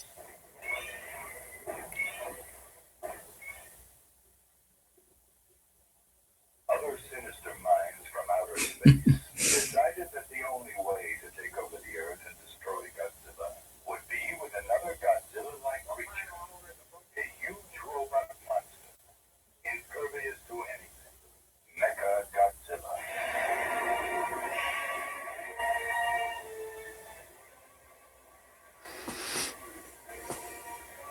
Even though they use the Xeons there, they didn't use the Yeah. other aliens from the previous movie. I think it's a rights thing because they probably didn't have rights to the previous film and therefore could not necessarily use that footage. Although they're using the footage right now. But this right here, I think, is part of the original film. So I think that's different. I haven't seen the Japanese version in years, but I think this is indeed part of the original Japanese Released by the Mecha Godzilla company. I know, right? In their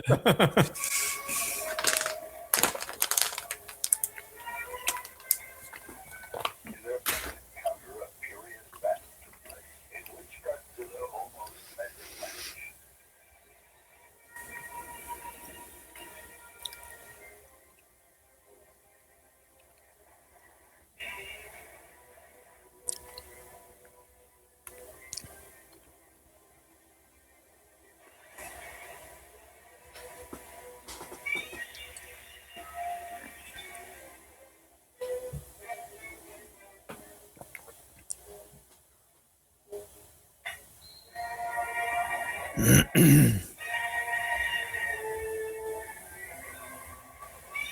Quality Sound Company.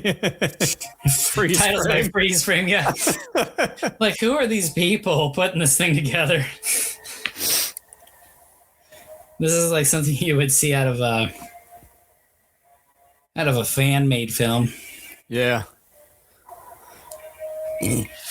Human.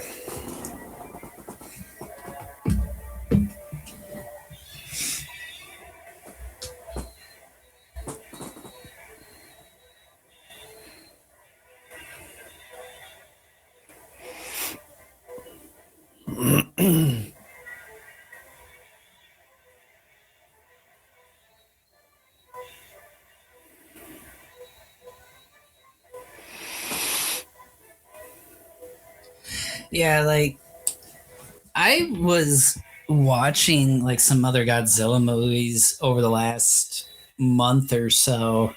Like I said, I watched Terror of Mechagodzilla. I watched Godzilla versus Mechagodzilla. I watched Godzilla versus Gigan, Godzilla versus Hedorah. Really, just about all the 70s films. But yeah, like been kind of on a tear for some reason lately. Just kind of had the itch to watch some of them. Yeah. Kind of like earlier in the year, I watched this movie. It was like early-ish March, I think it was. It was just, I'm like, yeah, I haven't seen this in a while. I'm going to watch it. And then it turned into a month and a half of me watching all sorts of kaiju movies. It's like I'm going to do that YouTube sub channel. it's kind of like with me when it came to Super Sentai, where Shout Factory has some of the live streams of dedicated to certain series of the Super Sentai show.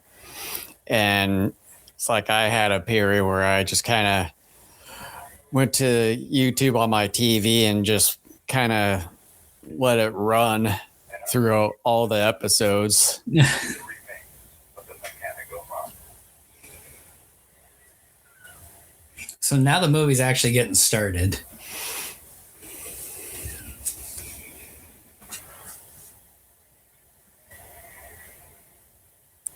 Yeah, about like 10 minutes in. Yeah.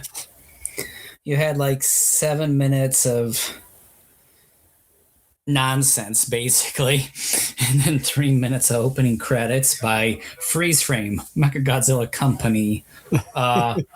Quality Sound maker. Company. Yeah. Dropping the set, that's 750.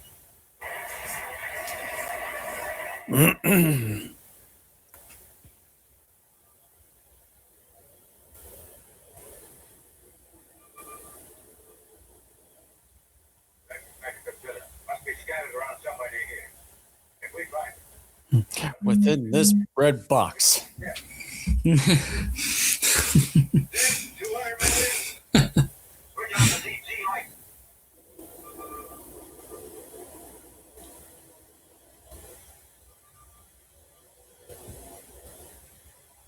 The searchlights are on. Now they are. Commence the search.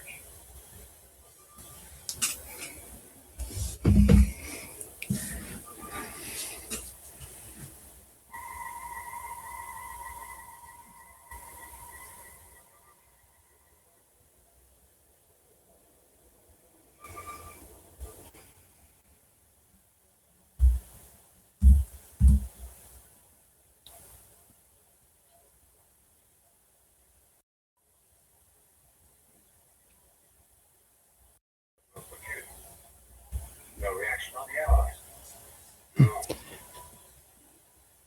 The munition always ranges.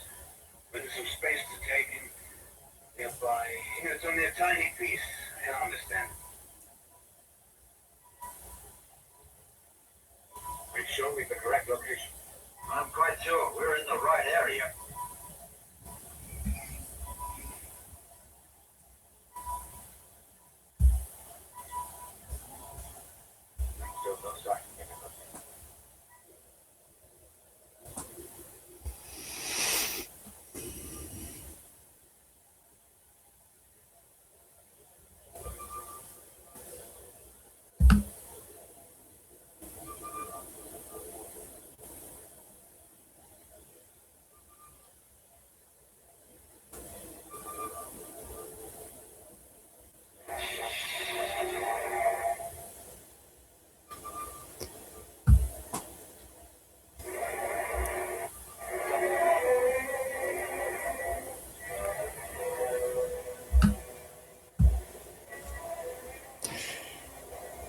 Get your ass moving.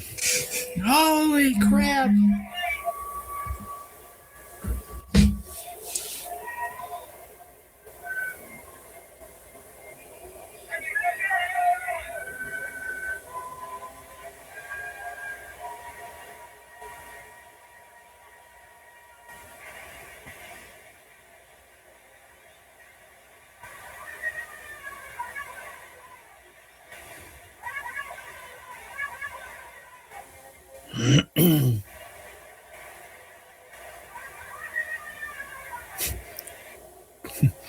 Body slamming the submarine.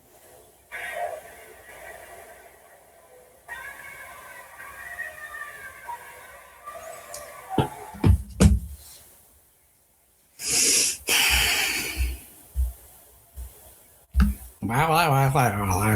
Fuel of the submarine was still in the experimental stage. It had been specially designed by the Ocean Exploitation Institute. I can't believe it. This accident was caused by some mistake on our part. What did the red tell you? Not much. The sub had been hit with enormous impact. Been ripped completely apart. Yeah. It wasn't an explosion. Check the report. It's possible, Chief.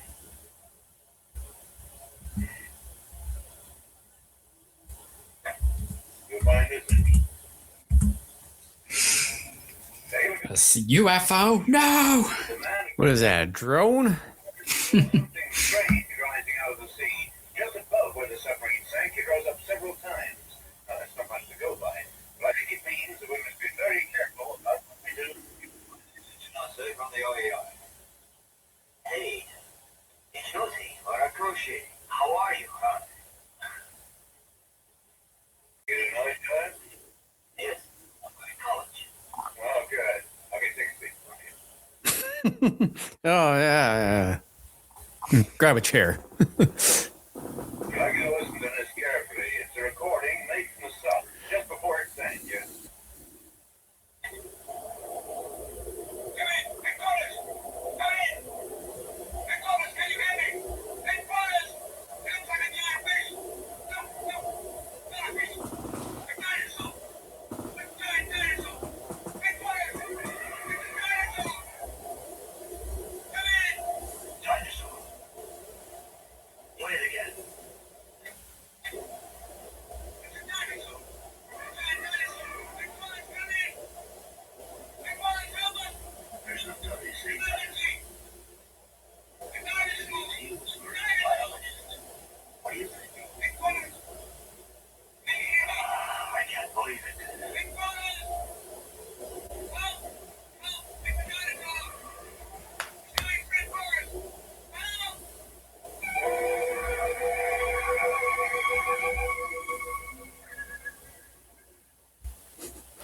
Every time I hear that type of music or sound effect, kind of reminds me of Planet of the Dinosaurs. Oh, yeah.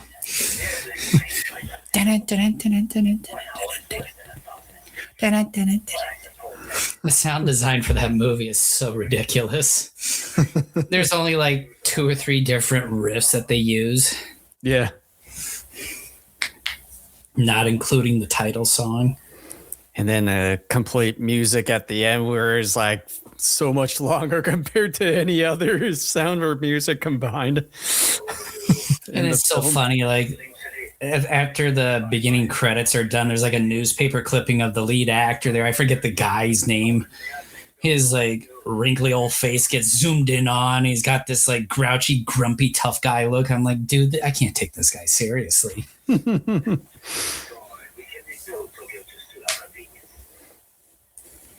Stand still.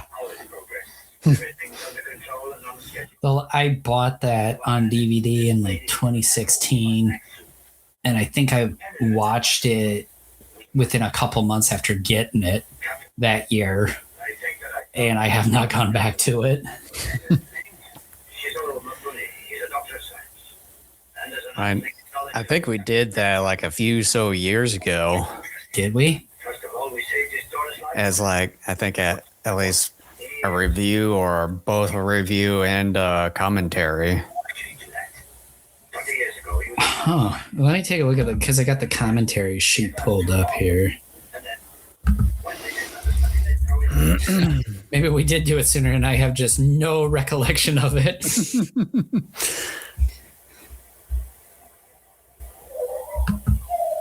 Okay, here, let me scroll.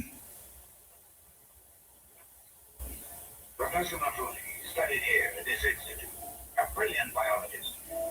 Still in his early 30s, he published a quite unique new theory of undersea exploitation. He planned to build submarine ranches, controlling sea life for food. Plan attracted global attention. I guess we did do it at one point. Must not have made that much of an impression on me. I guess not. Was it the Teleston or whatever on the back there? Yeah, I kind of noticed that. How dare you find a dinosaur blasphemy?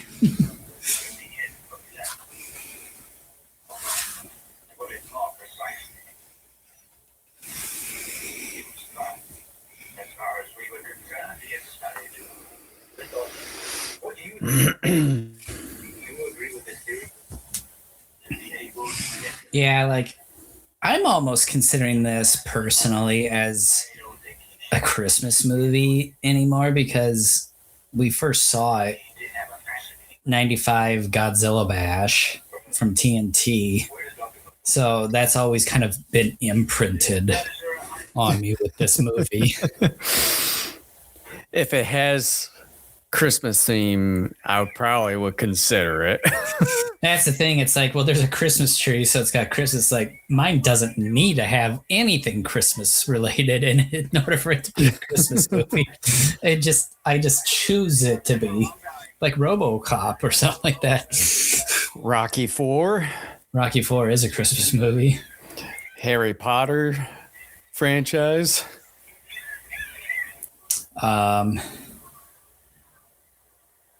Let's see here. A lot of people Garfield's say Die Hard. Halloween special. Oh, what?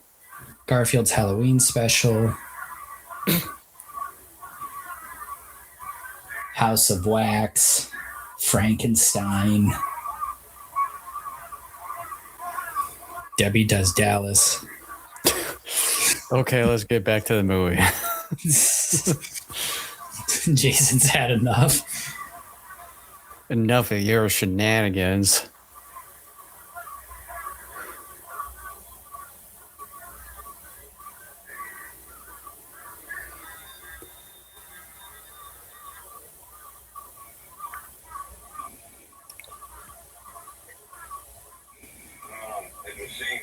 The 70s, man. Like, I always thought the 70s was such an ugly decade.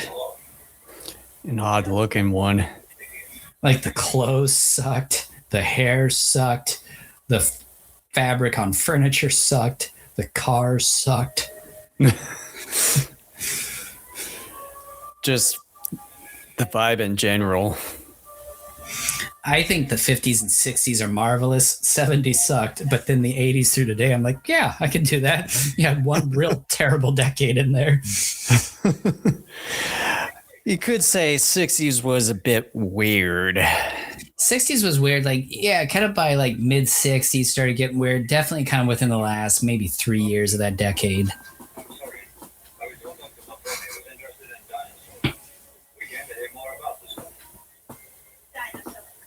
Yes, the things that went raw 65 million years ago.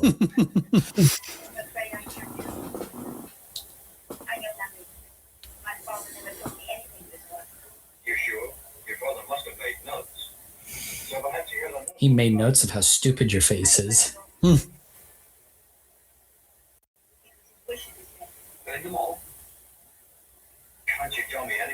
No, you barge into my house.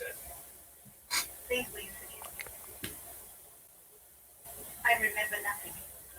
I just don't want to talk about it. You remember nothing, but you don't want to talk about it. So, which is which? Both.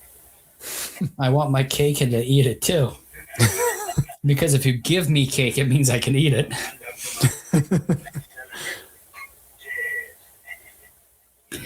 You know, one thing I've been thinking about for a while, and I find it to be absolutely silly and ridiculous, is the concept of Cheers and toast, especially when it has alcohol.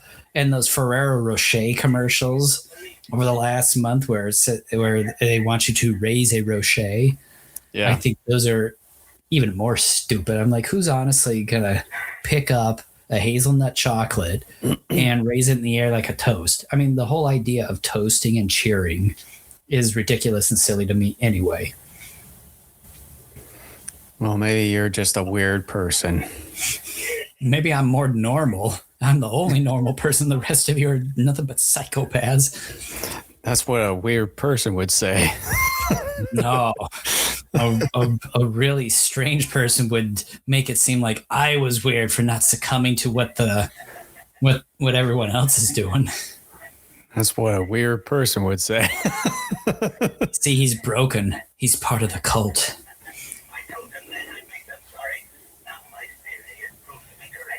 The interesting wig and mustache here on Akihiko Hirata. It looks believable to me. To be totally honest with you, I get a Colonel Sanders and Samuel Clemens vibe off of this look. I'm not trying to be funny. Like, I look at him, I do partially see Colonel Sanders and then Mark Twain. Probably because of the glasses there, too. The glasses what bring out the Colonel Sanders, and the Mark Twain vibe is the hair and the mustache. It's like what they do with the KFC commercials nowadays, where they have some guy kind of dressing up like Colonel Sanders. Like, I wonder if they did that too for Japan back in the times when KFC was starting to go over there. A Japanese Colonel Sanders. I wouldn't be a bit surprised. Oh, I know. I would love to see that. I bet you anything that someone on YouTube has probably uploaded some kind of Japanese commercials of KFC with someone there dressed up as Colonel Sanders.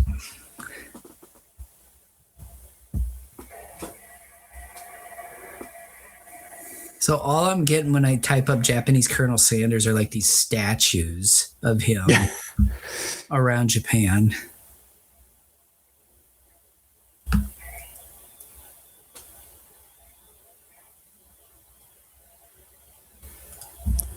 Yeah, I'm not like, honestly, there is some guy kind of dressed up like him, but it's not even funny.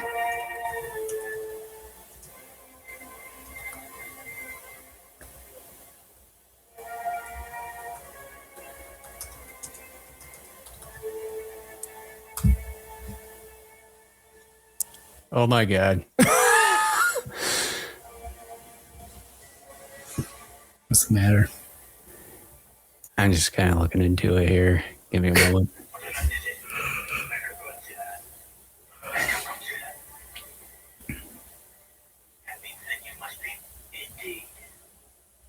We are the spacemen from the third planet. The only surviving planet in the black hole. After Godzilla destroyed it. Apparently, there was a KFC commercial from 6 years ago where they had someone dressed as RoboCop with Colonel Sanders stuff. Of course they would. But I'm not sure if it was Japanese, though. It's a magnificent robot. I honestly wouldn't put it past the Japanese to do that.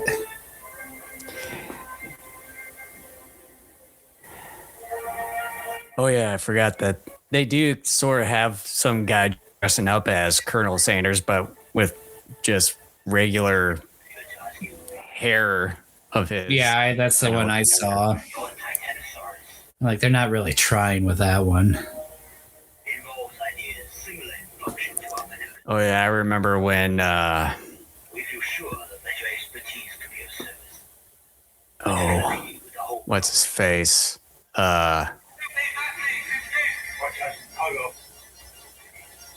Norm Macdonald when he was playing as Colonel Sanders years back. Don't worry. No one can escape from here.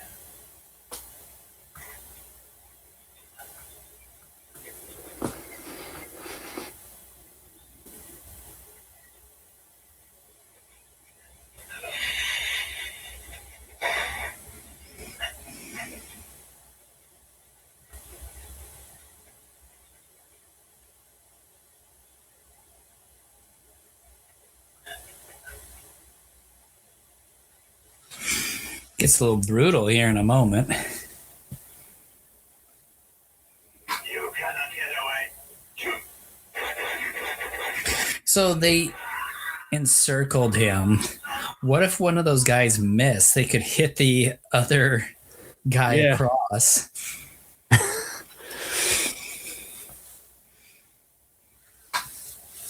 Like, oh, we're not going to worry about those other guys of ours.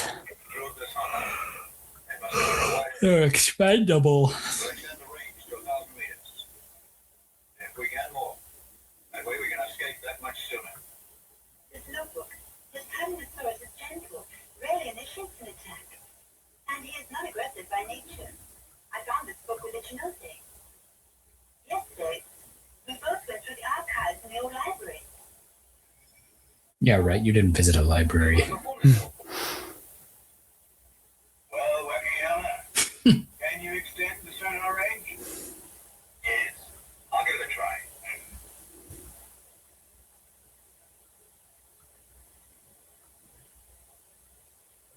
That's strange. A gentle dinosaur.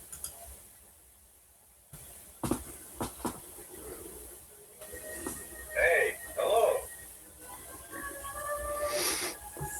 I'm sorry to trouble you. Thanks for coming. I was afraid you'd refuse. We found one of your father's notebooks. It was in the archives, kept in the Institute library. Here it is. I've read it all, and I believe that your father's theory was right. Because I want to believe it. So I can get closer to you.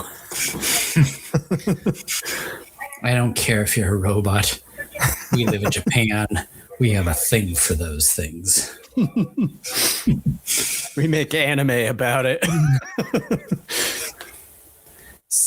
You have half the country, they like tentacles. And then you have the other half, they like robots. Me, I like robots. Search party. We are. We built another submarine. Are you going to look for the dinosaur? Yes. And I hope that you might like to come with me.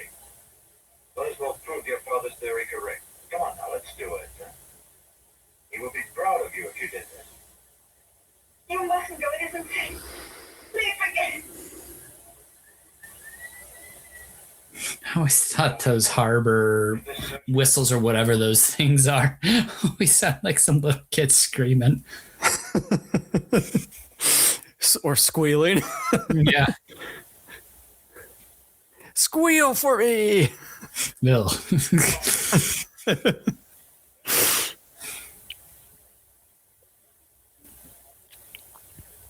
right. Have you forgotten? I know, Father. I have told you not to associate with them at all. I know, Father. But Ichinose thinks your theory was right. He believes that you really are a brilliant scientist. That's all right. You must never forget that your own mother slaved so I could complete my studies. She never once raised a complaint. She died miserably in poverty, despised by all her friends and neighbors. That's all. We have gone too far. There's no return for us anymore. Father is sending out another search party.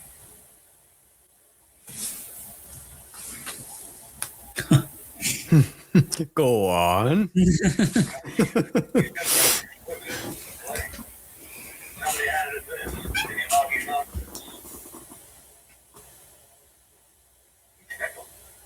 Taste titanium. Analyze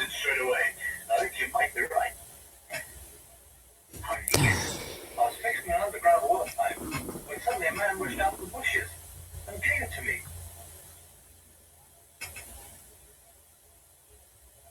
He had a jagged scar on his throat. He couldn't speak at all. So he wrote something. The word Interpol on the palm of his hand. Then he pushed me back down and ran away. Well, he knew the other man was chasing him.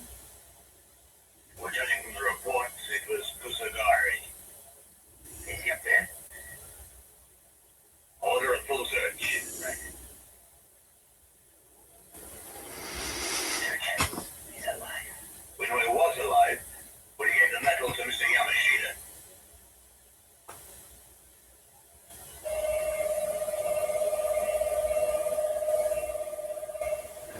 Dun, dun, dun, dun, dun.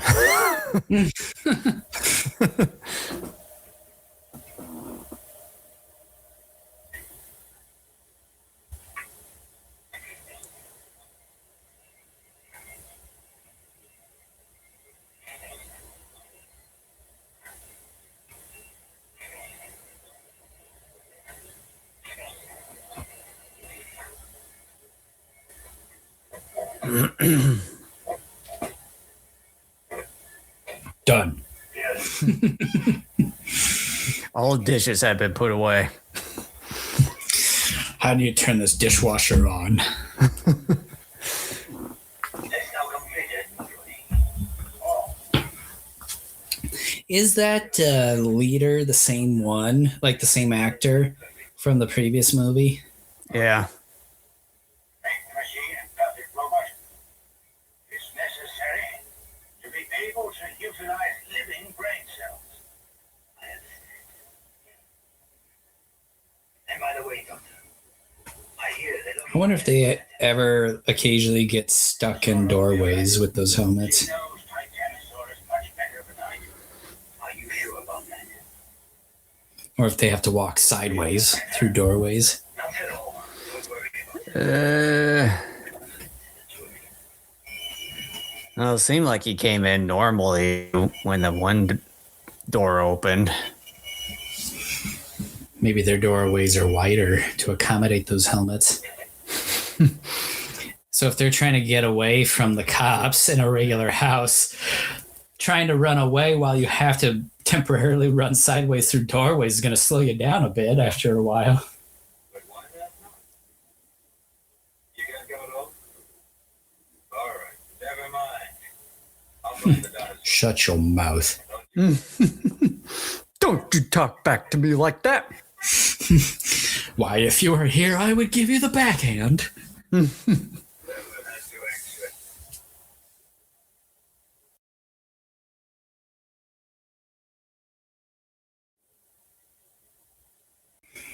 I must faint because I'm a robot. You mustn't come. It's not safe.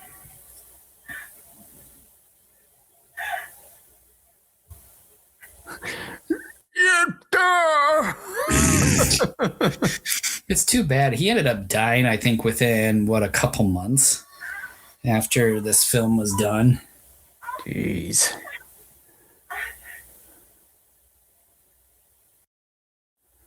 This film, even in its uncut form, really has, even for Ishiro Honda, some weird, like transition moments. Mm-hmm. Surely you understand how you're still alive. I wonder. You died.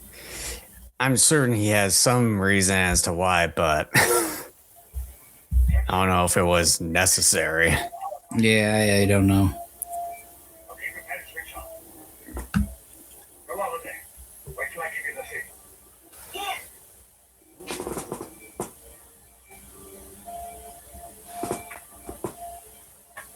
Right. We will now switch on. Ready? Yes.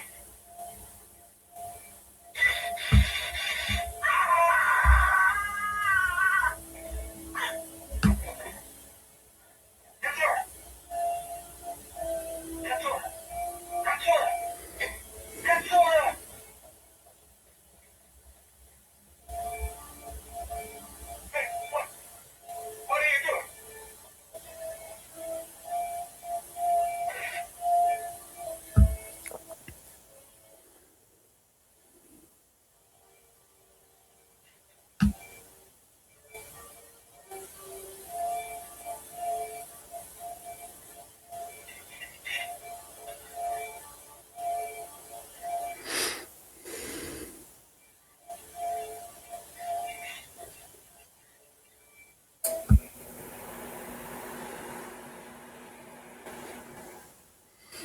Just a 1, 2, 3, and now she's a cyborg. It is magical. Who's ever cyborg? A person who is not a person. So remember, forget about Earthlings. They're no concern of yours. There's only one emotion that controls your mind.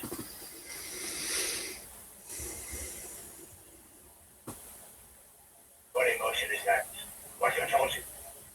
Vengeance and hate. Revenge. Right. That's good. Now call up Titanosaurus and send it to attack the sub.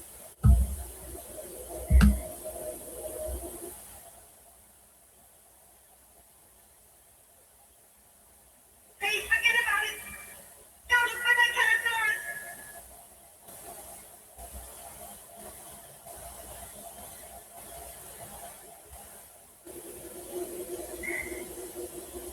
Cam temperature, 24 degrees. Right. How's it going? Oh. What's happening? Well, you forgot it. The meters aren't working. There's a strong resistance.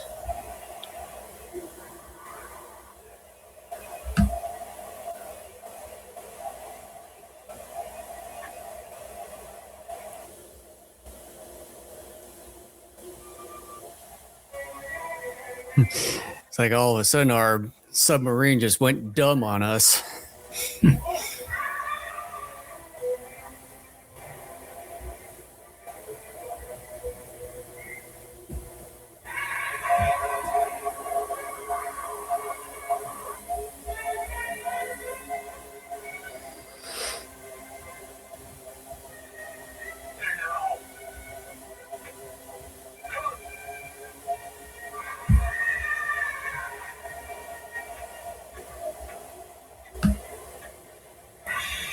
Flick, flack, floop. Titanosaurus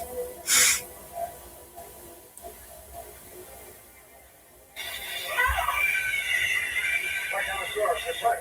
Okay, on it, boy. That was kind of a bit random how there was sparks all of a sudden. Yeah. That's how Toho likes to work.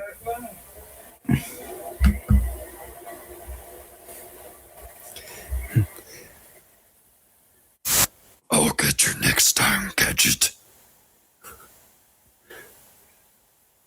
Get in touch with headquarters. I switch on. One of them sending out a supersonic beam. So we should use supersonic beam. Yes, we should. I think the sonar stunned him, even though probably only temporarily. Hey, Chief, allow me to build a giant supersonic wave oscillator. I'm sure that it could work. Okay. Go ahead and I'll leave the arrangements.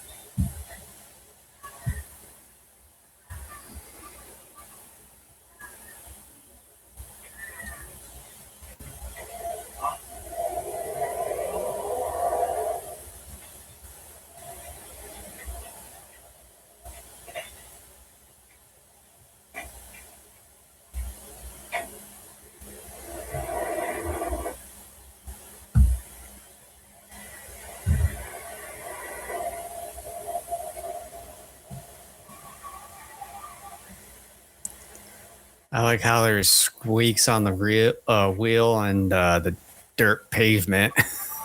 Shh.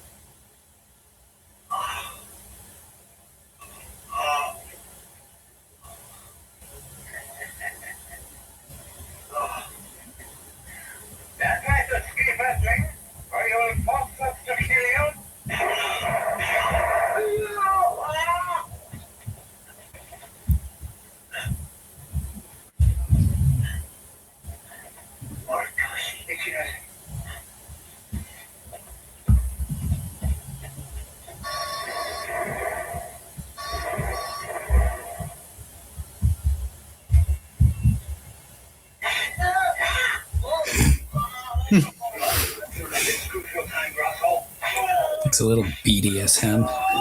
Yeah. You like that?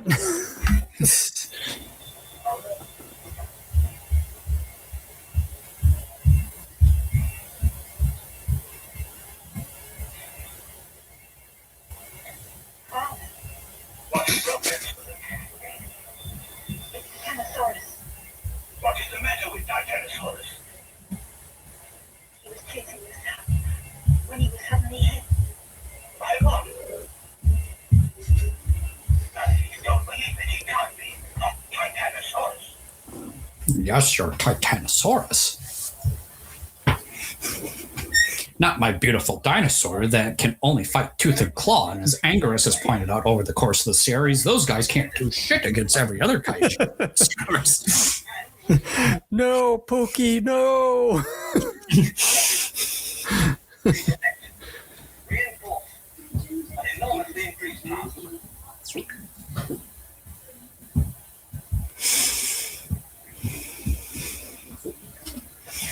But my Titanosaurus can do something Angerus can't. What's that? Create wind. You mean break wind? Bah!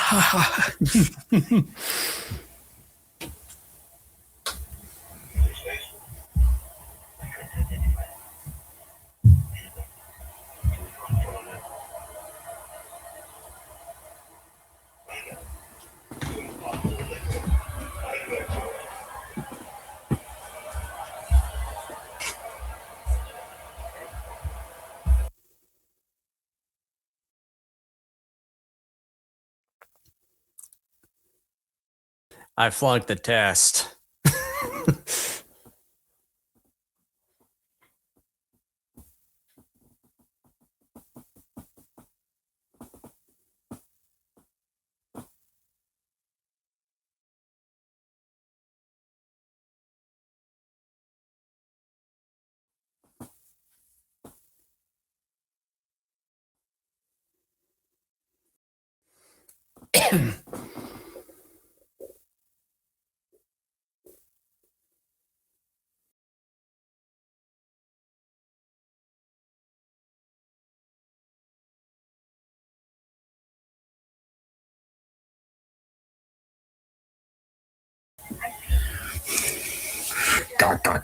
Goo. Are you trying to play out as Little Red Riding Hood here? Go on. I like fantasies. You worry. To be the evil bad wolf. You can't stand still. Oh no. It's that bitch again. Very well. We'll be leaving for our search against. Try my chicken. My chicken pot pie failed. I thought about the pot pie and I'm like, of course the commercial version's always going to look good, but I'm like, once you get it, it's going to have like a fist imprint in it. It tastes like shit. It's just like in all those like McDonald's and Burger King commercials, like the burgers look like the greatest things ever, like something you would get at a fancy high-end restaurant, and then you get it, the damn thing looks like it's been stomped on by a horse. You're just like, I mean, it tastes good, but it looks like garbage. I'm not doing this for the spaceman. I don't have to take that. Although recently McDonald's stuff seems to be more presentable compared to others. Well, I mean, for all the money they make, it's like, you mean to tell me you can't, like, not only not make your stuff look presentable, like similar to your commercials, but actually give people like real food? Yeah.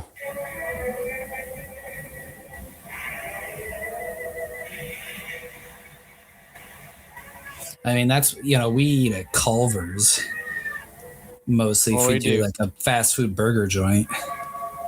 We do too, either there or Arby's. We do Arby's like once every 5 or 6 years, but even though there's an Arby's down the road.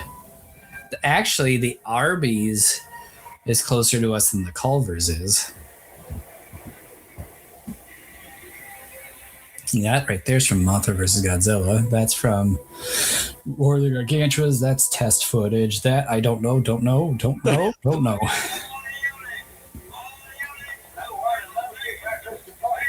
Can you believe it? We're just a little bit beyond the halfway point. Oh yeah, geez, Louise. It's no good. The circuits have been cut loose. Damn it. Who could have done it? I can't play Nintendo on my controller now. Right away. I can't cook my fried chicken with this. We're just gonna throw it on some wires. It's how I always do it. Isn't that how you do it? No, you just dump it in the fryer with beef tallow.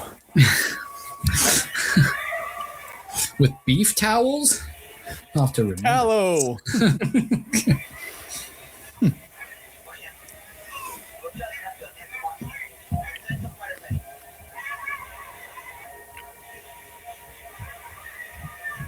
The magical invisibility. I still have never figured this out. In over 30 years of watching this movie, I have never been able to figure this out. Yeah. Like I've learned to just shrug and accept the fact that they somehow can magically disappear in the blink of an eye. Without any sort of device. Yeah, they do it.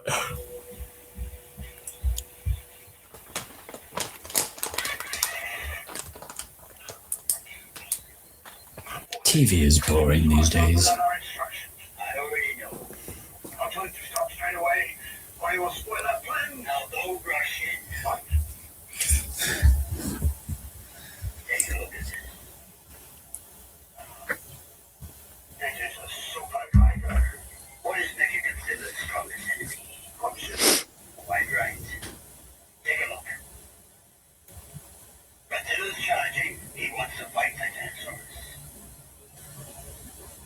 Alright, we'll let them fight. Titanosaurus will be killed and Godzilla will have you.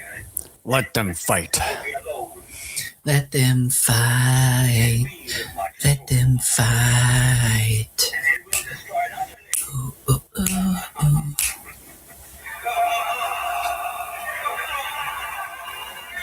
Their laugh is so thunderous it echoes across the land.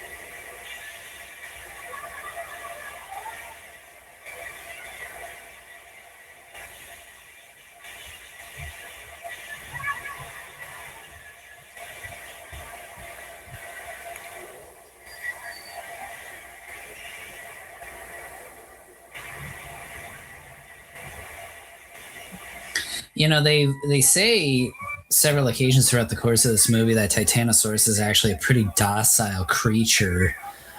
What would have been nice is having Titanosaurus be that docile dinosaur to start the movie, and then just showing them, like, put some sort of device on it or what have you to put it under their control. I think that's sort of what they showed in some of the flashbacks, but didn't actually really show Titanosaurus, but sort of implying it.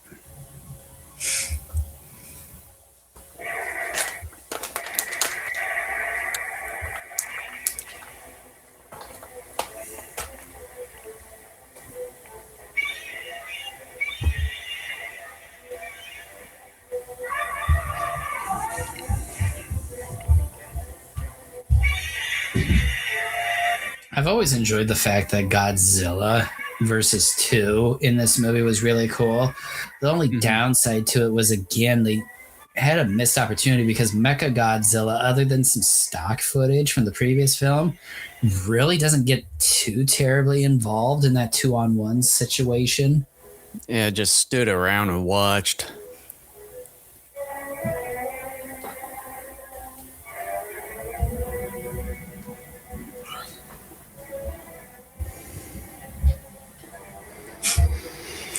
Katsura can do everything. Like being Medusa.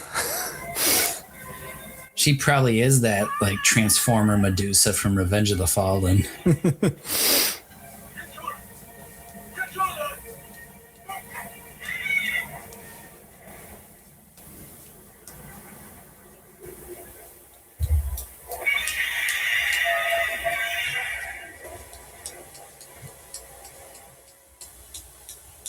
It couldn't be Katsura. She just went and found her father's notebooks. You're just jealous. She's the only outsider who knows anything about it. She could have started it. Now listen, if that's your reason, then why the hell don't you suspect me? I tell you, she's not like that. It's nothing. Forget her. She's no good now. I'm sorry, I still trust in her. No matter what you say. It's nothing. Yamamoto. It'll be all right. People won't get out.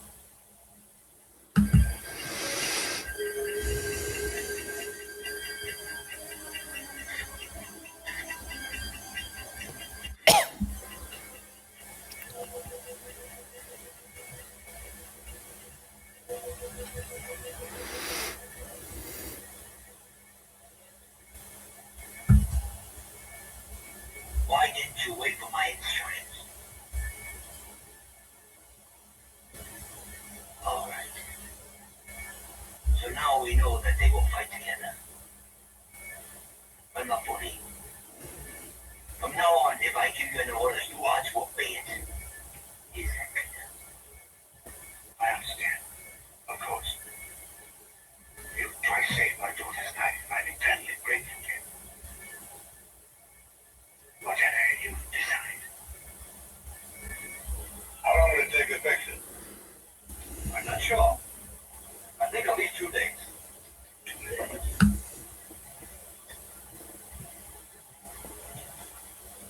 This is the first lookout. Here's the second.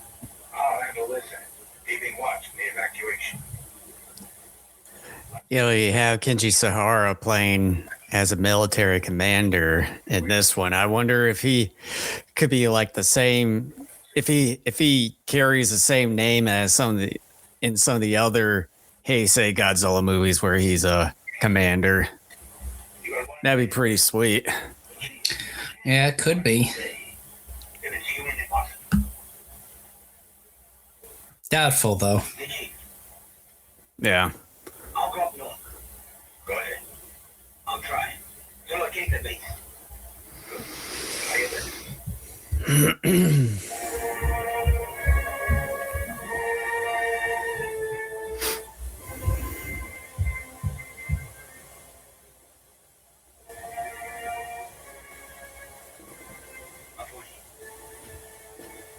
The Mechagodzilla controller is inside Katsura.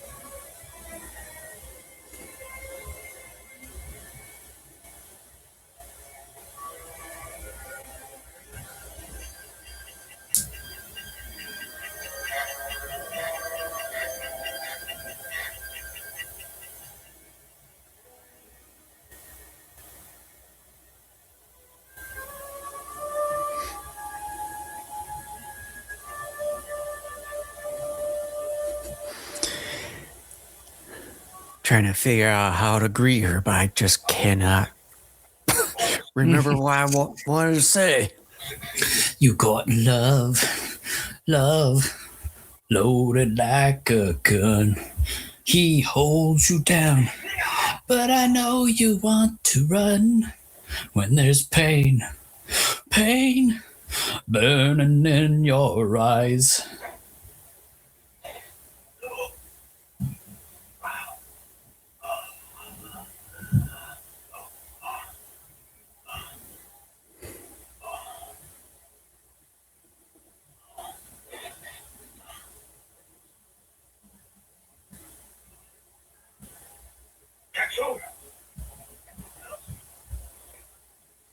Katsura, you, young man. I understand that you found Titanosaurus. Oh, you are Dr. Mabuni. Dr. Mabuni. Yo, let go of me! Let go!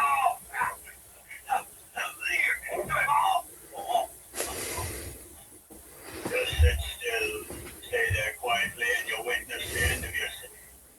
Who are you anyway? The second coming.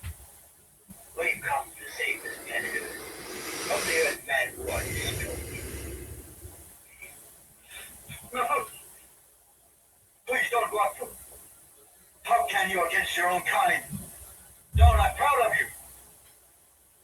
Your retreat is more undead is. It's too late, the die is cast. Not only. Ready to attack.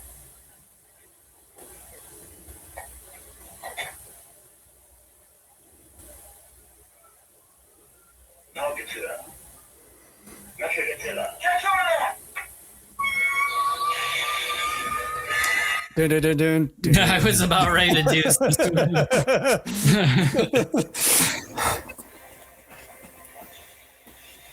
Dude, like we're in the third act. Yeah, I think we're about 3/4 of the way through. This is nuts. These nuts.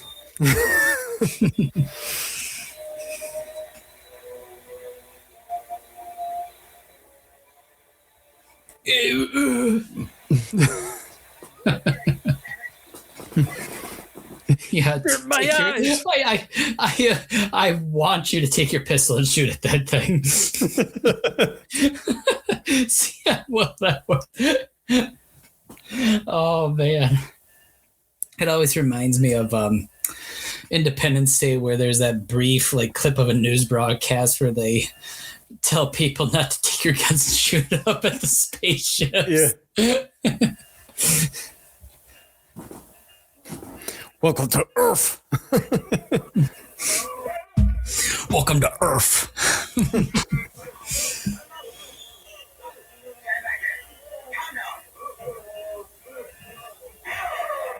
It sounds like he shoots him every time. Every time I see that shot and I hear it, it sounds like he shot a couple of them.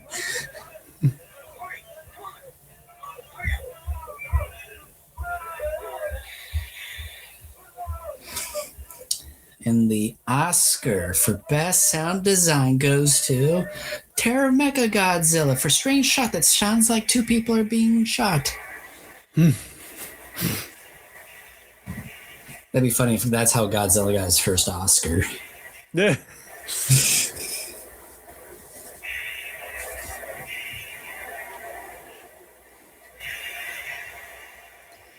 That would just be weird and awkward.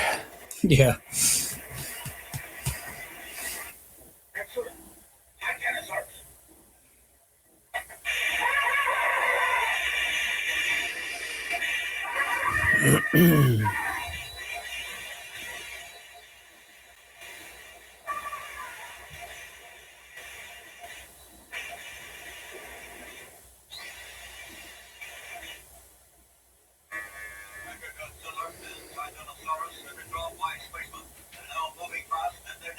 I like how with all these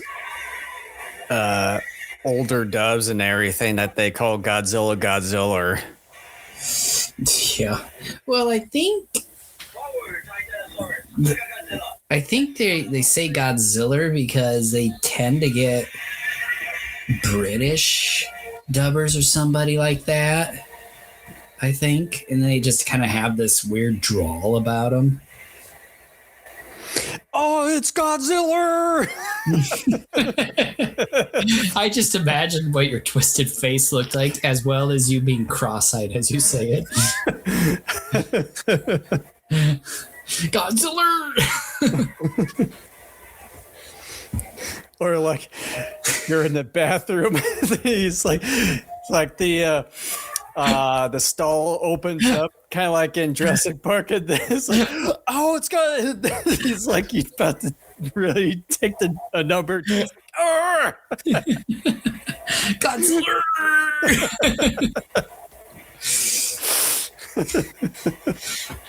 Daddy, what are we gonna watch tonight? We're gonna watch Godzilla.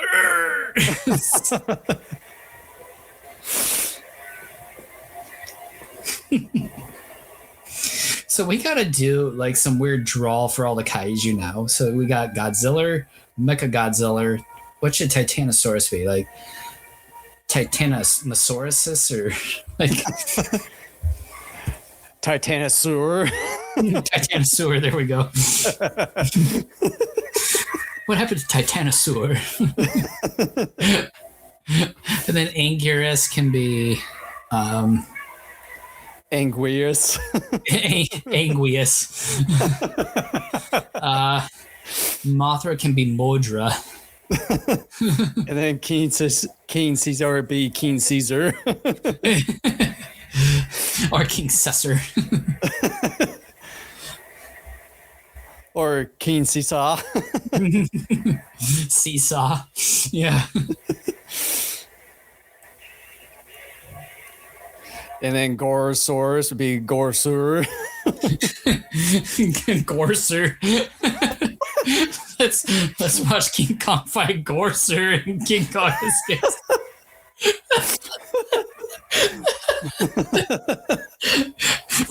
Look at that Gorser. It has a kangaroo kick that Gorser.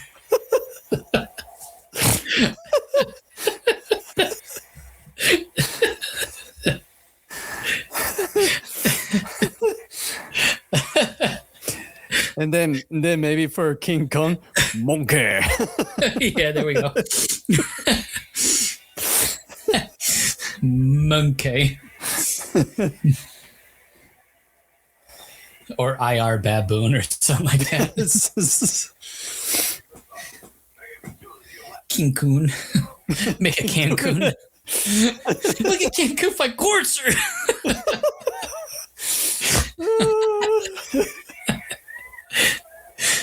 Come on, Gorser, get Cancun. No, Cancun won. No, not my Gorser.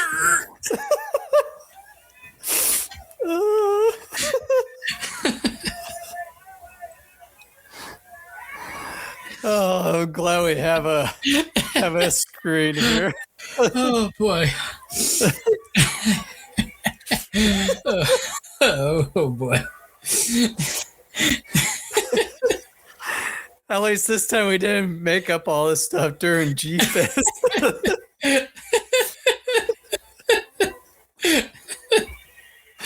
Oh, we're idiots. Oh. Whew. Oh, my sides.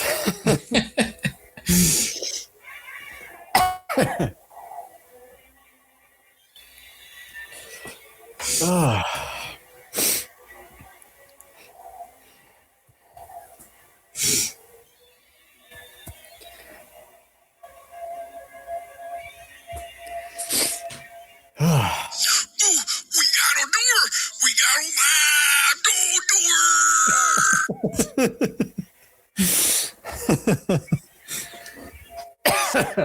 I still saved that a year and a half later. But man, it just seems like yesterday. I know. I was thinking about that like a week ago. I'm like, has it been a year and a half already? For those that don't know, that's the gibberish the one alien says near the end of Invasion of Astro Monster as the house is getting blown up by the self-defense force. Yeah, it's like every year we come up with some goofy tagline or something for that specific G-Fest. Like one year is good. Taking pictures? Yeah. Next one is like, don't do her. Well, you skipped 22. I don't know what 22 Yeah, I know. Like there's so many. It's like so many that's hard to keep track. Oh, I know. Whew.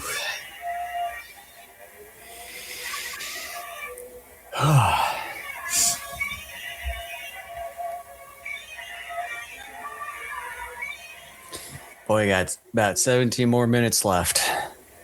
Jeez.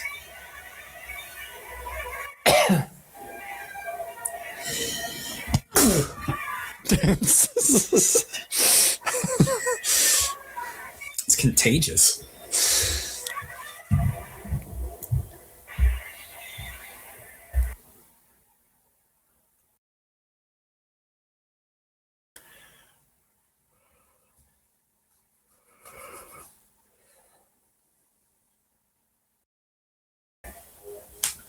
I wonder if my family's had dinner yet. I would assume they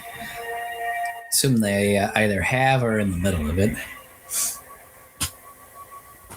I'm getting kind of hungry.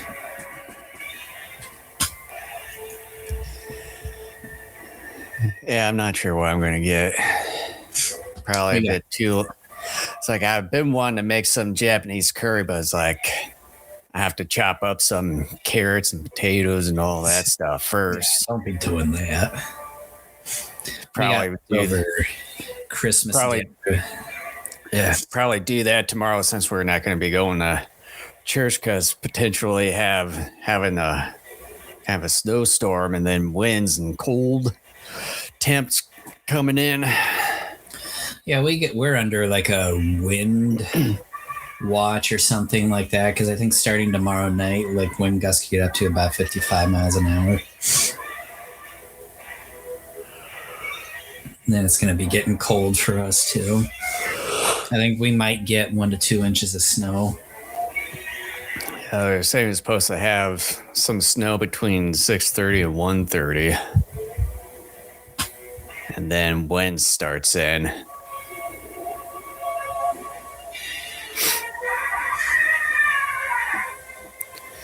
Probably make some of that chili cheese dip that Mom always makes with can of chili with no beans and cream cheese. Oh boy.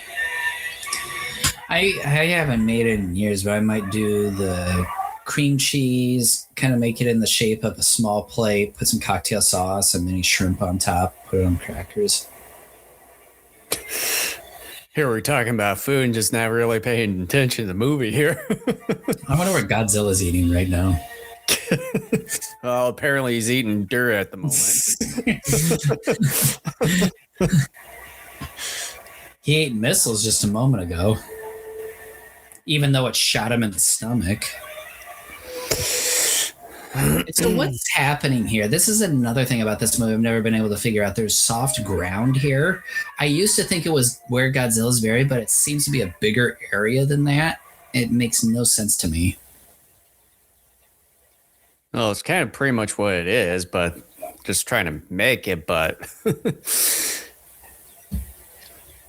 And they're like, what? Keep it up. You can do it. It's like, do what?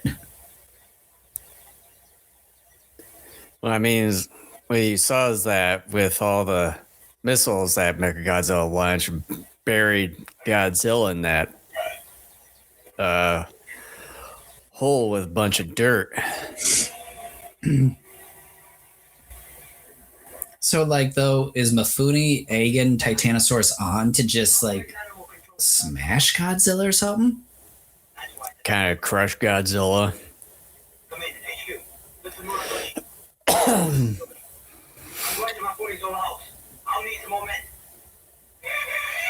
Yeah, like right here.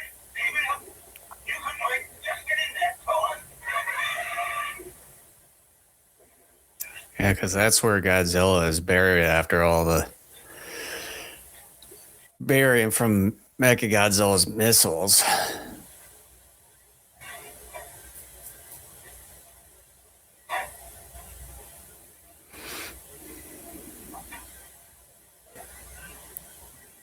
Get to him. Get to him. This is not really you. Shut up, you. You better listen to her.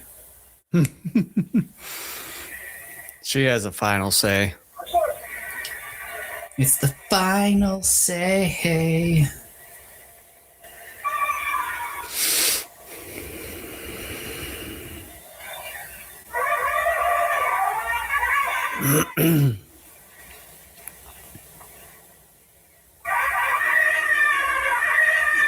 I would love to see Titanosaurus in another movie. Although they sort of had him in that Singular Point, but it's just mostly kind of another form of Godzilla. I guess that's true.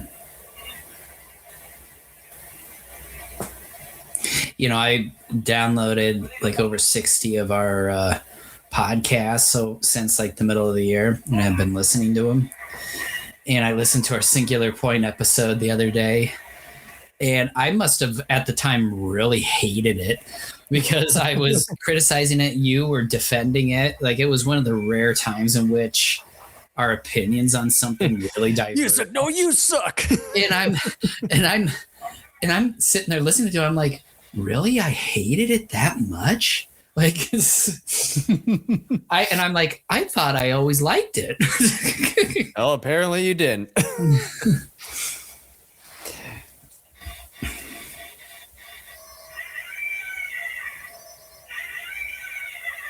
We gotta be overly dramatic here so that our heroes can live just long enough.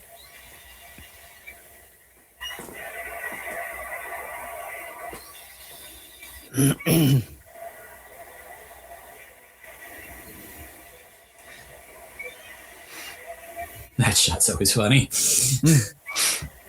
Oh, you got me.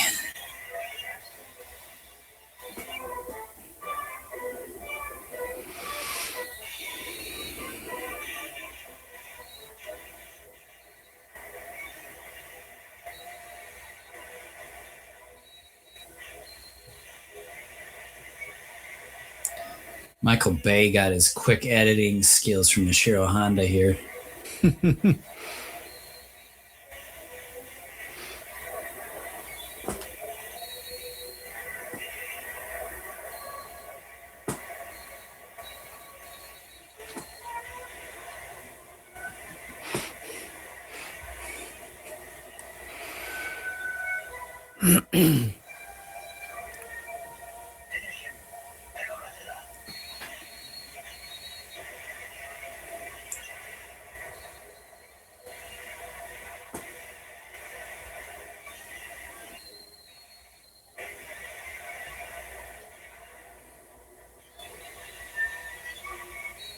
If I was the actor, I'd be running, be like, get this off. Hot, hot, hot, hot, hot.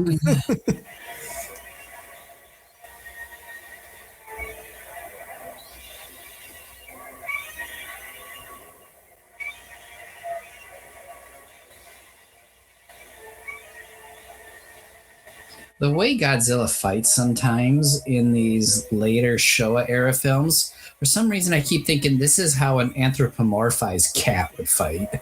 I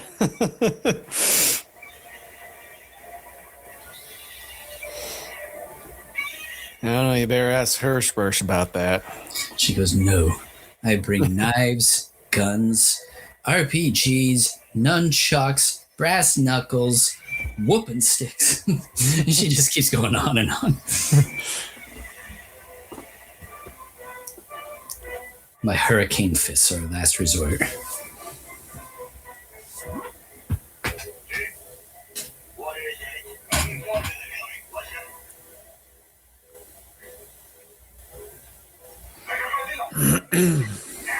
Titanosaurus! Go on! Titanosaurus!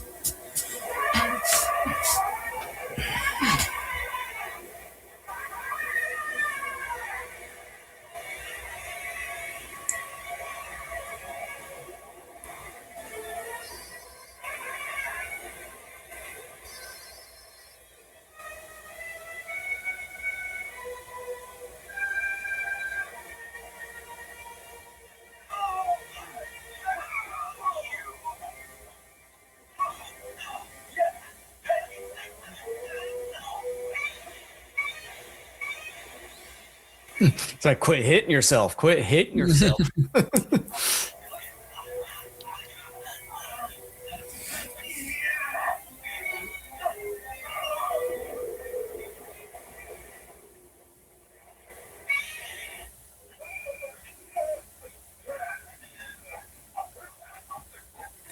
I find it funny that the last bit of energy you have in your dying body is to pull off your mask. Yeah. No one would do that. Don't come any closer. Don't get her right. I want you to stay back. Would have been nice to learn more about these aliens. Apparently they're like similar, if not the same, but you know, what we saw there shows differently. Mm-hmm. You all right? Get her up. Get her up. Get her up.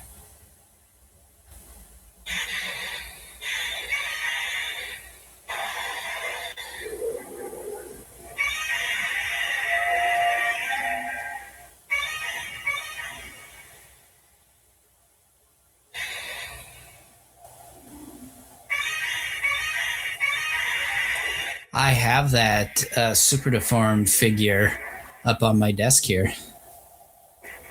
Actually, it's the one from the previous movie where it effectively destroys Mechagodzilla.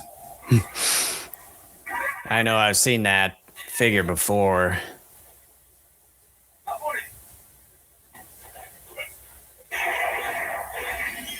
Yeah, Mifune, come here. I'm going to use you as a human shield.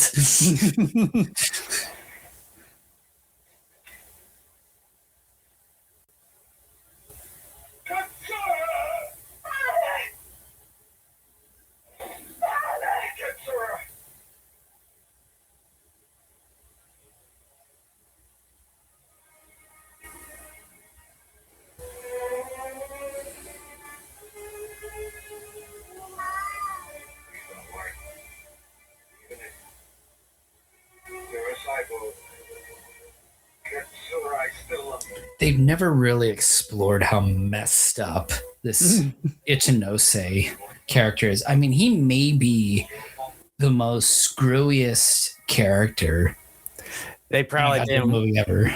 They probably didn't want to dabble into that far because they know they probably get in the weird territory. Well, yeah, like we never see him go home, so we don't see what the inside of his apartment or home looks like. Yeah. Some weird artwork. Do we want to take time to like list things they might find there? Yeah. Destroy my body. You can't control it. You know, if we're only operating on like a couple hours of sleep, I'm doing pretty well. Yeah, I'm sort of surprised. I can't do it. I thought it'd be like good, but just I feared that by the time we were like midway through the second movie, I thought I was seriously going to be nodding off or something. yeah.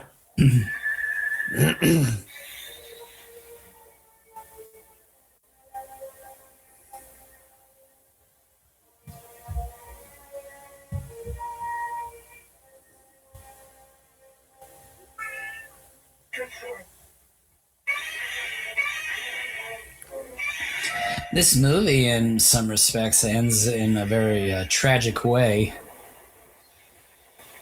But then again, though, too, you could be like, she wasn't fully human, and yet he loved her. And then we start to psychoanalyze Ichinose again, and then we're right back to where we were like a minute ago.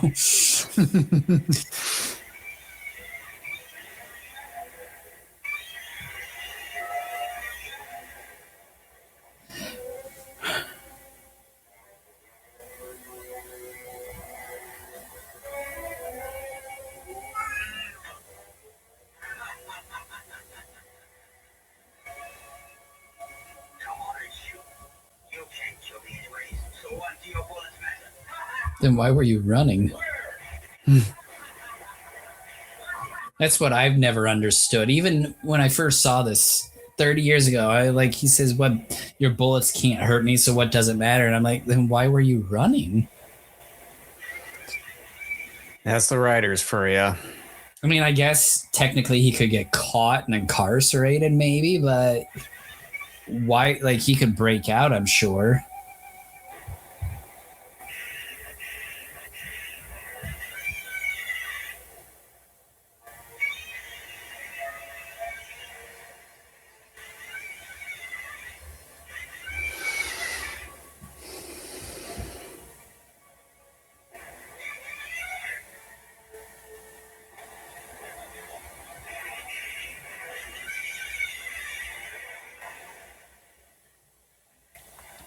Just under 2 minutes left. Jeez, Jason.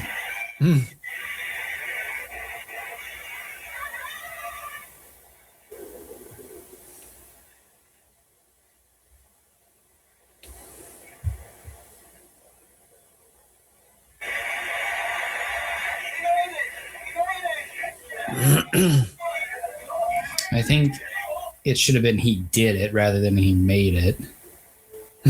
Unless they're talking about he made it die, but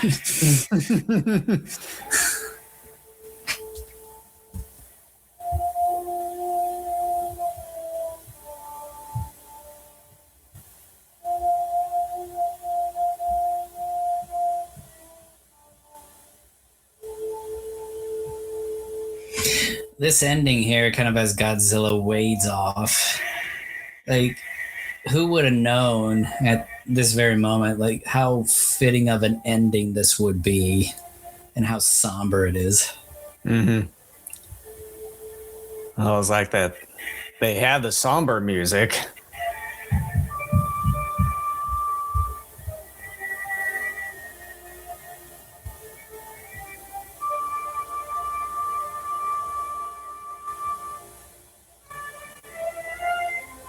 Plus, it was the last Godzilla movie for the next 9 years. Well, yeah, I think at the time they made this, they may have been considering it, but I don't know if the final decision had honestly been made, because I think they were going to be waiting to see how this one did. And this one obviously didn't do as well. So that was it. So what are your thoughts after again, I really like this. It was sort of interesting because when I first saw this 30 years ago, it was for a little while like my favorite of the 70s films. And then Gigan overtook that again. And then there was this weird period of time where I considered it pretty weak, like maybe one of the weaker entries of the decade. And like I said, I think over the last couple of years, I've had another reassessment of the movie, and I really, really dig it. Godzilla vs. Gigan, in my opinion, is it is my opinion, but it's my favorite of the 70s Godzilla films. This, I think, is right behind it. This is the third time I have watched this movie this year.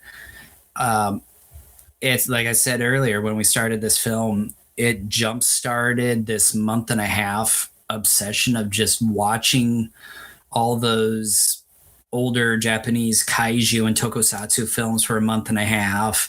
It is what has inspired me to potentially do this Kent Revisits sub channel of our YouTube channel, possibly here in the next couple months or so.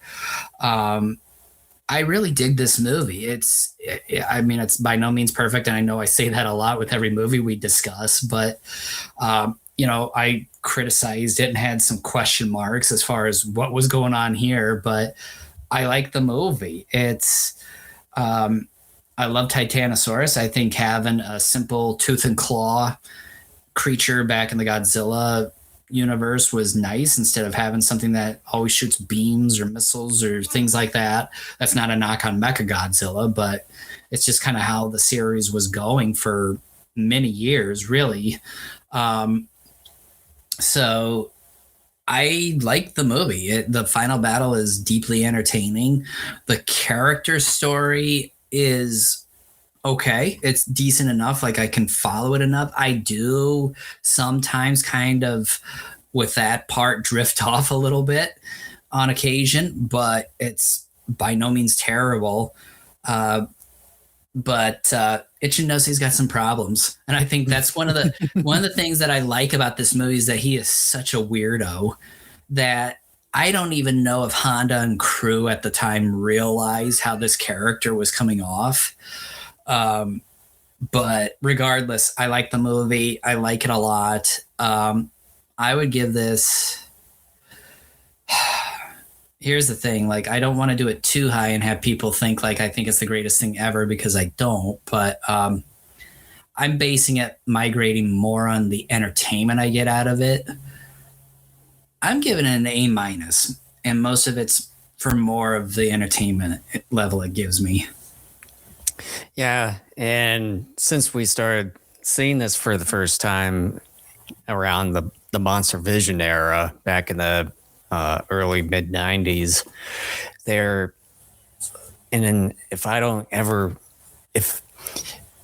when it comes to my memories, like I don't ever remember seeing a whole lot of some of the scenes that were sort of cut out and stuff from that Monster Vision version, whereas some parts didn't quite make sense here and there, but then when seeing more of this, although it's probably been many years, I just don't quite remember because I've had this version for whenever this came out, but it's like, seeing it now is like a lot of stuff kind of makes sense compared to those days when some of those shots and everything were sort of cut out due to time constraints and everything. And I think even like violence level, because some of the shots I think were edited out because they thought it was too violent. Yeah, and then of course they always had that 4:3 screen ratio for television sets nowadays. But then now with the widescreen, you get to see more of that widescreen Toho vision, how it was made to be. So you kind of see more of the detail and clearly see what's going on, and get to see like some things lighten up a bit more, whereas those days like it felt a bit darker. You don't even know what the hell is over there at times. But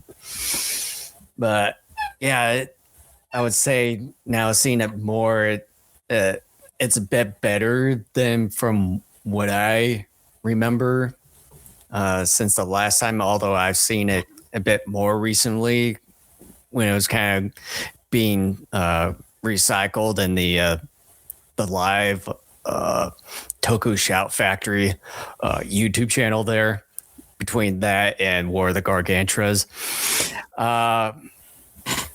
With that, I probably would give this one a B. Okay.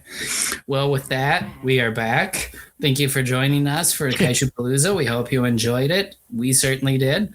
Happy to be back, and we are returning in a couple of weeks. We are going to once again do Space Monster Wongmagwi discussion that I think will be a very interesting discussion to have. And yeah, we're back, baby. So thank you so much for joining us. And before we officially sign out, just make sure to like and subscribe and follow us on the following social media, and also on the following streaming platforms that you see down there. And also, if you want to see both video and audio versions of our episodes, just go to gogokaijushow.com. All right. So, thank you so much. Happy holidays. Happy New Year. We'll see you guys in the new year next time.